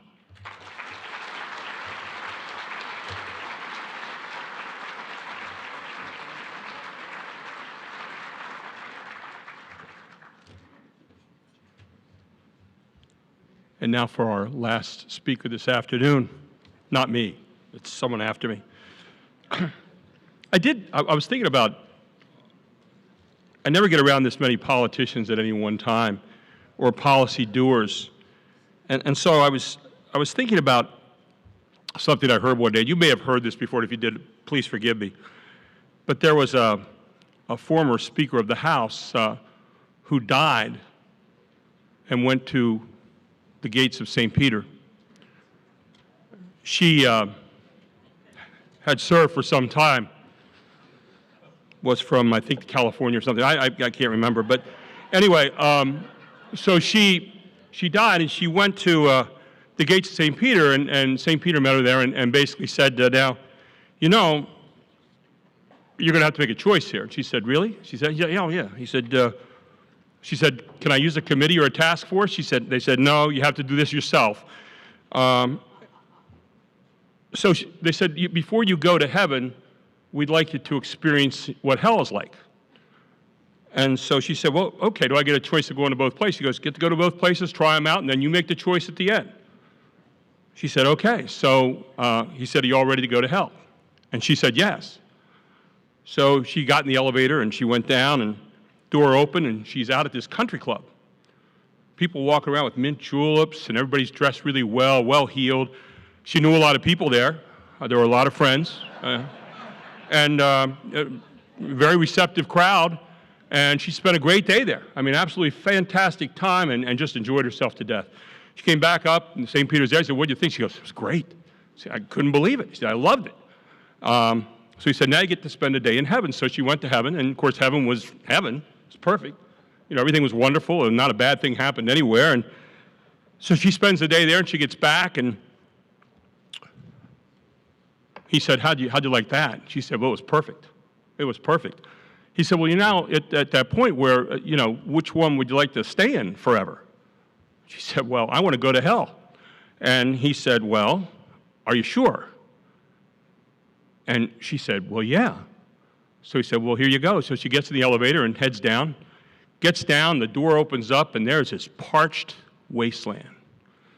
There's the devil with these horns and huge feet, looks like a mean Ronald McDonald, and coming at you, you know, and people walking around, fire everywhere, ball and chained to their legs, I mean, just horrible thirst, torment everywhere. And she goes, whoa, wait a minute. This isn't what I saw yesterday. He said, well, yesterday was the campaign, today's the election. Just a thought, just a thought. Anyway, with that, a guy who's run in a few of those kind of campaigns and every now and then thinks that Washington might be hell, I'm not sure, but he is a representative originally of the 4th Congressional District. In fact, I had to do a debate back in, I think, around 2012. When he first ran for this, he had already been a state representative of some note, and there were about, I think I was the only one not running that year. It seemed like there were about 30,000 candidates on stage. There were about 7, actually. But I got done doing the debate, and I didn't know anything about this guy, other than what I had read about him. And we got done with the debate, and I looked at my friend who was doing the debate with me, and I said, you know what? There's the winner. There's the guy that's going to be our next representative. And Scott Perry was that guy. Well, due to some famous congressional redistricting, he's now the head of the 10th Congressional District. He's won there a few times right now. He also has served our country valiantly over the years and just retired in 2019 after 40 years of active service. He was a brigadier general, promoted to that in 2014. He is a man who has made a lot of friends and a bunch of enemies also in Washington for standing up for what he believes in. He's a guy that I have talked to and actually can call a friend and think that he stands for the right kinds of things and continues to stand for the kind of public policy that I think we're all looking for people to do when they're in Washington. He and his wife, Christy, are the proud parents of 2 children. I have no clue what their names are right now, and I don't know what their family pet's name is, but I do know what his name is because he stands for the right kind of stuff. He is Scott Perry, Congressman of the 10th Congressional District. Please give him a great round of applause.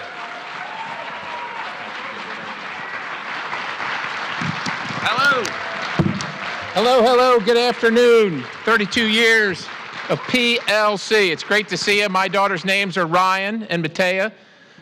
One is Little Ruler, the other means Little Ruler, the other means Gift of God. And I know that in this day and age we're not allowed to say God, but here I think we are, so we appreciate that. I want to talk to you about a bunch of different things today. I can barely see you out there, but I know you're there. And my theme for today's talk is going to be that our country and our Constitution, like they're under assault, right? They're under attack. And I just want to kind of postulate some things for you to think about. So I'm a proud Republican. I have been so since first grade. I know when I became a Republican.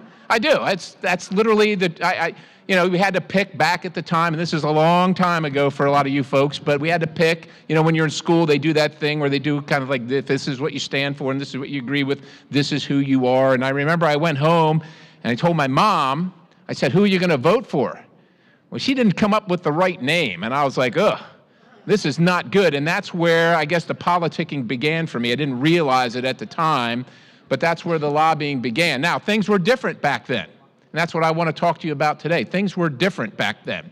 So when you lost the election, right, whether you're a Democrat or Republican, you said, well, yes, but we're going to be the loyal opposition. That person won, that party won, but we're going to be the loyal opposition. You think about that. Loyal opposition. Well, we're going to be loyal to the country because we love our country, but we're opposed to that person and their policies, right? And we kind of lived under that program, both Democrats and Republicans, for a long time. And you were cordial with one another, right? You disagreed on how you wanted to get to the end of the road, but you, generally speaking, wanted to get to the same place at the end of the road because you were all loyal to the country. Ladies and gentlemen, things have changed. You know this, right? It's not the loyal opposition anymore. It's just the opposition. Just the opposition. When we've got people say, you look around and people come to me legitimately and say, well, how can this be good? Why would they do this? Why would they print all this money? Because they know it's going to increase inflation. Why would they open the border? Because they know people are going to come here illegally, including terrorists and criminals. Why would they? Why would they? Why would they? Why would they close the Keystone Pipeline but let Russia open Nord Stream 2? Why would they do that? Because it's an anathema to us. We can't believe, we can't accept, we just can't imagine that our neighbor, we might be Republican, we might be conservative, our neighbor who we might have a hot dog and an iced tea with might be a Democrat or a liberal, but we're still neighbors in the same country. Why would they do that? Ladies and gentlemen, there's a plan, and this is what we want to talk about. This is what I want to talk to you about today is that Republicans, conservatives, people that love the country, patriots, because they'll tell you they're patriots. But the patriots, like the patriots in this room, must acknowledge that things are different now. They want to destroy the country that you grew up in. They want to destroy the country that the founders made. That is their plan. That is their goal. That's why they're doing these things. Just don't make any bones about it. Don't question yourself. You know in your heart. You know in your heart that's the answer. That's why they're doing these things. Now, does that mean America is not going to exist? No. They want America to be here, and they want to be in charge of it, but the America that you grew up in, that's not what they're interested in. Now, you will say, well, it's unfair. Look, I just sat through a markup from 10 o'clock in the morning one day to 5 o'clock or 6 o'clock in the morning the next day, and some of the discussion was, you can't paint all the Democrats that way. We were having a discussion about some amendment. You can't say, that's not fair. You can't say all Democrats are for defunding the police. That's what it was about, right? But I can say that only Democrats are for defunding the police. Why would you do that? Why would you do? I can say that, and I can say this too. That maybe not all Democrats are, but the Democrat Party is for the things I've already talked about because they're not doing anything to stop those things. And so we can acknowledge that maybe not every one of them is that way, but it doesn't matter, ladies and gentlemen. It doesn't matter if that's what's happening. And we've seen this throughout history, right? Not every member, citizen in Germany in the 1930s and 40s was in the Nazi Party. They weren't. But what happened across Germany? That's what's important. What were the policies? What was the leadership? That's what we have to focus on. And so Republicans need to start looking at things differently because we can't fight the new war. We can't fight the new adversary with the old tactics, and that's what we're doing, in my opinion. That's what we've been doing. For the issues of comity, well, we want to get along and we want to be bipartisan. We want to be, do you know what I'm talking about? When I just did an interview with a local TV host who kind of brushed on the bipartisan issue. Now, thinking most of you in the room are conservatives. And all of us are conservatives have to be bipartisan. We have to be, right? The media says so. Do you know, did you ever, tell me when the last time you saw a news anchor ask a Democrat, elected Democrat, or one that was running for office about being bipartisan? Tell me, not the last time, tell me the first time, tell me any time. It doesn't happen, ladies and gentlemen. We're supposed to be bipartisan, and you know why we're supposed to be that? Because the media says so. Well, you know what? The world has changed. The loyal opposition is just the opposition and the media, not the news media. No disrespect unless it's warranted to the people in the back of the room there. You know, just because they say so doesn't mean it is so. We don't have to, as public officials, we don't have to, as citizens, run or get our information through their filter anymore. We don't have to do that, and we should stop doing that, and we should stop listening to them. And I will tell you this, your elected officials at any level, if they are doing things to curry favor, and when I say curry favor, to be not as criticized, or to not be criticized as much by those folks back there, that's somebody I'm looking at, right? People say to me, well, we can't do it that way because the media is going to say this, this, and this. I got a news flash for everybody. The media is going to say this, this, and this anyhow. Just do the right thing. They're going to say it. We have to be bold enough, strong enough, tough enough, courageous enough to say this is the right thing. And I will tell you this, you know in your communities, if you're in this room, you're a leader. If you're in this room, you're a community leader. And the people around you, whether they're in your families, whether they're in your businesses, whether they're your acquaintances, they're looking for someone to lead because they're scared. They're scared and they don't know anyone else will do it, and they don't think that there's anyone like them. They think they're all alone. But when you stand up and you say, I don't believe what the media is saying about COVID-19, about masks, about the debt, about inflation, about North Korea, about China, about Russia, about President Trump, I don't believe it. Well, they think, I'm not the only one. That's what it has to get to, ladies and gentlemen, because the country is at a precipice. It is at a precipice. If we look around, you know what I'm talking about. We've watched it during our lifetimes, the takeover of academia, what they're teaching our children. You know, you raise your child and you do a good job and they got a good head on their shoulders and they go off to college and they come home somebody you no longer recognize, right? They've got academia. They're replacing the boardrooms right now. If anybody watched the recent election, to the Exxon board. Exxon is a fossil fuel company, ladies and gentlemen, but they just had a hostile takeover of their board, 2 of the board spots, people that want Exxon to be zero carbon. Yeah, unfortunately, it's not a joke, right? And so they've got the media, they've got entertainment, they've got all these things. And we've stood by and tried to be decent neighbors to the people that are destroying our country for most of our lives for the sake of comity, for the sake of getting along with these folks. Well, now we watched this defund the police, this movement, right? And we watched what happened last summer for about 150 days when the federal courthouse under siege. Federal courthouse under siege by armed insurrectionists. And nothing happens. Nothing happens to these people. They're serious about this. And they're going to continue coming. And the only reason that they are is they're emboldened. We haven't stopped them in the past. And now they're just taking the next logical steps. The police. And you know the other one. I'm a guy who's proud to have worn the uniform of the United States Army for almost 4 decades. But if you look at what's happening to the military right now, and you know why it's happening? Because the left will not tolerate dissent, will not tolerate it. And they certainly won't tolerate dissent with those in arms. They're coming for your Second Amendment, they're coming for First Amendment right now. It's happening right now. They're not doing it themselves, right? The federal government isn't doing it, but the boardrooms are doing it. And you know where else this happened? Right? It wasn't the government in Germany that took the people's rights away immediately. It was fascism. Fascism took it away because the government put the heavy hand on the companies, and the companies did the government's work. Well, look around, ladies and gentlemen, right? Look around and you say, well, Perry, you sound like you're anti-fascist. Are you for Antifa? Ladies and gentlemen, Antifa comes from Germany in the 30s. That's where it comes from. They were anti-fascist. They were pro-Stalin. No, I'm not for Antifa. I'm not for any of this totalitarian stuff.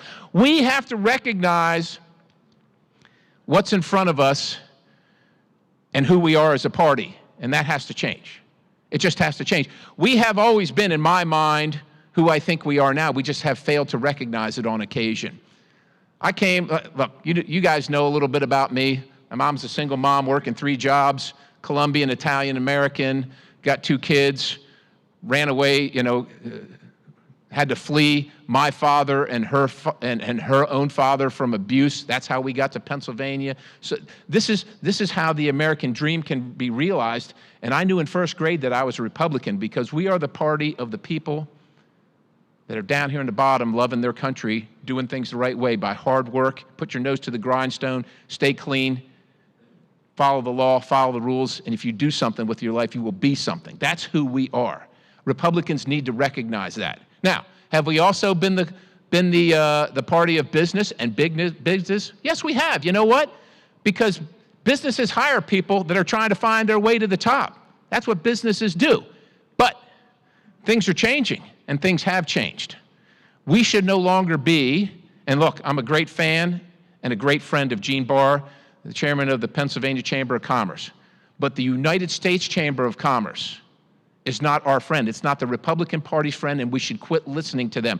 Their position on importing cheap labor and putting all our kids who are trying to get their start in life out of work is not a position that we should be supporting. We should not support them. We should not be supporting big tech. Yes, is it big business? Absolutely, and business and big business hires Americans, as they should, and we appreciate that. But when they side up with China and put China in the front seat of America and before America, we should be done with them, and we should be unafraid to go out and say, we're done with you, and we're coming for you. Listen, folks, I just got a couple minutes. Do I have a couple minutes or a couple minutes more, Loman? Oh, well, I can keep going. I can keep going. You got to call it out for what it is, right? We support big business, but not if it's anti-America. Not if it's anti-American, and we shouldn't be afraid to say it. What I find, and I think what you find, is that look, you're going to see a lot of them here. You already have probably seen a few. There are great people that stand at this podium and say, if you elect me, this is what I'm going to do. And I bet a lot of them sound just like me. They do, right? We're all kind of this, we believe the same things. And then they get elected, right? You elect them. They get to township supervisor, they get to state representative, state senator, governor, United States senator, president of the United States, and they don't do. You're like, wait a minute, I thought he said, or I thought she said, Senator. And somehow they all come back and they say, look, it's complicated. We couldn't do it because we just had an election a couple weeks ago after the 2020 election and that debacle in my county, which I'm very proud of. We ran out of ballots for Republicans. I'm sorry, does anybody not know what just happened? Is anybody not watching what's happening here? And so I'm on a call about this and I hear, it's complicated. It's complicated. Ladies and gentlemen, that's the problem. It isn't complicated. Here's the deal. The Constitution says it's voting day. Verify who you are, that you belong voting in this country because you're a citizen. Go to the polls on election day and vote, and then walk back out. Uncomplicated. Uncomplicated.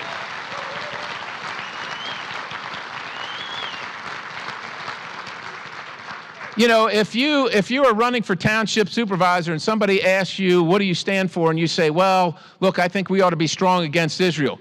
Great position, so do I. Not your job as township supervisor. You know the job.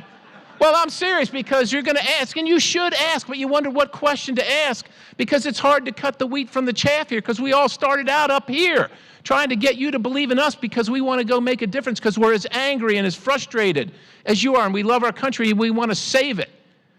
But somehow that doesn't happen. So you got to figure out what the question is to ask. And to me, the question to ask is somehow, because you want to get this answer, if this is their answer, when you say, well, what would you do? Or what's your purpose as an elected official? Ladies and gentlemen, yeah, I knew it would be here.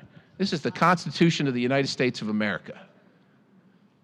You can see it's not a thick book. I mean, if you can read, it doesn't take long. Our job up here in these jobs is to secure your rights. That's our job. We're not to tell you when you got to wear a mask and you can't send your kids to school, not to be your kids' parents. That's not our job. Our job is to secure your rights, and anything more than that, you could say, well, we need some kind of government. We do. The Founding Fathers, at some point before them, they tried no government and it didn't work out. So we need some government, but there has to be a limit. And all of us can't come up to you in front of you and say, well, we're for limited government.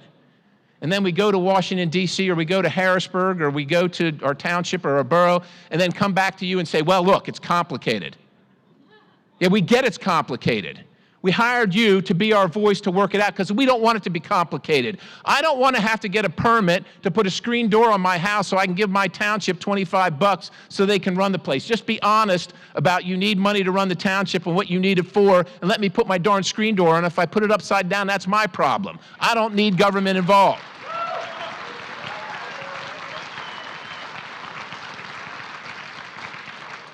We got to change our party, ladies and gentlemen. We got to make some distinctions, and we can't be afraid. We can't be afraid. I will tell you, Gary talked about it. I was so proud I never planned to run for office. I never planned to. Carol Henry made me do it. No, that's not true, but she's sitting here. I was a guy that grew up, I had dirt underneath my fingernails, and people like me didn't run for office. I didn't know anybody, I didn't have any money, I didn't know anything, right? But this is America, and you can be anything that you want to, and you got to figure out what your point and what your place here in this fight is. But I'm going to tell you this: if we don't fight for our country now, right now, with everything we have, I will tell you, there's not many stories, but there's one. I was in Harrisburg. I was picked by leadership on a leadership committee. I know you can't believe that because I certainly didn't deserve it. I'm a little bit of a rabble rouser, and they don't like people they can't control, but they didn't know that at the time when they picked me, right? And this still haunts me to this day, but there was something I was opposed to. Leadership had lied to me about not running the bill. Then they ran it. You know the old story. I'm in the Army. They said, well, look, we didn't lie to you. The truth just changed, so just deal with it, Perry, right? And I was raising a fuss over this thing. It was late at night, and I'd called for adjournment a couple times, and I thought I was wearing them down. I wasn't sure.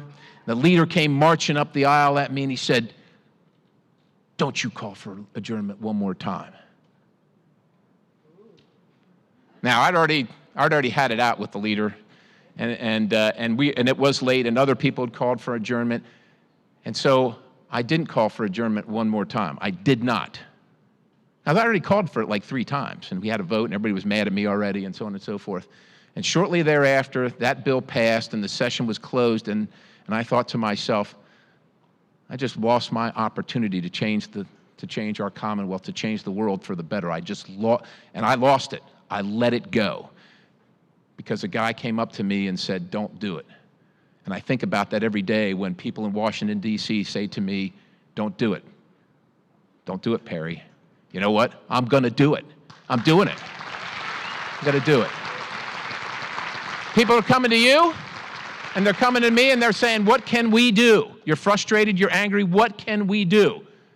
The left they're always coming, and they have the media behind them.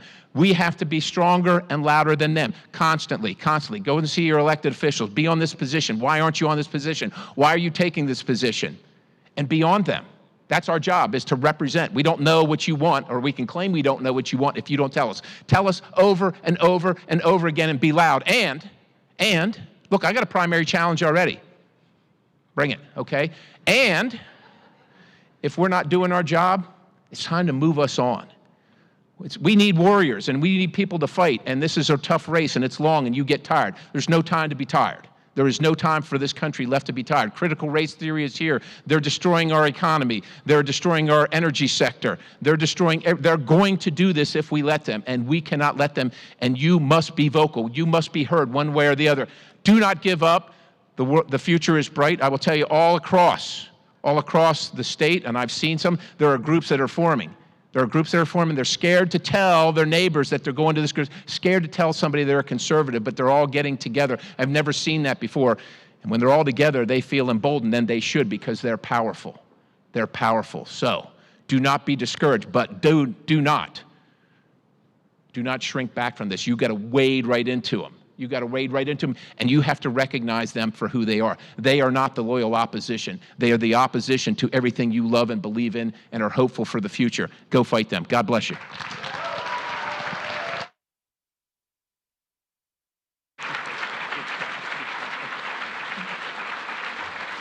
Congressman Scott Perry, ladies and gentlemen.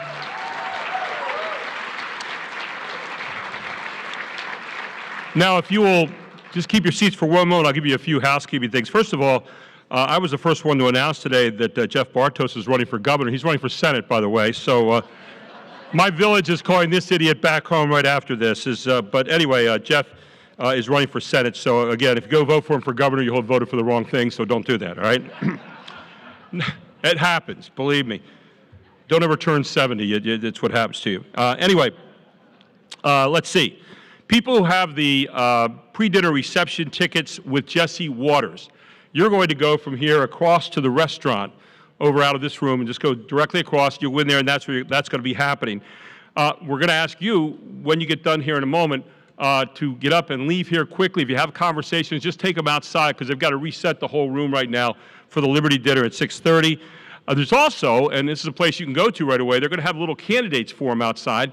So candidates running for various offices. You saw Jeff Bartos here, not governor, but senator, hopefully Jeff Bartos, will be out there along with a bunch of other people too who wanted to get a little time to talk with you. So a good time to get out there and meet them, get some feeling about them, and that will be right out under the tents, right out in front of the hotel lobby here.